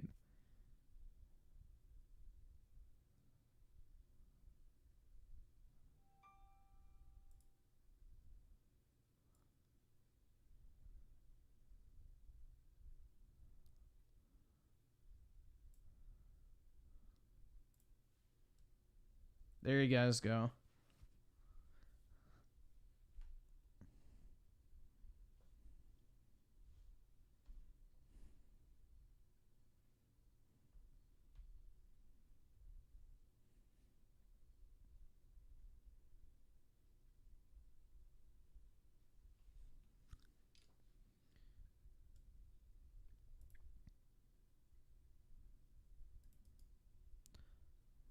Here, we'll even do a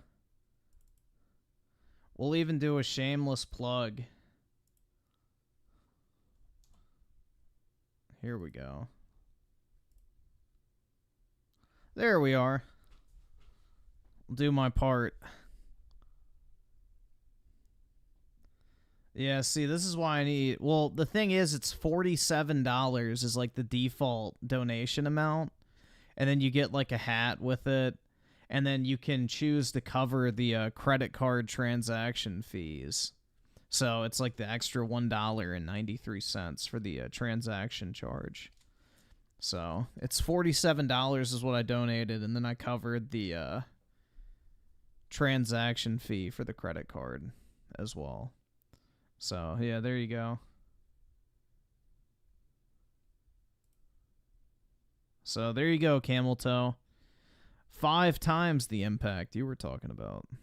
Okay, and then she's been vice president, and it's very hard to top the education that you get as vice president, to be president. So what do you think Kamala will do as president to stop inflation? She said she would look into the price gouging. And do you think price gouging is right? We all know it's going on. Do you think it was right of the Democrats to replace Joe Biden with Kamala Harris for the ticket of who could be the next president? It's a matter of the vote. I mean, what do you mean? She didn't receive any vote. We replace our politicians all the time, and that's within their laws. It's for all their delegates to just say, well, screw whatever people did in the primary, and let's give all our votes for somebody else. They're perfectly not only capable, but it's perfectly all right. Why are all these? Well, I don't really have to answer that question, but why are all these fucking Kamala simps like literal fucking homeless people? For them to do that, because that's the that's pretty self-explanatory. Party's rules. Is it unfair to some people? Yeah. Is it unfair to animals that they don't get to vote? Yes, it is unfair to animals they don't get a vote. It's oh my god. Unfair to plants. They don't get a vote either. Okay, and you could look at it this way, and it's actually true. They don't get a vote. Okay, because they're not a human. They're not 18 years old. Okay. How would a plant vote if it wanted to vote? Like, it's literally impossible. Well, given enough technology, when we can finally talk to plants, and they live longer than us, so they get to be 18 Yeah, look at these fucking nutcases. years old, and they get to vote for a long time. Well, okay. You believe that plants should have the right to vote? I believe that they think that they should have the right to vote. I believe that your dogs and cats, if you were able to talk to them, they would say, yes, we have the right to vote. In your opinion, what makes the Democrats so excited to suddenly be voting for Kamala now, since Joe Biden has dropped out? Well, that's an obvious question. There's a little bit of excitement because Joe Biden is kind of losing it, What do you think makes Kamala qualified to become the next president? I mean, she has so much great experience. I mean, you can't being a vice president. She is. That is exactly what I picture the average woman who's excited for Camel Toe. The disgusting butch lesbian haircut, the shitty fucking sleeve tattoo, the like skinny but still repulsive build, the quirky sunglasses, like it's just perfect. The leopard print fucking phone case. Is one person away from being a president, so I mean that qualifies her great experience in attorney general, being for the people, listening for the people, so like she checks every box for me. And what do you think Kamala could do to separate herself from Donald Trump? I really like her message of, I'm this, he's that, I'm this, like I know his type. What are some of the accomplishments that Kamala and Joe have done since they have been in office? Well, definitely we bounced back from COVID. I think they really got us on the right track. The economy's booming, unemployment is low. No, it's not. They just had to adjust 1 million jobs that they lied about. So I think they've done a lot of great things. And is there anything Donald Trump could do in these upcoming months to potentially sway you to vote for Donald Trump? No, I would never vote for Donald Trump, no. What would be the fear of Donald Trump winning? Number one is what he's done to the Supreme Court. I have a daughter, and I am, in fear of her rights that have already been taken away. She doesn't have the same rights that I do. I'm afraid he's going to do something to where... Wait, she doesn't have the same rights that you do? Do you all live in separate fucking countries? He's just going to become a dictator and stay in office. So. What makes Kamala qualified? Let's hope so, man. I really hope these people get exactly what they wish for. And, Donald Trump becomes the God Emperor of the United States just so we can see the fucking seething. I really do. It couldn't happen to a better group of just fuckwits. They are going to manifest the very thing they claim to fear. Become the next president of the United States? I think because she has some actual clear policies. I think she's a good communicator. I think it would be exciting to have a woman as a president. Do you think a lot of people here are in support of Kamala? One, because she's a woman. Two, because she's a black woman, and might diversify the White House a little bit? I think so, yeah. I think that people want to see a woman in the office, hopefully. Okay, and what difference would it make between a woman and a man in office? God, that's a deep question. I don't know, just a different perspective, I guess. What do you think we can expect from Kamala Harris if she's elected as president? I think that she'll be great. She'll give the people what they need, make the country a lot better. We get a lot of benefits out of it. What kind of benefits are you excited for? Lower health care, higher wages. Better benefits for the people. Do you think Kamala's somebody that we can trust with the open borders, with inflation going up? Do you think she's somebody we can trust to maybe close down the border a little bit, make things a little bit safer here in the United States? I agree, yeah. I think she'll be great at that. Okay, well, she's in charge of the borders right now. Yeah, so I think she'll be able to make the country a lot safer and pretty much keep down the immigration and all of that good stuff and try to make the country a safer place to be, you know. And here also in Chicago, because of the DNC coming, they have boarded up all of the buildings here on Michigan Avenue because right here are all the protests. I'll be making a whole separate video on the protests here. And remember, get this video 10,000 likes. I'll be doing a live stream on Tuesday, and we'll be doing a whole separate YouTube video on the protests here at the DNC. This is Nick, and I'll see you guys next video.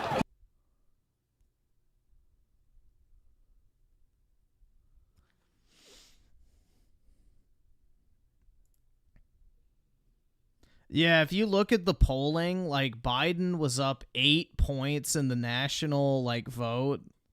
At this point, Hillary was up 7%, and she's only up by 1.5. So within the margin of error. And the popular vote doesn't even matter, but she's trailing significantly behind Trump in the popular vote. So it ain't looking good for old Camel Toe. Unfortunate, man. So sad.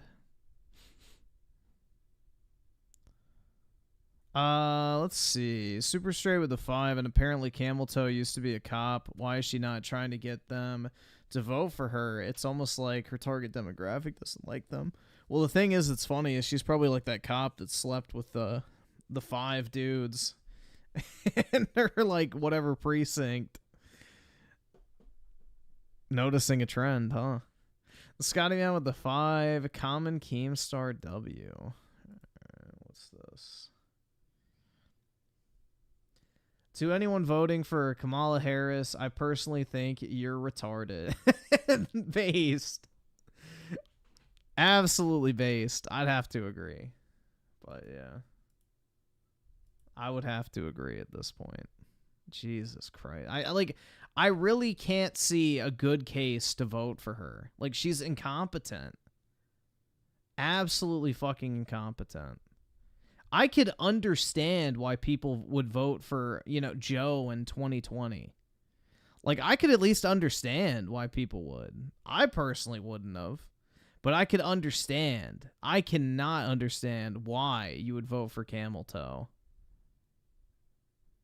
But it's just that 45% of the population is brainwashed to the point where they will vote Democrat no matter fucking what.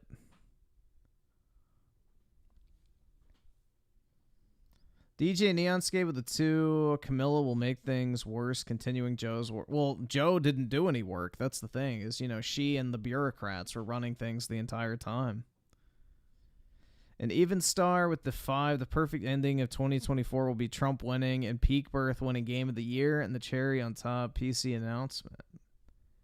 PC announcement? What do you mean? What, PC announcement? PC2 finally getting announced? Yeah, crowd, white boy. That's right. That's right. All right, so let me copy this. Paste. Dude, now I have that Pharaoh song stuck in my head. Oh my god, bro, that shit's so catchy. One thing we know is true, no matter race, gender, ethnicity. The need to screen when due. Or colon cancer's a priority. Nope. You're not sticking your finger up my ass. Welcome back to another episode of Before You Buy, the show where we give you some straight-up gameplay and our first impressions of the newest games releasing. Hi, folks, it's Falcon, and today we're taking a look at Concord, the new 5v5 hero shooter published by Sony and developed by Firewalk Studios, a new studio Sony acquired a few years back to add to their growing stable of live service games. Now, there is a lot of negativity swirling around this one, and everyone is kind of set to call it a failure before it's even out. That said, I'm giving Concord at least a fair shake, trying to evaluate the game on its own merits. I mean, we'll make videos about how bad a game is when there's some big controversy about it, if the game is bad, but the thing is, that's not what this is. This is impressions. It's not a week in, and we agree with what's going on. This is early days, and I honestly don't think that it's bad. It needs to be said that that could change. I don't know, but for what I have played, I don't want to call it like a banger or anything, because it's not. It's got a fair amount of things that I don't like, and I will tell you plenty about that in the next few minutes, but let's get into it. So on the surface, Concord looks like something we've all seen before. It's another hero shooter. There are a few things that make it stand out, though. The basics, they look all very familiar. You got 16 free gunners to pick from. They all have their own weapons, primary and secondary abilities, and passive traits. Look how ugly that thing is, bro. It's just disgusting. Each match is 5v5. You can pick any one of these guys as long as someone else isn't playing them. And one thing that's interesting about that is that there's no class limit here. It just comes down to what free gunner, hero, I'm just going to call them heroes, your teammates pick. So there's potential for some pretty bad or extremely good hero synergies depending on team composition. There are 6 game modes split between 3 playlists. There's the Brawl playlist with Takedown, this game's version of Team Deathmatch, and Trophy Hunt, which is just kill confirmed. Then there's the Overrun playlist, which has area control modes, Signal Chase, which is like Hardpoint, and Area Control, which is Domination. And then you got the last playlist, which is Rivalry, which is Cargo Run and Clash Point. They're probably the most Overwatch-like modes, but they're oddly locked away behind a hardcore no respawn playlist, which I don't want to call it unforgivable, but it's definitely not what... Oh shit, dude, Trump's back on Twitter. He just quote tweeted Camel Toe, who said, "As president, I will grow our economy and I will lower the cost of everyday needs like healthcare, housing, and groceries." And then he shares like this. Hold on, I'll drop it in the chat. I'm glad Trump is back on Twitter, man. He needed to go back. Like, I understand, like, he's trying to prop up Truth Social and stuff, but Twitter Trump is what won in 2016, so we need the Don back full time. But yeah, see, as president, I'll grow our economy, blah, blah, blah. And he just does that. I would have just replied under the tweet, but either way, it doesn't really matter. The effect is the same. So, yeah, it's just pathetic. It really is. And what's sad is people are fucking stupid enough to believe her.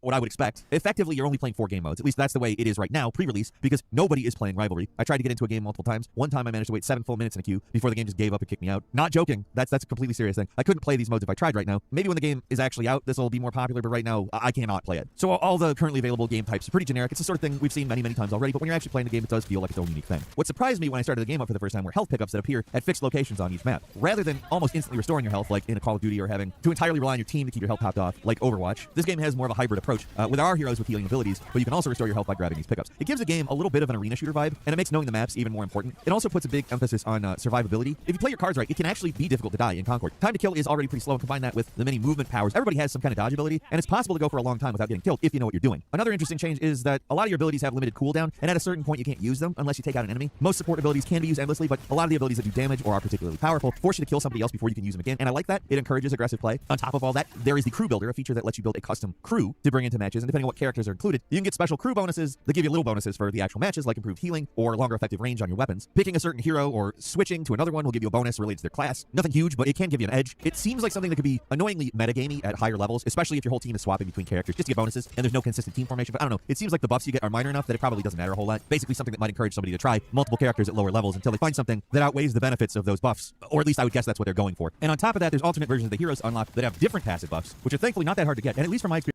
Yeah, dude, this game, it's so bland. I don't know, like, there's nothing about this game that sticks out. The characters are ugly. The art style just looks like Destiny 2. I mean, the maps are fine.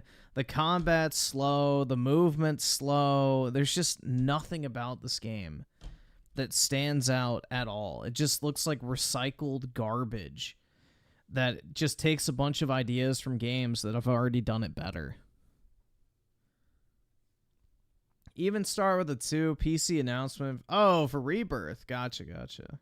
I mean, they probably could do it then, because it takes about a year, it seems like, for Square Enix to port to PC.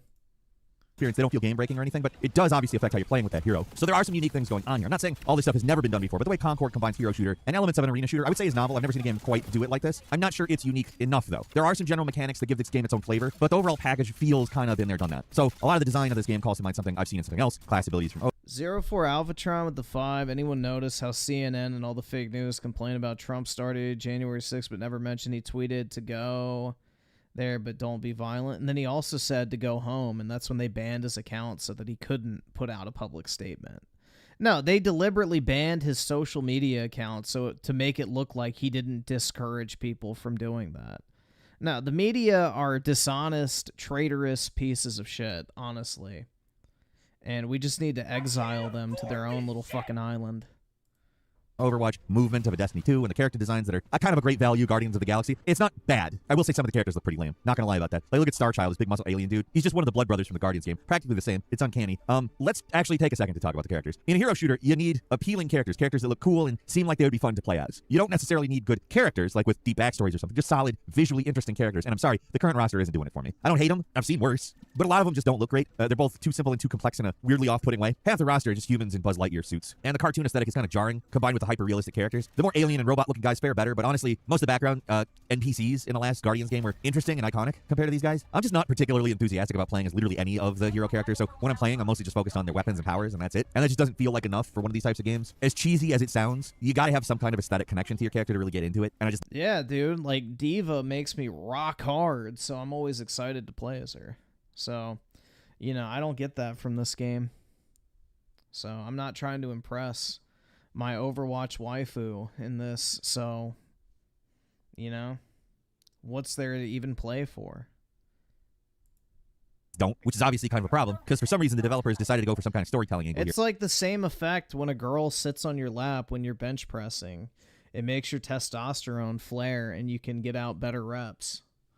So, it's the same principle, basically. Only they're not sitting on your lap. They're just in front of you on your screen. But, you know, you understand. Here. The game starts off with an extended cutscene of these dorks applying to be free gunners. It's boring. The characters don't make a good first impression. And once the first cutscene ends, the game immediately transitions into another cutscene at the same location, but now there's another guy. Don't know where he came from. Wasn't there before. Don't know what anybody's talking about. I'm hopelessly lost. It's week 0. Oh, what's that? That's what the Galactic Guide is for, huh? One of the biggest options on the main menu, and it's a lore dump. The presentation is solid. I like the galactic map, but while a lot of these planets look interesting, what good is any of this if we barely see any of it in the game? It's hard to really care about lore if you already know going in, and also you already know it's not going to matter. I think... What's this title got to do with anything? We already watched that stuff earlier. The devs want to do these weekly story events to introduce an overarching narrative so that, I don't know, people keep logging in. I don't see the point of these things. Or cutscenes in general in purely multiplayer games like this. Even my beloved finals can kind of annoy me with whatever the hell it's telling me with their cutscenes. But at least they keep it to a minimum. Here, in Concord, this is not the case. Maybe if there was some kind of integrated story with the gameplay, but that's not the case. The game just tries to add a little character to things like daily, weekly, and seasonal missions by calling them jobs, acting like the multiplayer games you're playing are some way of missions that you're completing, but it's all really thin. I normally wouldn't even comment on something like that. Most multiplayer games are like this. But this game is trying to tell some kind of story, but they don't justify it in any way. It'd probably be better off without it, honestly. The graphics are good, at least. On PlayStation 5, everything runs very well, and the frame rate stays very consistent. I didn't experience much stuttering or a lot of lag when I was in a match. Everything felt good to play. All seemed pretty polished, and the pastel space visuals worked really well on the actual maps. I think previously I said something about really liking the color palette when we were talking about this on an upcoming games list or something. But I will say, it looks nice. Should you try competitive Overwatch? Sure, Britt, you know, go for it. Maybe you can become a professional, so then our children can be spared a dark future. Nice, but it's not enough to be memorable. Like, to say the color palette is nice is a very generalized statement.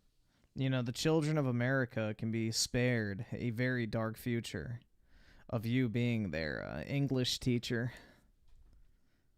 But you start needing specifics for it to really stick, and you don't really get it. None of these places are really recognizable in any way. They're all just sort of anonymous space locations, except for the one with the big alien corpse at the center. That one sort of stands out, but the rest of the maps just kind of run together. The impressionable minds of the youth would definitely benefit from you going pro in Overwatch.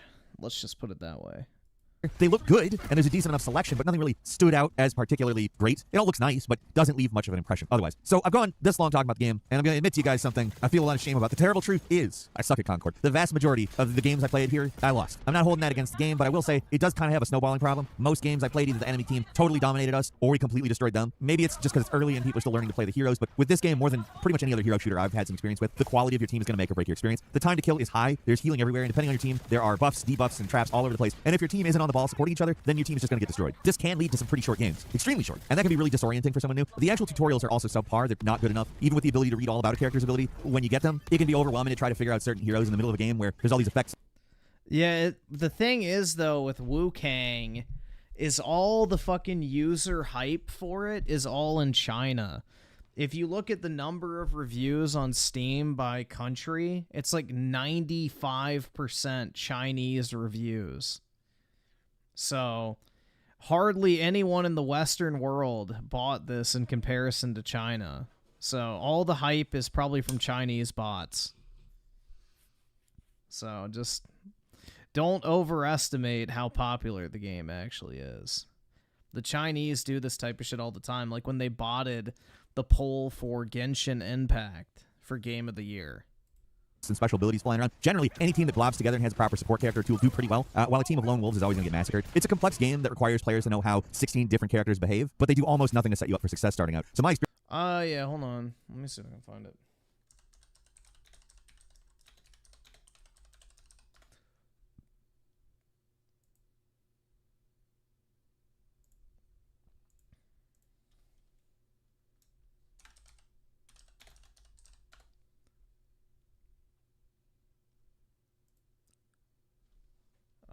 Let me grab the app ID.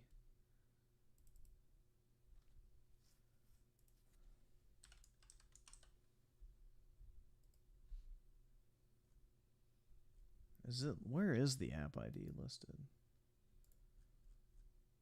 I don't actually know. I've never looked for it, to be honest. Shit.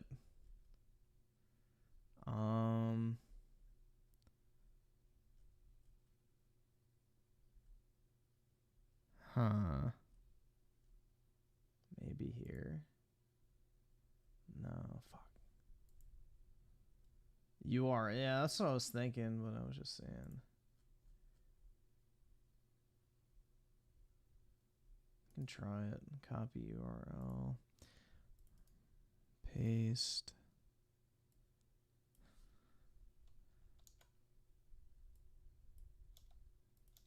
Let's see. Submit. Yeah, here you go.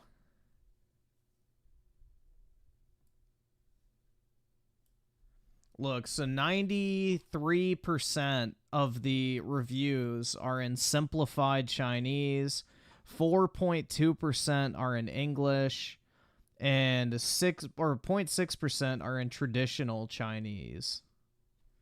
So, yeah. It's not even like close. It's like 94% Chinese. And then that's assuming that, you know, the Chinese bots don't also post in English too. But yeah, there you guys go.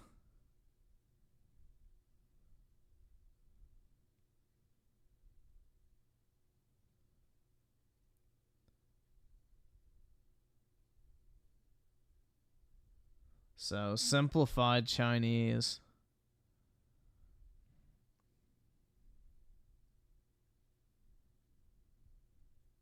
And Chinese liking the game doesn't count? Not really. The Game Awards is a fucking Western show, and also, the Chinese notoriously bot anything related to their games. Like, it's already been, like, proven the Chinese bot engagement on anything related to Chinese, like, products. They bought Amazon reviews, they bought likes, they bought fucking, you know, comments, they make AI-generated video. Like, dude, the Chinese astroturf the shit out of their own stuff, so, yeah.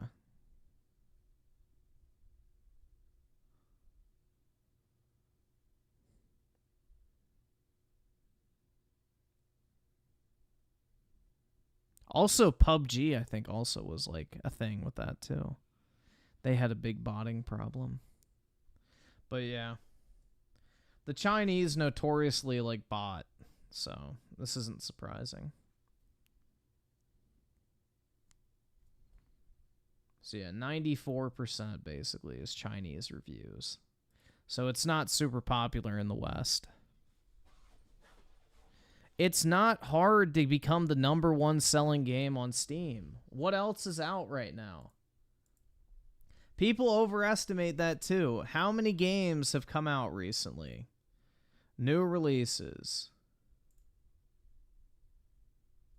Let's see. Here, let's just go to top sellers, because I hate the way Steam organizes their fucking site. So bad. So, like, look, this is what it's competing against. What, like, recent release has come out? Nothing. That's not out yet. That's not out yet. Diablo 4 has been out for a long time. Those are free to play. PUBG's been out forever. Free to play. Like, there's nothing else out right now. So, it's not hard to drive to the top of the chart when you're the only game that's released in a few weeks. So,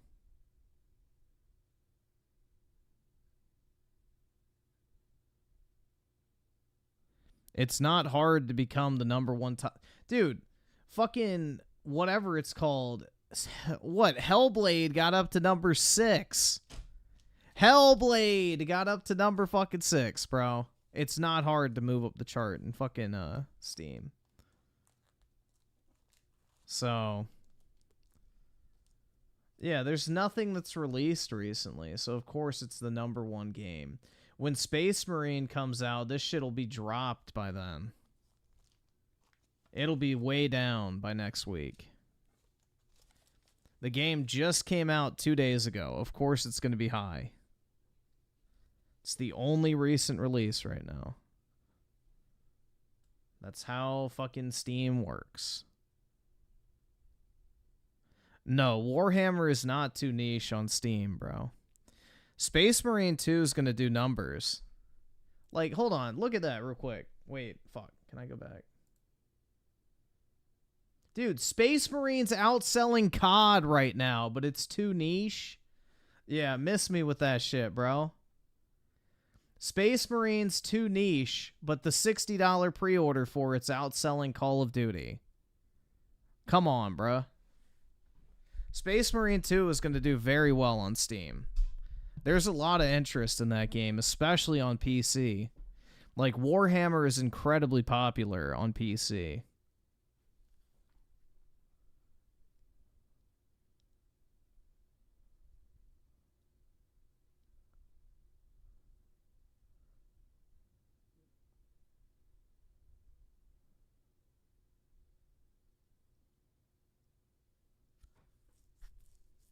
Yeah, War Thunder is very popular. But that's free to play, right? Yeah.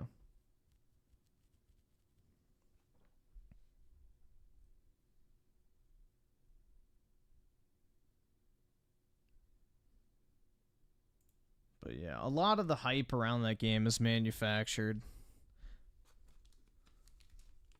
Just like fucking Pal World, bro. Everybody's like, oh my god, it's the greatest game ever. And then it completely died off in a week.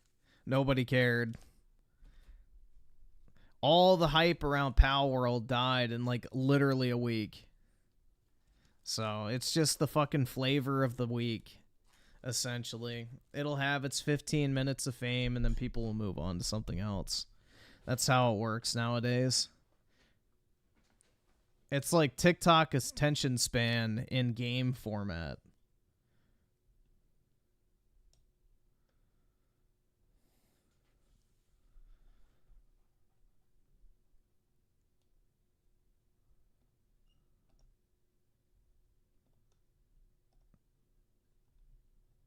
Dude, Pal World looked, played, and overall was shit.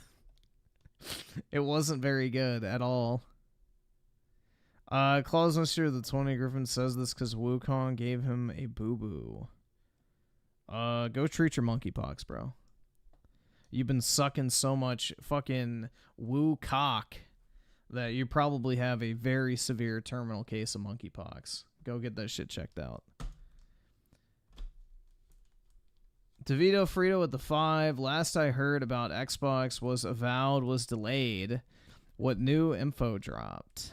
That apparently it's only going to be 30 frames per second is word on the street now. Been under a rock last 2 weeks. Have a great or a good weekend, Griff. Pupper doing okay. Yeah, he's doing good. He's sleeping right now, so all's well with him. But appreciate it, man.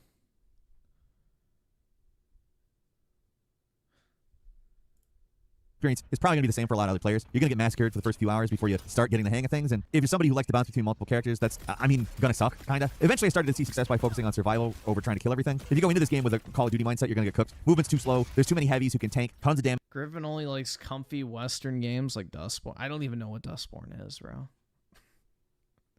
I couldn't even tell you. Nah, the type of games I like, guys, is, you know, peak video gaming. Like this. I can't afford this shit! Or this. Or this. Or this. Or this. Or this. This. This.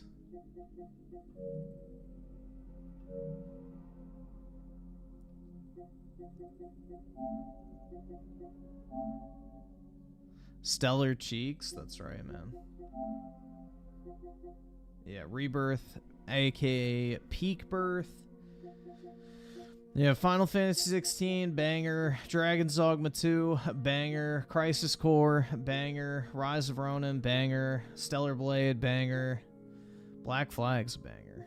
Dying Light's banger. Remake, banger. 15, banger. Destiny 1, wonderful, bro. I missed that game. This was actually pretty fire. Knack, absolute heater, bro. LA Noire is good, other than the gameplay, but Final Fantasy 2, banger. Trash. This is a good game. This was actually pretty decent. Banger. Absolute banger. I should probably beat this and get the platinum on it. Be easy. Banger. This was trash. This game is so underrated, bro. Stranger of Paradise is fucking awesome. Like, this game takes a hot, steamy deuce all over fucking Wu Kang's. 100%. Like, this game takes a massive fucking dump on the monkey's chest. Like, this is one of the most underrated, unappreciated, completely under the radar type games. Like, you know for a fact it didn't sell very well, because there's like nobody ever talking about it, but it's so fucking good, man. This is like an absolute, like, just straight up fire action game. So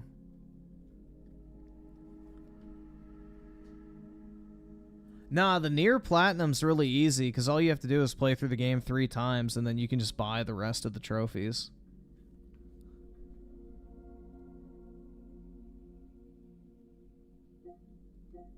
Trash. This was good. This is actually kind of underrated. I like the Order, personally. I've never played that. I don't know why. It's his Legacy of Thieves collection. This was good. This is fire. This is good. I'm still in the process of playing through it, though.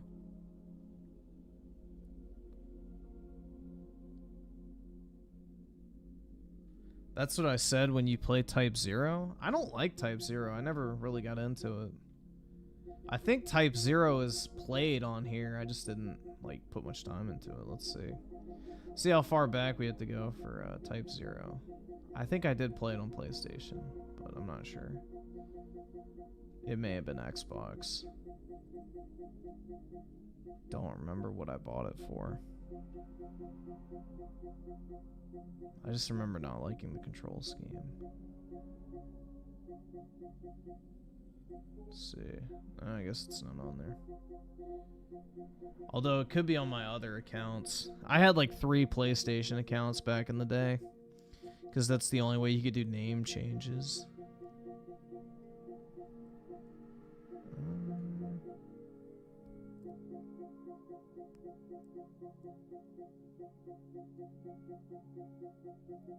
Yeah, I don't see it. I must have done it on my other account. Dissidia. Wonder if they'll ever make another one of those.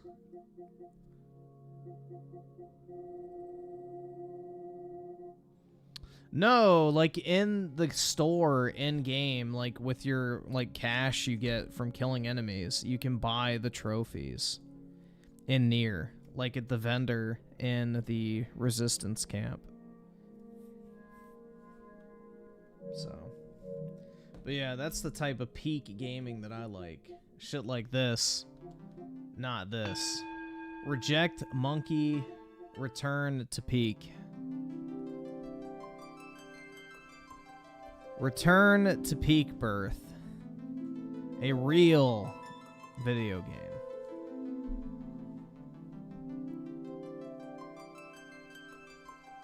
Evolve from monkey.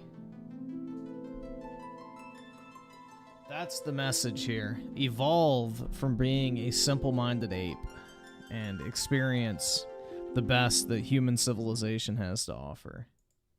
Damage or heal themselves and put up shield. Unless you got 2 or more guys focusing fire on a single dude, a lot of the time you're barely scratching anybody. The lighter characters go down faster, but if they're controlled by someone smart, they know how to back off. Once you start figuring stuff out, the game does get a lot more fun. And I can see there being a niche for a game like this. I was having fun after a pretty miserable first impression, and I slowly started to appreciate what it was bringing to the table. For how varied and all over the place a lot of character powers are. I didn't notice anything as unbalanced and overpowered as the abilities from, like, X-Defiant. There's no ultimates, which is appreciated. There's no I win button here. It all comes down to teamwork and skill. You're probably going to get slapped around for a while, but once things start to click, it is a fun game. My biggest issue with Concord right now is there's just not a lot here to keep people playing, especially not with so many similar games out there competing for your time. With only 6 game modes that are mostly the same thing we've seen in other games, I feel like Concord is going to start feeling stale pretty quick unless they start adding more content soon. Maybe revising some things like character designs wouldn't hurt either. Either subscribe, I will donate, give it credit. Or get the fuck out. It has an actual team deathmatch mode, which is better than most hero shooters, but I don't think it's enough to save it. Let's see. So, President HMV with the tier 1. Appreciate it, man. Big ups. Been back from the story element a bit. Griffin should change his channel branding from a guy who plays Doom to a guy who plays Final Fantasy. I've always been a guy that plays Final Fantasy. That's the thing. Final Fantasy is literally the first game I ever played as a child, so... Isn't it absolutely bonkers that you can walk into a store, bonkers, dude. Dreamcast guy's doing ad writing. I'm also worried a bit about the total player base. Hopefully this game manages to find some kind of niche, because it is fun to play. Oski Woski with the 5 claws is the type of guy that will call you woke and say a man can't be raped because his dad was a victim of it.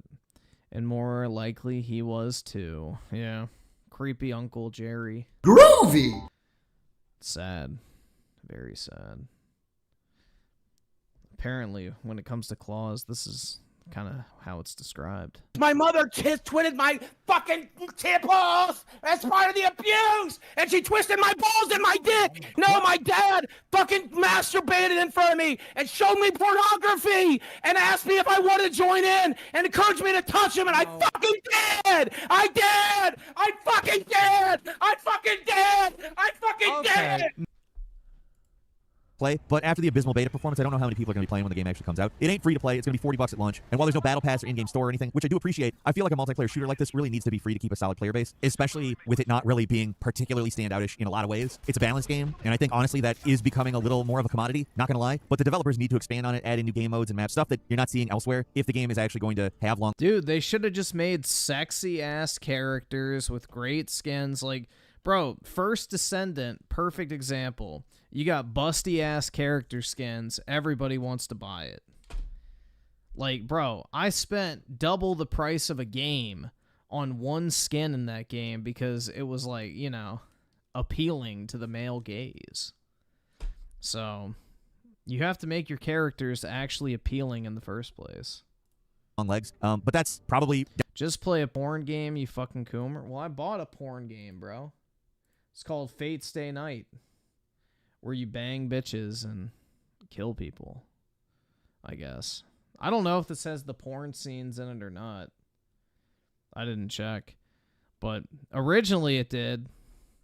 It had sex scenes in it. That's why the story is so shitty. It was an old porn game, essentially.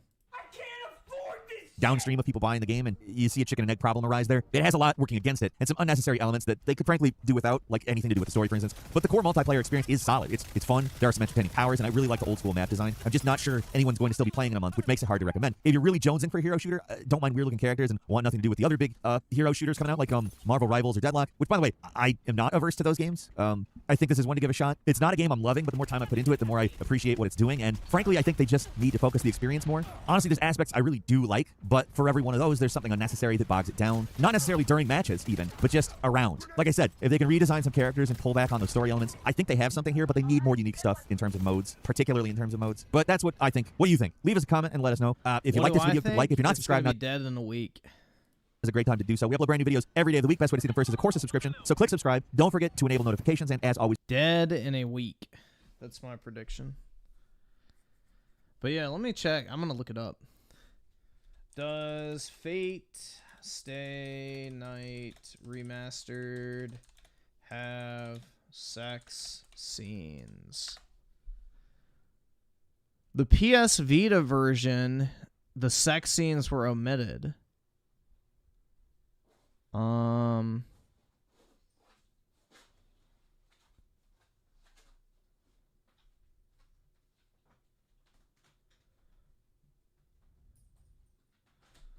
So no sex scenes. Nope, no sex scenes. So basically pointless. Bruh. Damn, I got gypped, bro. Originally, that game had fucking sex scenes in it. Because, like, you know, that was, like, the whole point of the routes. Was you either bang this chick, which is her sister, or this chick, which is your, like, servant. So, these were, like, the 3 love interests. And the Stay Night route is when you bang her. The Unlimited Blade Works route is when you bang her. And Heaven's Feel is when you bang her. So, yeah. Obviously, you go for these 2. Not this one.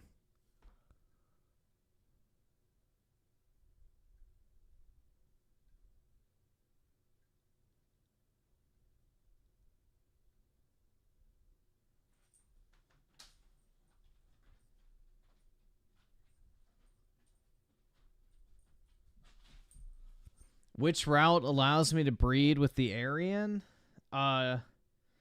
The Stay Night route, aka the default one. Which, honestly, the ending to that is the most standable because fucking plot armor retard doesn't kill Gilgamesh, so. It's a tragic storyline regardless because the best character dies in unfair manners. But the Stay Night route is the least offensive. The fucking goat anime character does not deserve to die at the hands of a fucking retard. But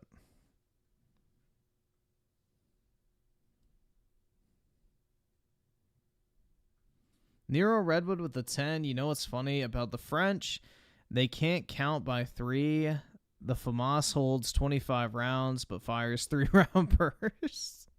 Wonder why they're adopting the HK-41. That is kind of weird. A 3-round burst gun that holds 25 rounds. That's really stupid. I can't afford this shit! I can't afford this shit!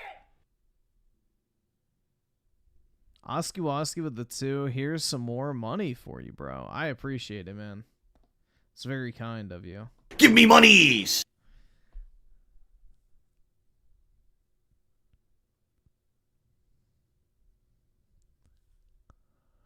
Yeah, I'm referring to Saber. Yeah, so Kang, Arthur, and shit. Griffin would give Wu Kang a 10 out of 10 if Square Enix made it. I don't even give Rebirth a 10 out of 10. So, not a chance, bro. I think Stranger of Paradise is a better, I guess, Souls-ish type game. But Stranger of Paradise is way faster paced and more arcadey. Just the boss fights are more Soulsy. What does this fucking dude want? Your package has been shipped. Wow, how nice of you, dude. It's been like 3 weeks. I love Japanese sellers on eBay, man. Did I mention that? They're always so prompt with their shipments. But yeah, I think Stranger of Paradise is way better than Monkey Man game. Especially with that plot twist, bro. That shit was crazy at the end. That was so cool.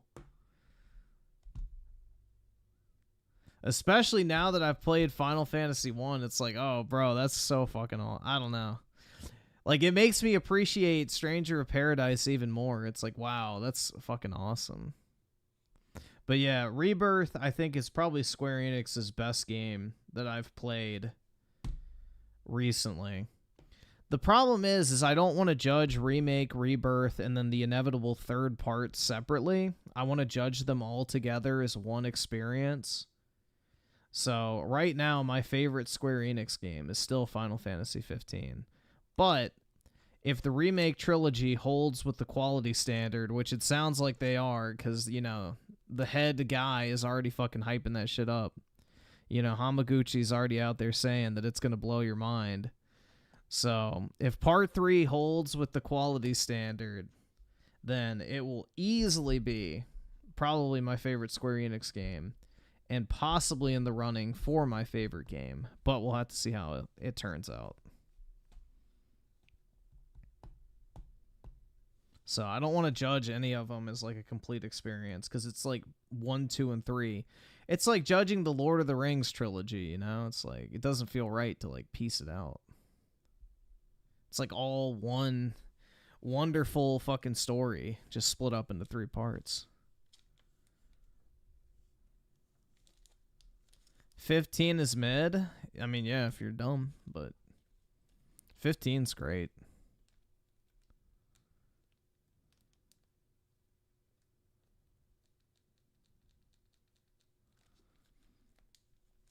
Buff Garfield with the 2? Get your money up, not your funny up. Agreed. EB7 with the 2. Old Bunny is fire. She was worth the grind. I'm glad, man. She's worth everything. Dude, South of Midnight looks like fucking hot ass. South of Midnight is a literal slop title.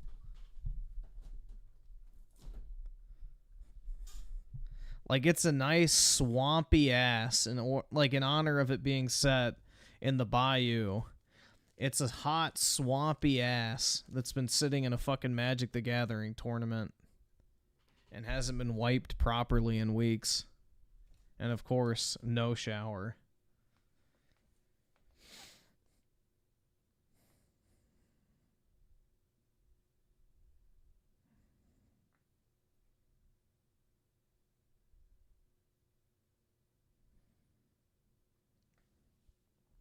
But yeah, y'all have to develop a finer taste in video games. That's all I can say.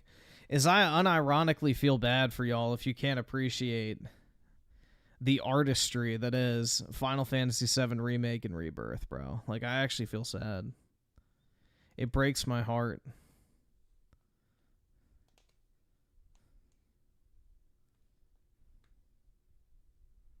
Do you have fine taste in gaming? I don't know, Britt. I don't know your taste in gaming.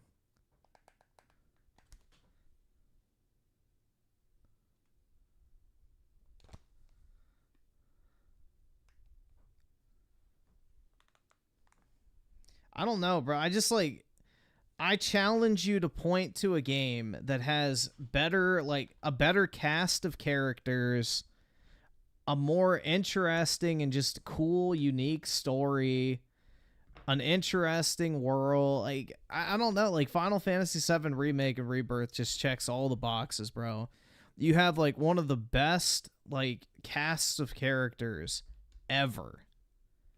Like, there's not one bad main character in that game other than Yuffie, but she's a fucking child. So, yeah.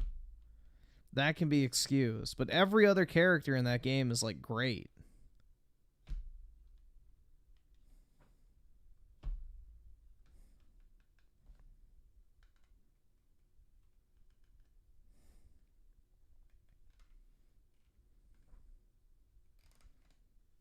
See, Nero Redwood with the 5. Saber, or I think her name is Artorias Pendragon, is the only best girl of Fate's Day. Rather bed her over the furry fox girl. Well, that's technically not in Fate's Day, bro. That's in or I don't actually know what the fucking Tamamo's from. But yeah, I know who you're referring to. Tamamo May, or whatever her name is. I remember from FGO. I think I have it. Actually, let's see. I don't know if I have it installed, but I have my progress saved on Game Center.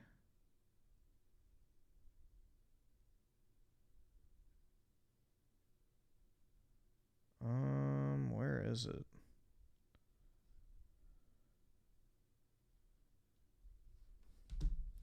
Let's see. I'm pretty sure I have it.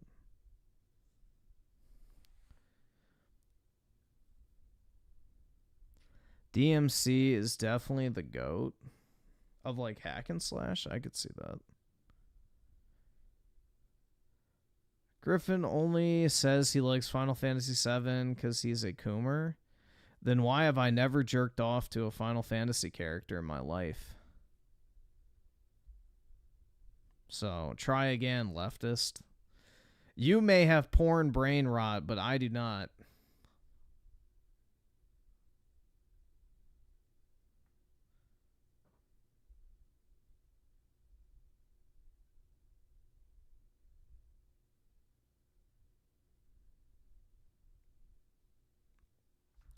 Let's see. Bro, I have like 8 million fucking pop-ups. Holy shit, go away. Alright. Receive all these gifts. I don't care. How many Saint Quartz do I have? I wish I could project my phone onto the stream, but I don't think you can. Oh, the Gilgamesh summons up.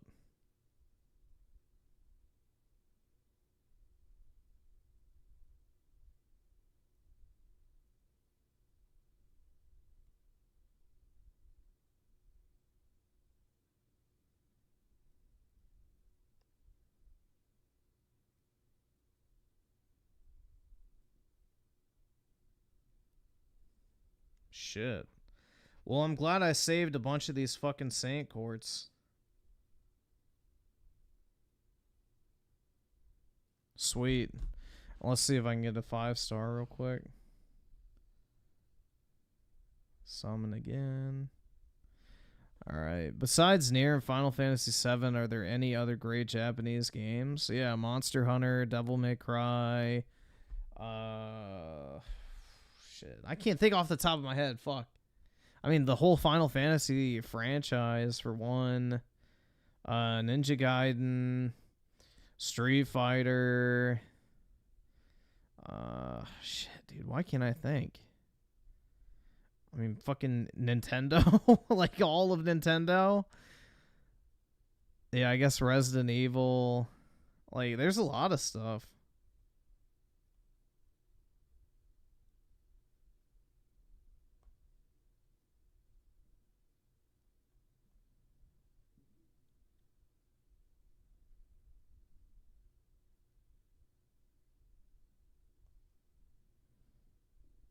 Yakuza? Yeah, I guess so. I guess you could say Yakuza.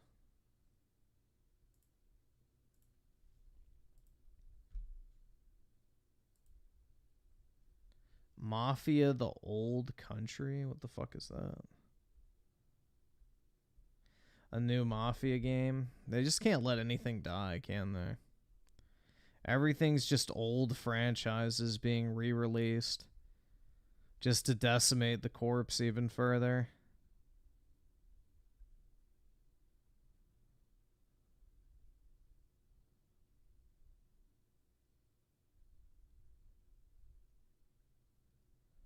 Alright, let's see.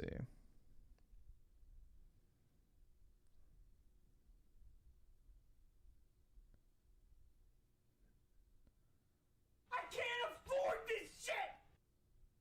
Bro, stop giving me trash. I got nothing. Motherfucker. Let's see. Dude, this game is so fucking sweaty with the fucking summoning. Like, you have to spend so much money on it. Like, it's no wonder Sony makes as much money as they do off of it. Because it's crazy how much money you have to spend in order to get anything halfway decent.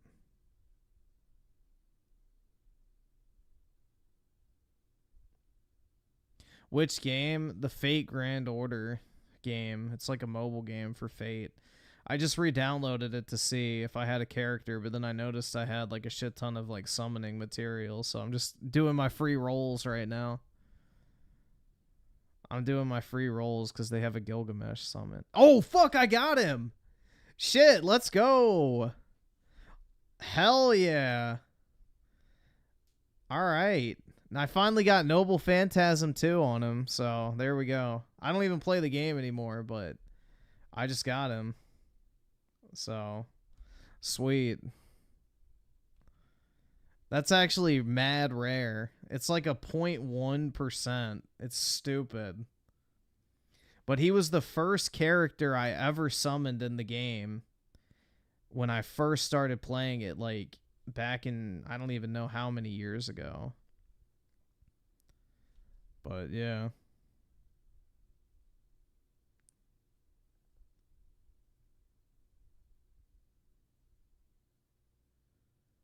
Hold on, I'm gonna fuse him real quick. Enhance.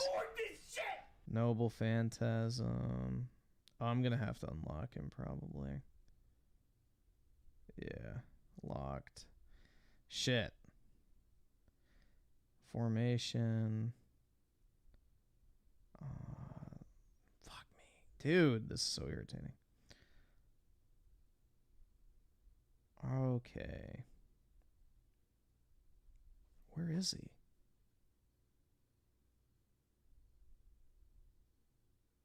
Spirit Origin List. Ah, there it is. Alright, unlock. Sweet. This is like such a throwback, bro. I haven't played this game in like years. Honestly. So, Noble Phantasm. Gilgamesh. Gilgamesh, okay. Enhance, yes. Sweet. Noble Phantasm, level 2. Which means I get a double charge bar. Alright, let's keep using my free rolls. Oh my god, bruh. I used to play this sitting in college, like in my classes, because I could just set it on my knee and play it because it's turn-based. So I used to just like have it sitting on my leg, and I would just sit there and tap while sitting in my lectures. So I used to play it a lot. But I never really spent a ton of money on it. But if you want like all the good characters, you have to spend a shitload. Like there are people that wail out for like 10 grand to get one character at times.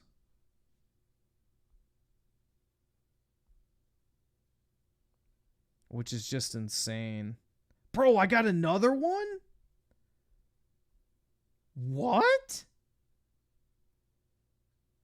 Bro, there's no way. What the fuck? I just got another one, bro. Jesus Christ. That's crazy. Yeah, I guess they are trying to like hook me back in. That's wild, dude. Damn. Alright. Well, I'm glad I opened this shit up. What the fuck? It's like the one character I always have in my party, too, so. Alright, let's level him up real quick. And then I got him with free material, too, which is what's crazy. Playing a mobile game like DSP, I'm not spending any money, though, so I'm playing for free 99.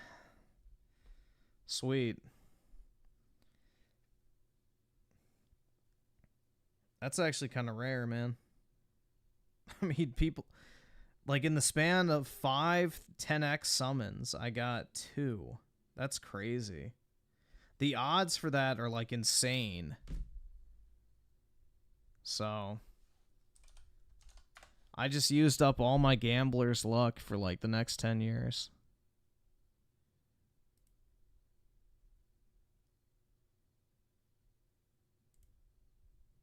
So yeah, there's one, as you can see, right there.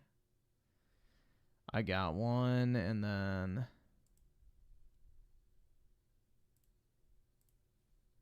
That was the first one. So see? 1, 2. That's like so rare though, man. That's wild.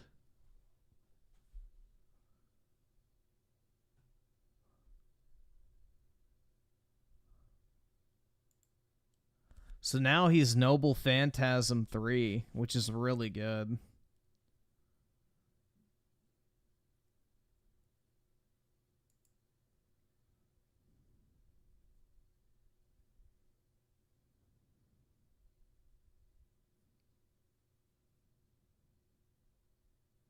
I used to play it a lot back in the day. Like when I was in college, it was an easy game to play while I was sitting in class nonchalantly. But I haven't played it in like years, man. I don't even know like what the best servants are or anything anymore. But back in the day, for what like was the best servants, I had like Noble Phantasm 3 Merlin, I had Jean Alters, I had Squirt Gun Saber, shit, I'm trying to think what else. I have like probably close to 35 stars. And I barely ever spent money. I probably spent like $600 total on that game over the course of like almost a decade. So not even that much. For the amount of time I played it, it's like pennies. It's like absolute pennies. Should have used that luck for cobblestone cases and CS2. I haven't even looked at the case market recently. I never made a Redfall review. Why no Rebirth review? Because I don't want to review a game that I really like. I don't want to like play the game to review it. Because when I play a game to review it, I'm not just like enjoying the game. It's not as natural. With Rebirth, I just wanted to be able to play it and enjoy myself and not have to worry about it. But like something like, you know, Hellblade 2, I only played that game with the intention of reviewing it. Like the thing is with Rebirth, you don't need to review it. If you played Remake and you want to play Part 2, you're going to buy Rebirth. Like there's no need for a review. The only people who are going to buy Rebirth are people who played Remake. So if you liked Remake, you're going to buy Part 2. If you didn't like Remake, you're not going to buy Part 2. Like, it's kind of self-explanatory.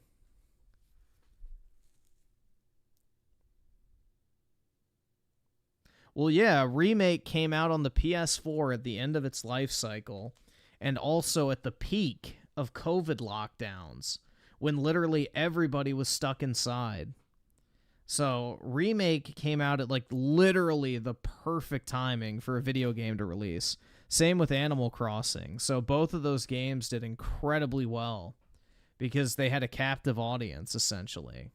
So, yeah, naturally, Rebirth is going to sell less. It's on a platform with half the install base. Naturally, sequels have a drop-off in sales. And also, you know, we're not in COVID lockdowns anymore. So, yeah. It saved my mental health. Dude, I watched DSP and Wings play it back in the day. That was funny. Those were enjoyable streams to watch. Mainly Wings, because he was actually pretty good at it.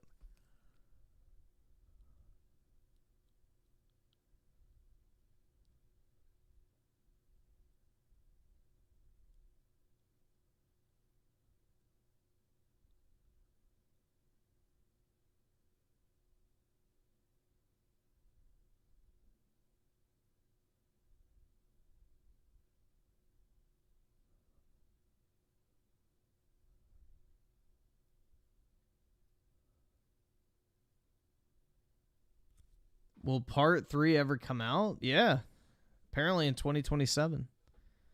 So let's see. Delta with the 2. Check this link I sent to FBI. Alright. Fluffle Nugget with the 2. Watch Hawk 2 of Final Fantasy 7 edition. Is it Tifa earning her tips? What's one move in bed that makes a man go crazy every time? give him that hawk too and spit Yeah, it would definitely be Tifa though. on that thing. You get me? Yeah, Tifa's thinking like, you do? I just slide it right in. Don't get you. I think you gotta demonstrate. Hawk too and spit No, like- on it. Spit on it. Tifa's like, wait, what? It doesn't just slide right in? Yeah.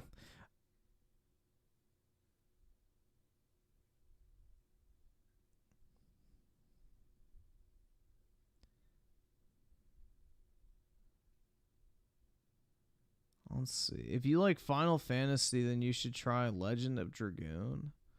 What's it on?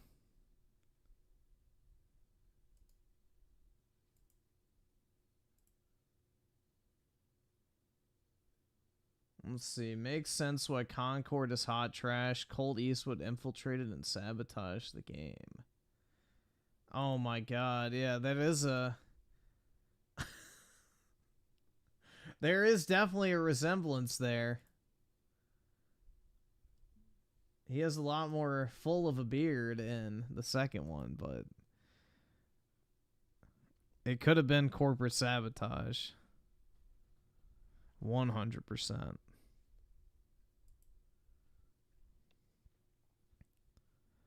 Let's see. HCM 101 with the 2 Monster Hunter trailer. Yeah, we can probably check it.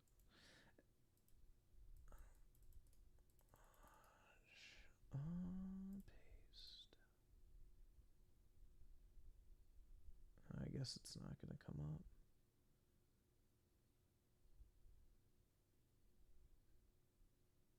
GameSpot trailers, maybe. Let's see. Is it recent?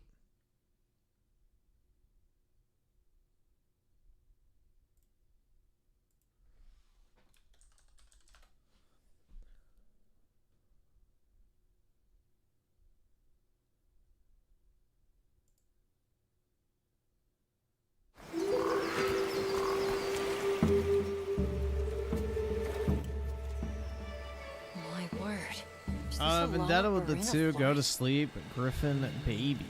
We must be near its nest. I'm probably will soon.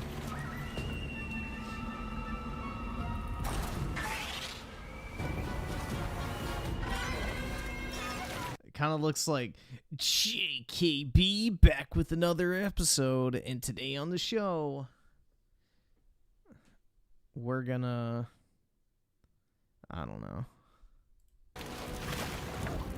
I don't even know what he talks about on his streams.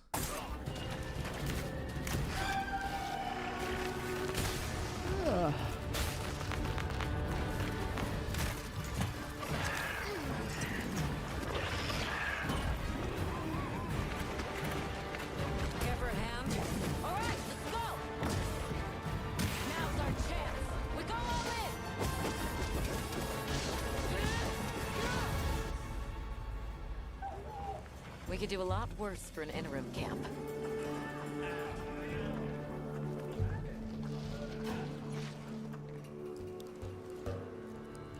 Once your business here is concluded, you should find Did you hear about the gender controversy? What, they made the blonde hot? Like a wild beast bristling with lightning. From the look of it, that must be this region's apex predator. Guild permission granted. Begin the hunt. Understood.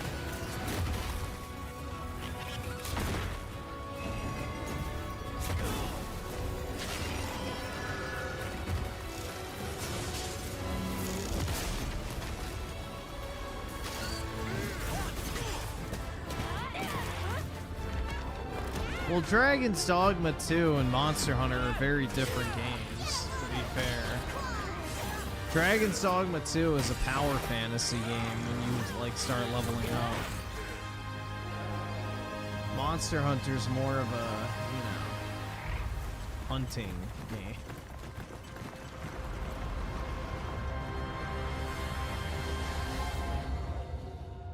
Dude, nothing about Monster Hunter is a Souls-like.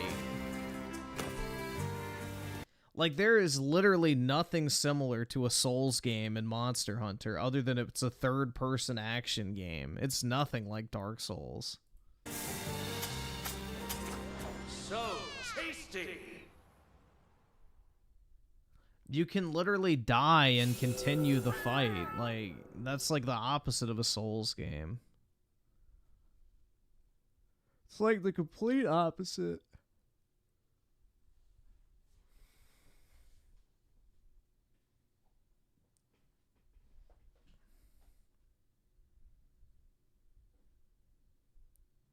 You can dodge roll and it uses stamina, souls. Shit, you're right. Fuck. True, I forgot.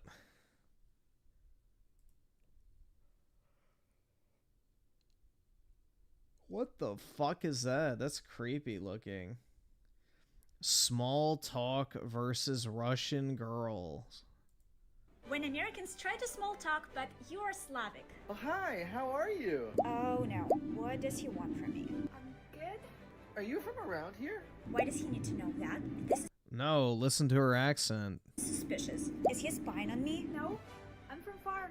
Very, very far. The weather's so nice today, right? I'm melting. It is 80 degrees hotter than what I call comfortable. Yes, it is. It was so nice to meet you. See you later. Is this it? Did we just talk for no reason? Bye.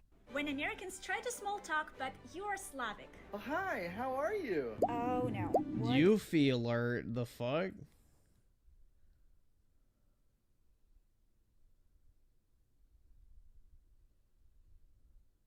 I mean, that was pretty wholesome for the typical, like, women's shorts that you see. So, like, look at this. Here's a chick literally stripping. Compared to this chick who just did nothing but make kind of a wholesome video. So there's a woman, like, literally stripping. And then she just made, like, a, I guess, quirky video. So that's pretty harmless.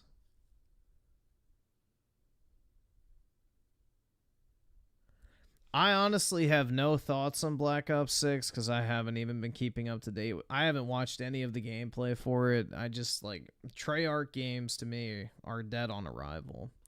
But I might try it in Goy Pass, see how it goes, but I highly doubt I'm going to be, like, actively playing it. I guess give her video a like. I'm not signed in. But yeah, let's see. When Americans try to small talk. The channel name When Americans is... try to small talk, but you are Slavic. Oh, hi, how are you? What is that? Nasty Ashir? I don't... So... I have no fucking idea how you even say that, bro. Nastia Abroad? No clue, dude. Things that don't exist in Russia. Freedom of speech. Things that are common in the US but don't exist in Russia. Wooden entrance doors. Fat women. In Russia, entrance doors look like this. They are very safe, made of metal, and have padding to keep out the cold. In the US, it feels like entrance doors are made of cardboard, which I find very strange because Russia is generally more safe. Laundromats. Yep, that is true. Russia's way more safe. You'll hardly find any in Russia. People find it very strange to take their dirty clothes somewhere else. Constant phone calls to make reservations. Well, that's only for poor people, but yeah. In Russia, reservations are made via WhatsApp or online because people hate calling strangers. In the US, you have to call everywhere. Things that are common in the...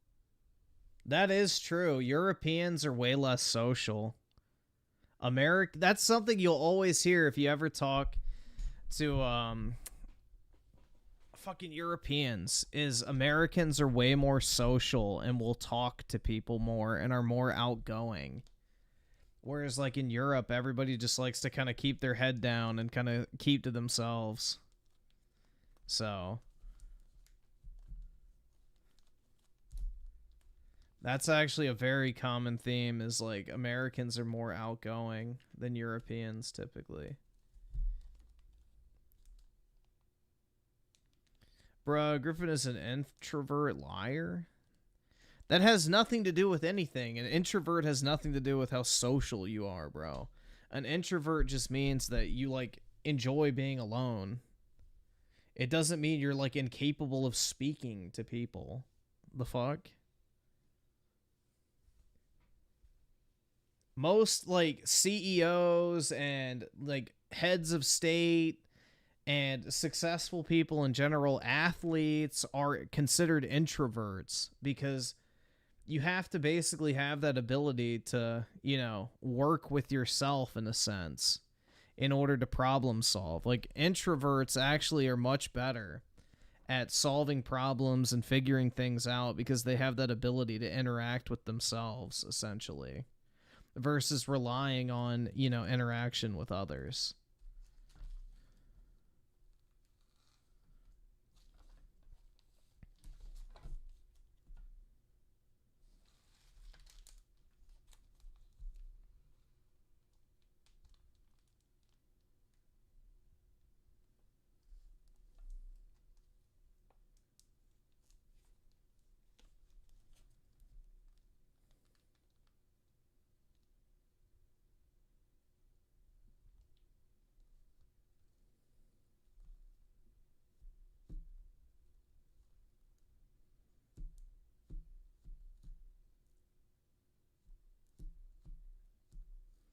Silent Hill remake looks so... Yeah, it probably is, man. Griffin hates women like Brit. I wouldn't say hate. I don't hate Brit. You know? I guess her heart's in the right place, but there's no reason to hate.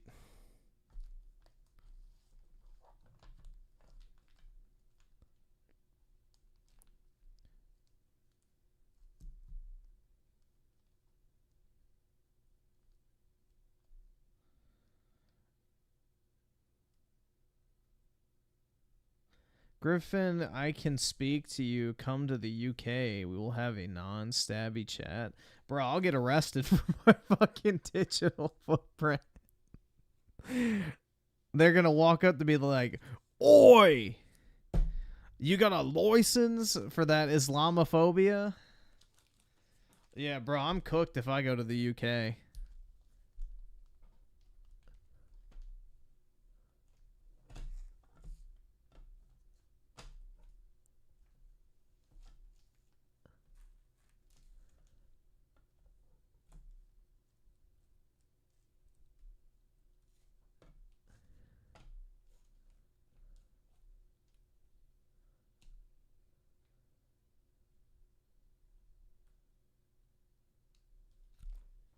You'd have your ass kicked if you went... Why? Why would you have your ass kicked? That's different. I'm talking about getting arrested. Like, I wouldn't go over there starting shit, but, bro, the fucking government has already said they're, like, tracking foreigners and their, like, online activity. And will work with foreign governments to get you extradited, so... Wild. Dude, you know what we need to do? Like, basically, we need to make a country. This is going to sound racist, but I don't care. We need to basically make an Israel for white people. Real talk, bro. Like, the Jews have Israel, which is, like, the safe harbor for all Jewish people. We just need a place for all white people to go where you can be safe. And nobody can touch you. You won't be extradited. And you're just good. And I guess you could extend it and make one for Christians, too. Like, we need to expand Vatican City. And just create, like, the new Roman Empire, essentially. And the Papal States. And then create that as, like, a refuge for all Christians to flee to. Free of persecution. So... I want my sanctuary countries as well.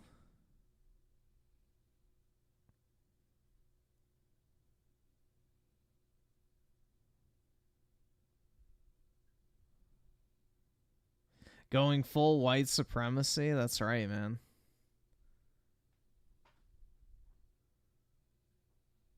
well, dude, black people already have Wakanda, bro. Dude, that shit was still so fucking funny. The fucking flights to Wakanda was like one of the highest searched things on Google when Black Panther came out. Like, oh my god. Bruh. I just remembered that shit. Oh my god, dude. Like, it was one of the highest, like, searched terms on Google. Flights to, and then it was Wakanda as the top result. Yeah. If you typed in flights to in Google, the #1 fucking search result was Wakanda. I shit you fucking not.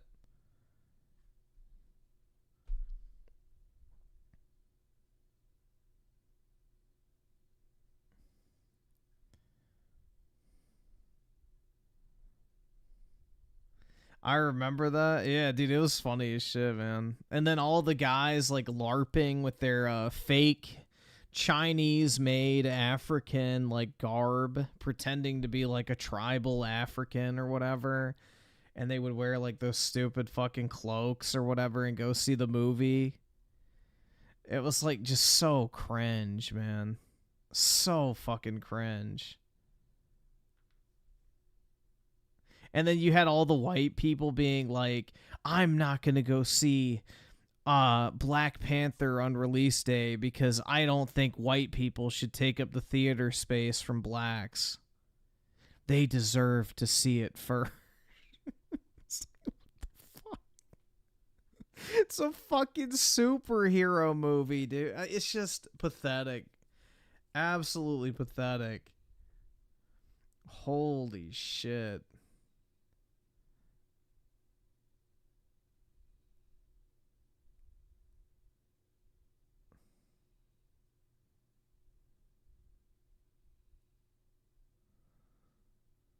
Like, realistically, white people would build Wakanda before anyone. Yeah, exactly.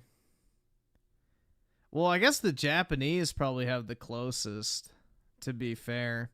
They have, like, the most technologically advanced country, I would say, overall. That or, like, parts of China, but very small parts, not the overall country. So I would say the Asians are probably ahead of us when it comes to technological development.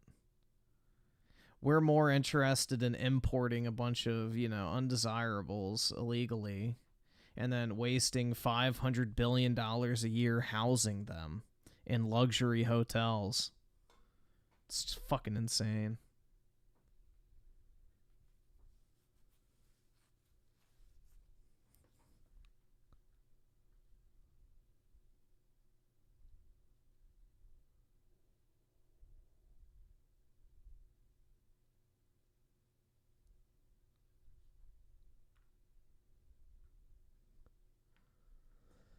Alright, guys, I need to hop off.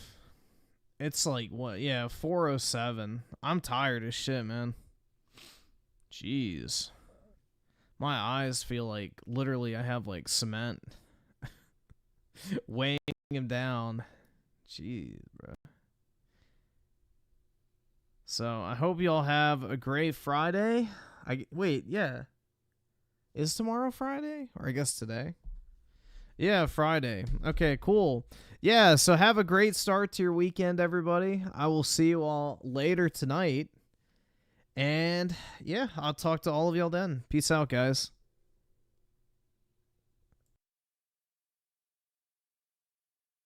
Sexually frustrated edgelords like Griffin Gaming love it. Hey, Griffin, you're pushing 30 and saving yourself for marriage? You know what I call that? You're a fucking incel who just can't get any.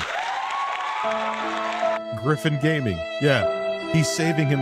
The guy who fucking talks so much shit all of a sudden has morality for marriage. You know who says that? People who can't have sex. Skip it up. The fucking loser faggot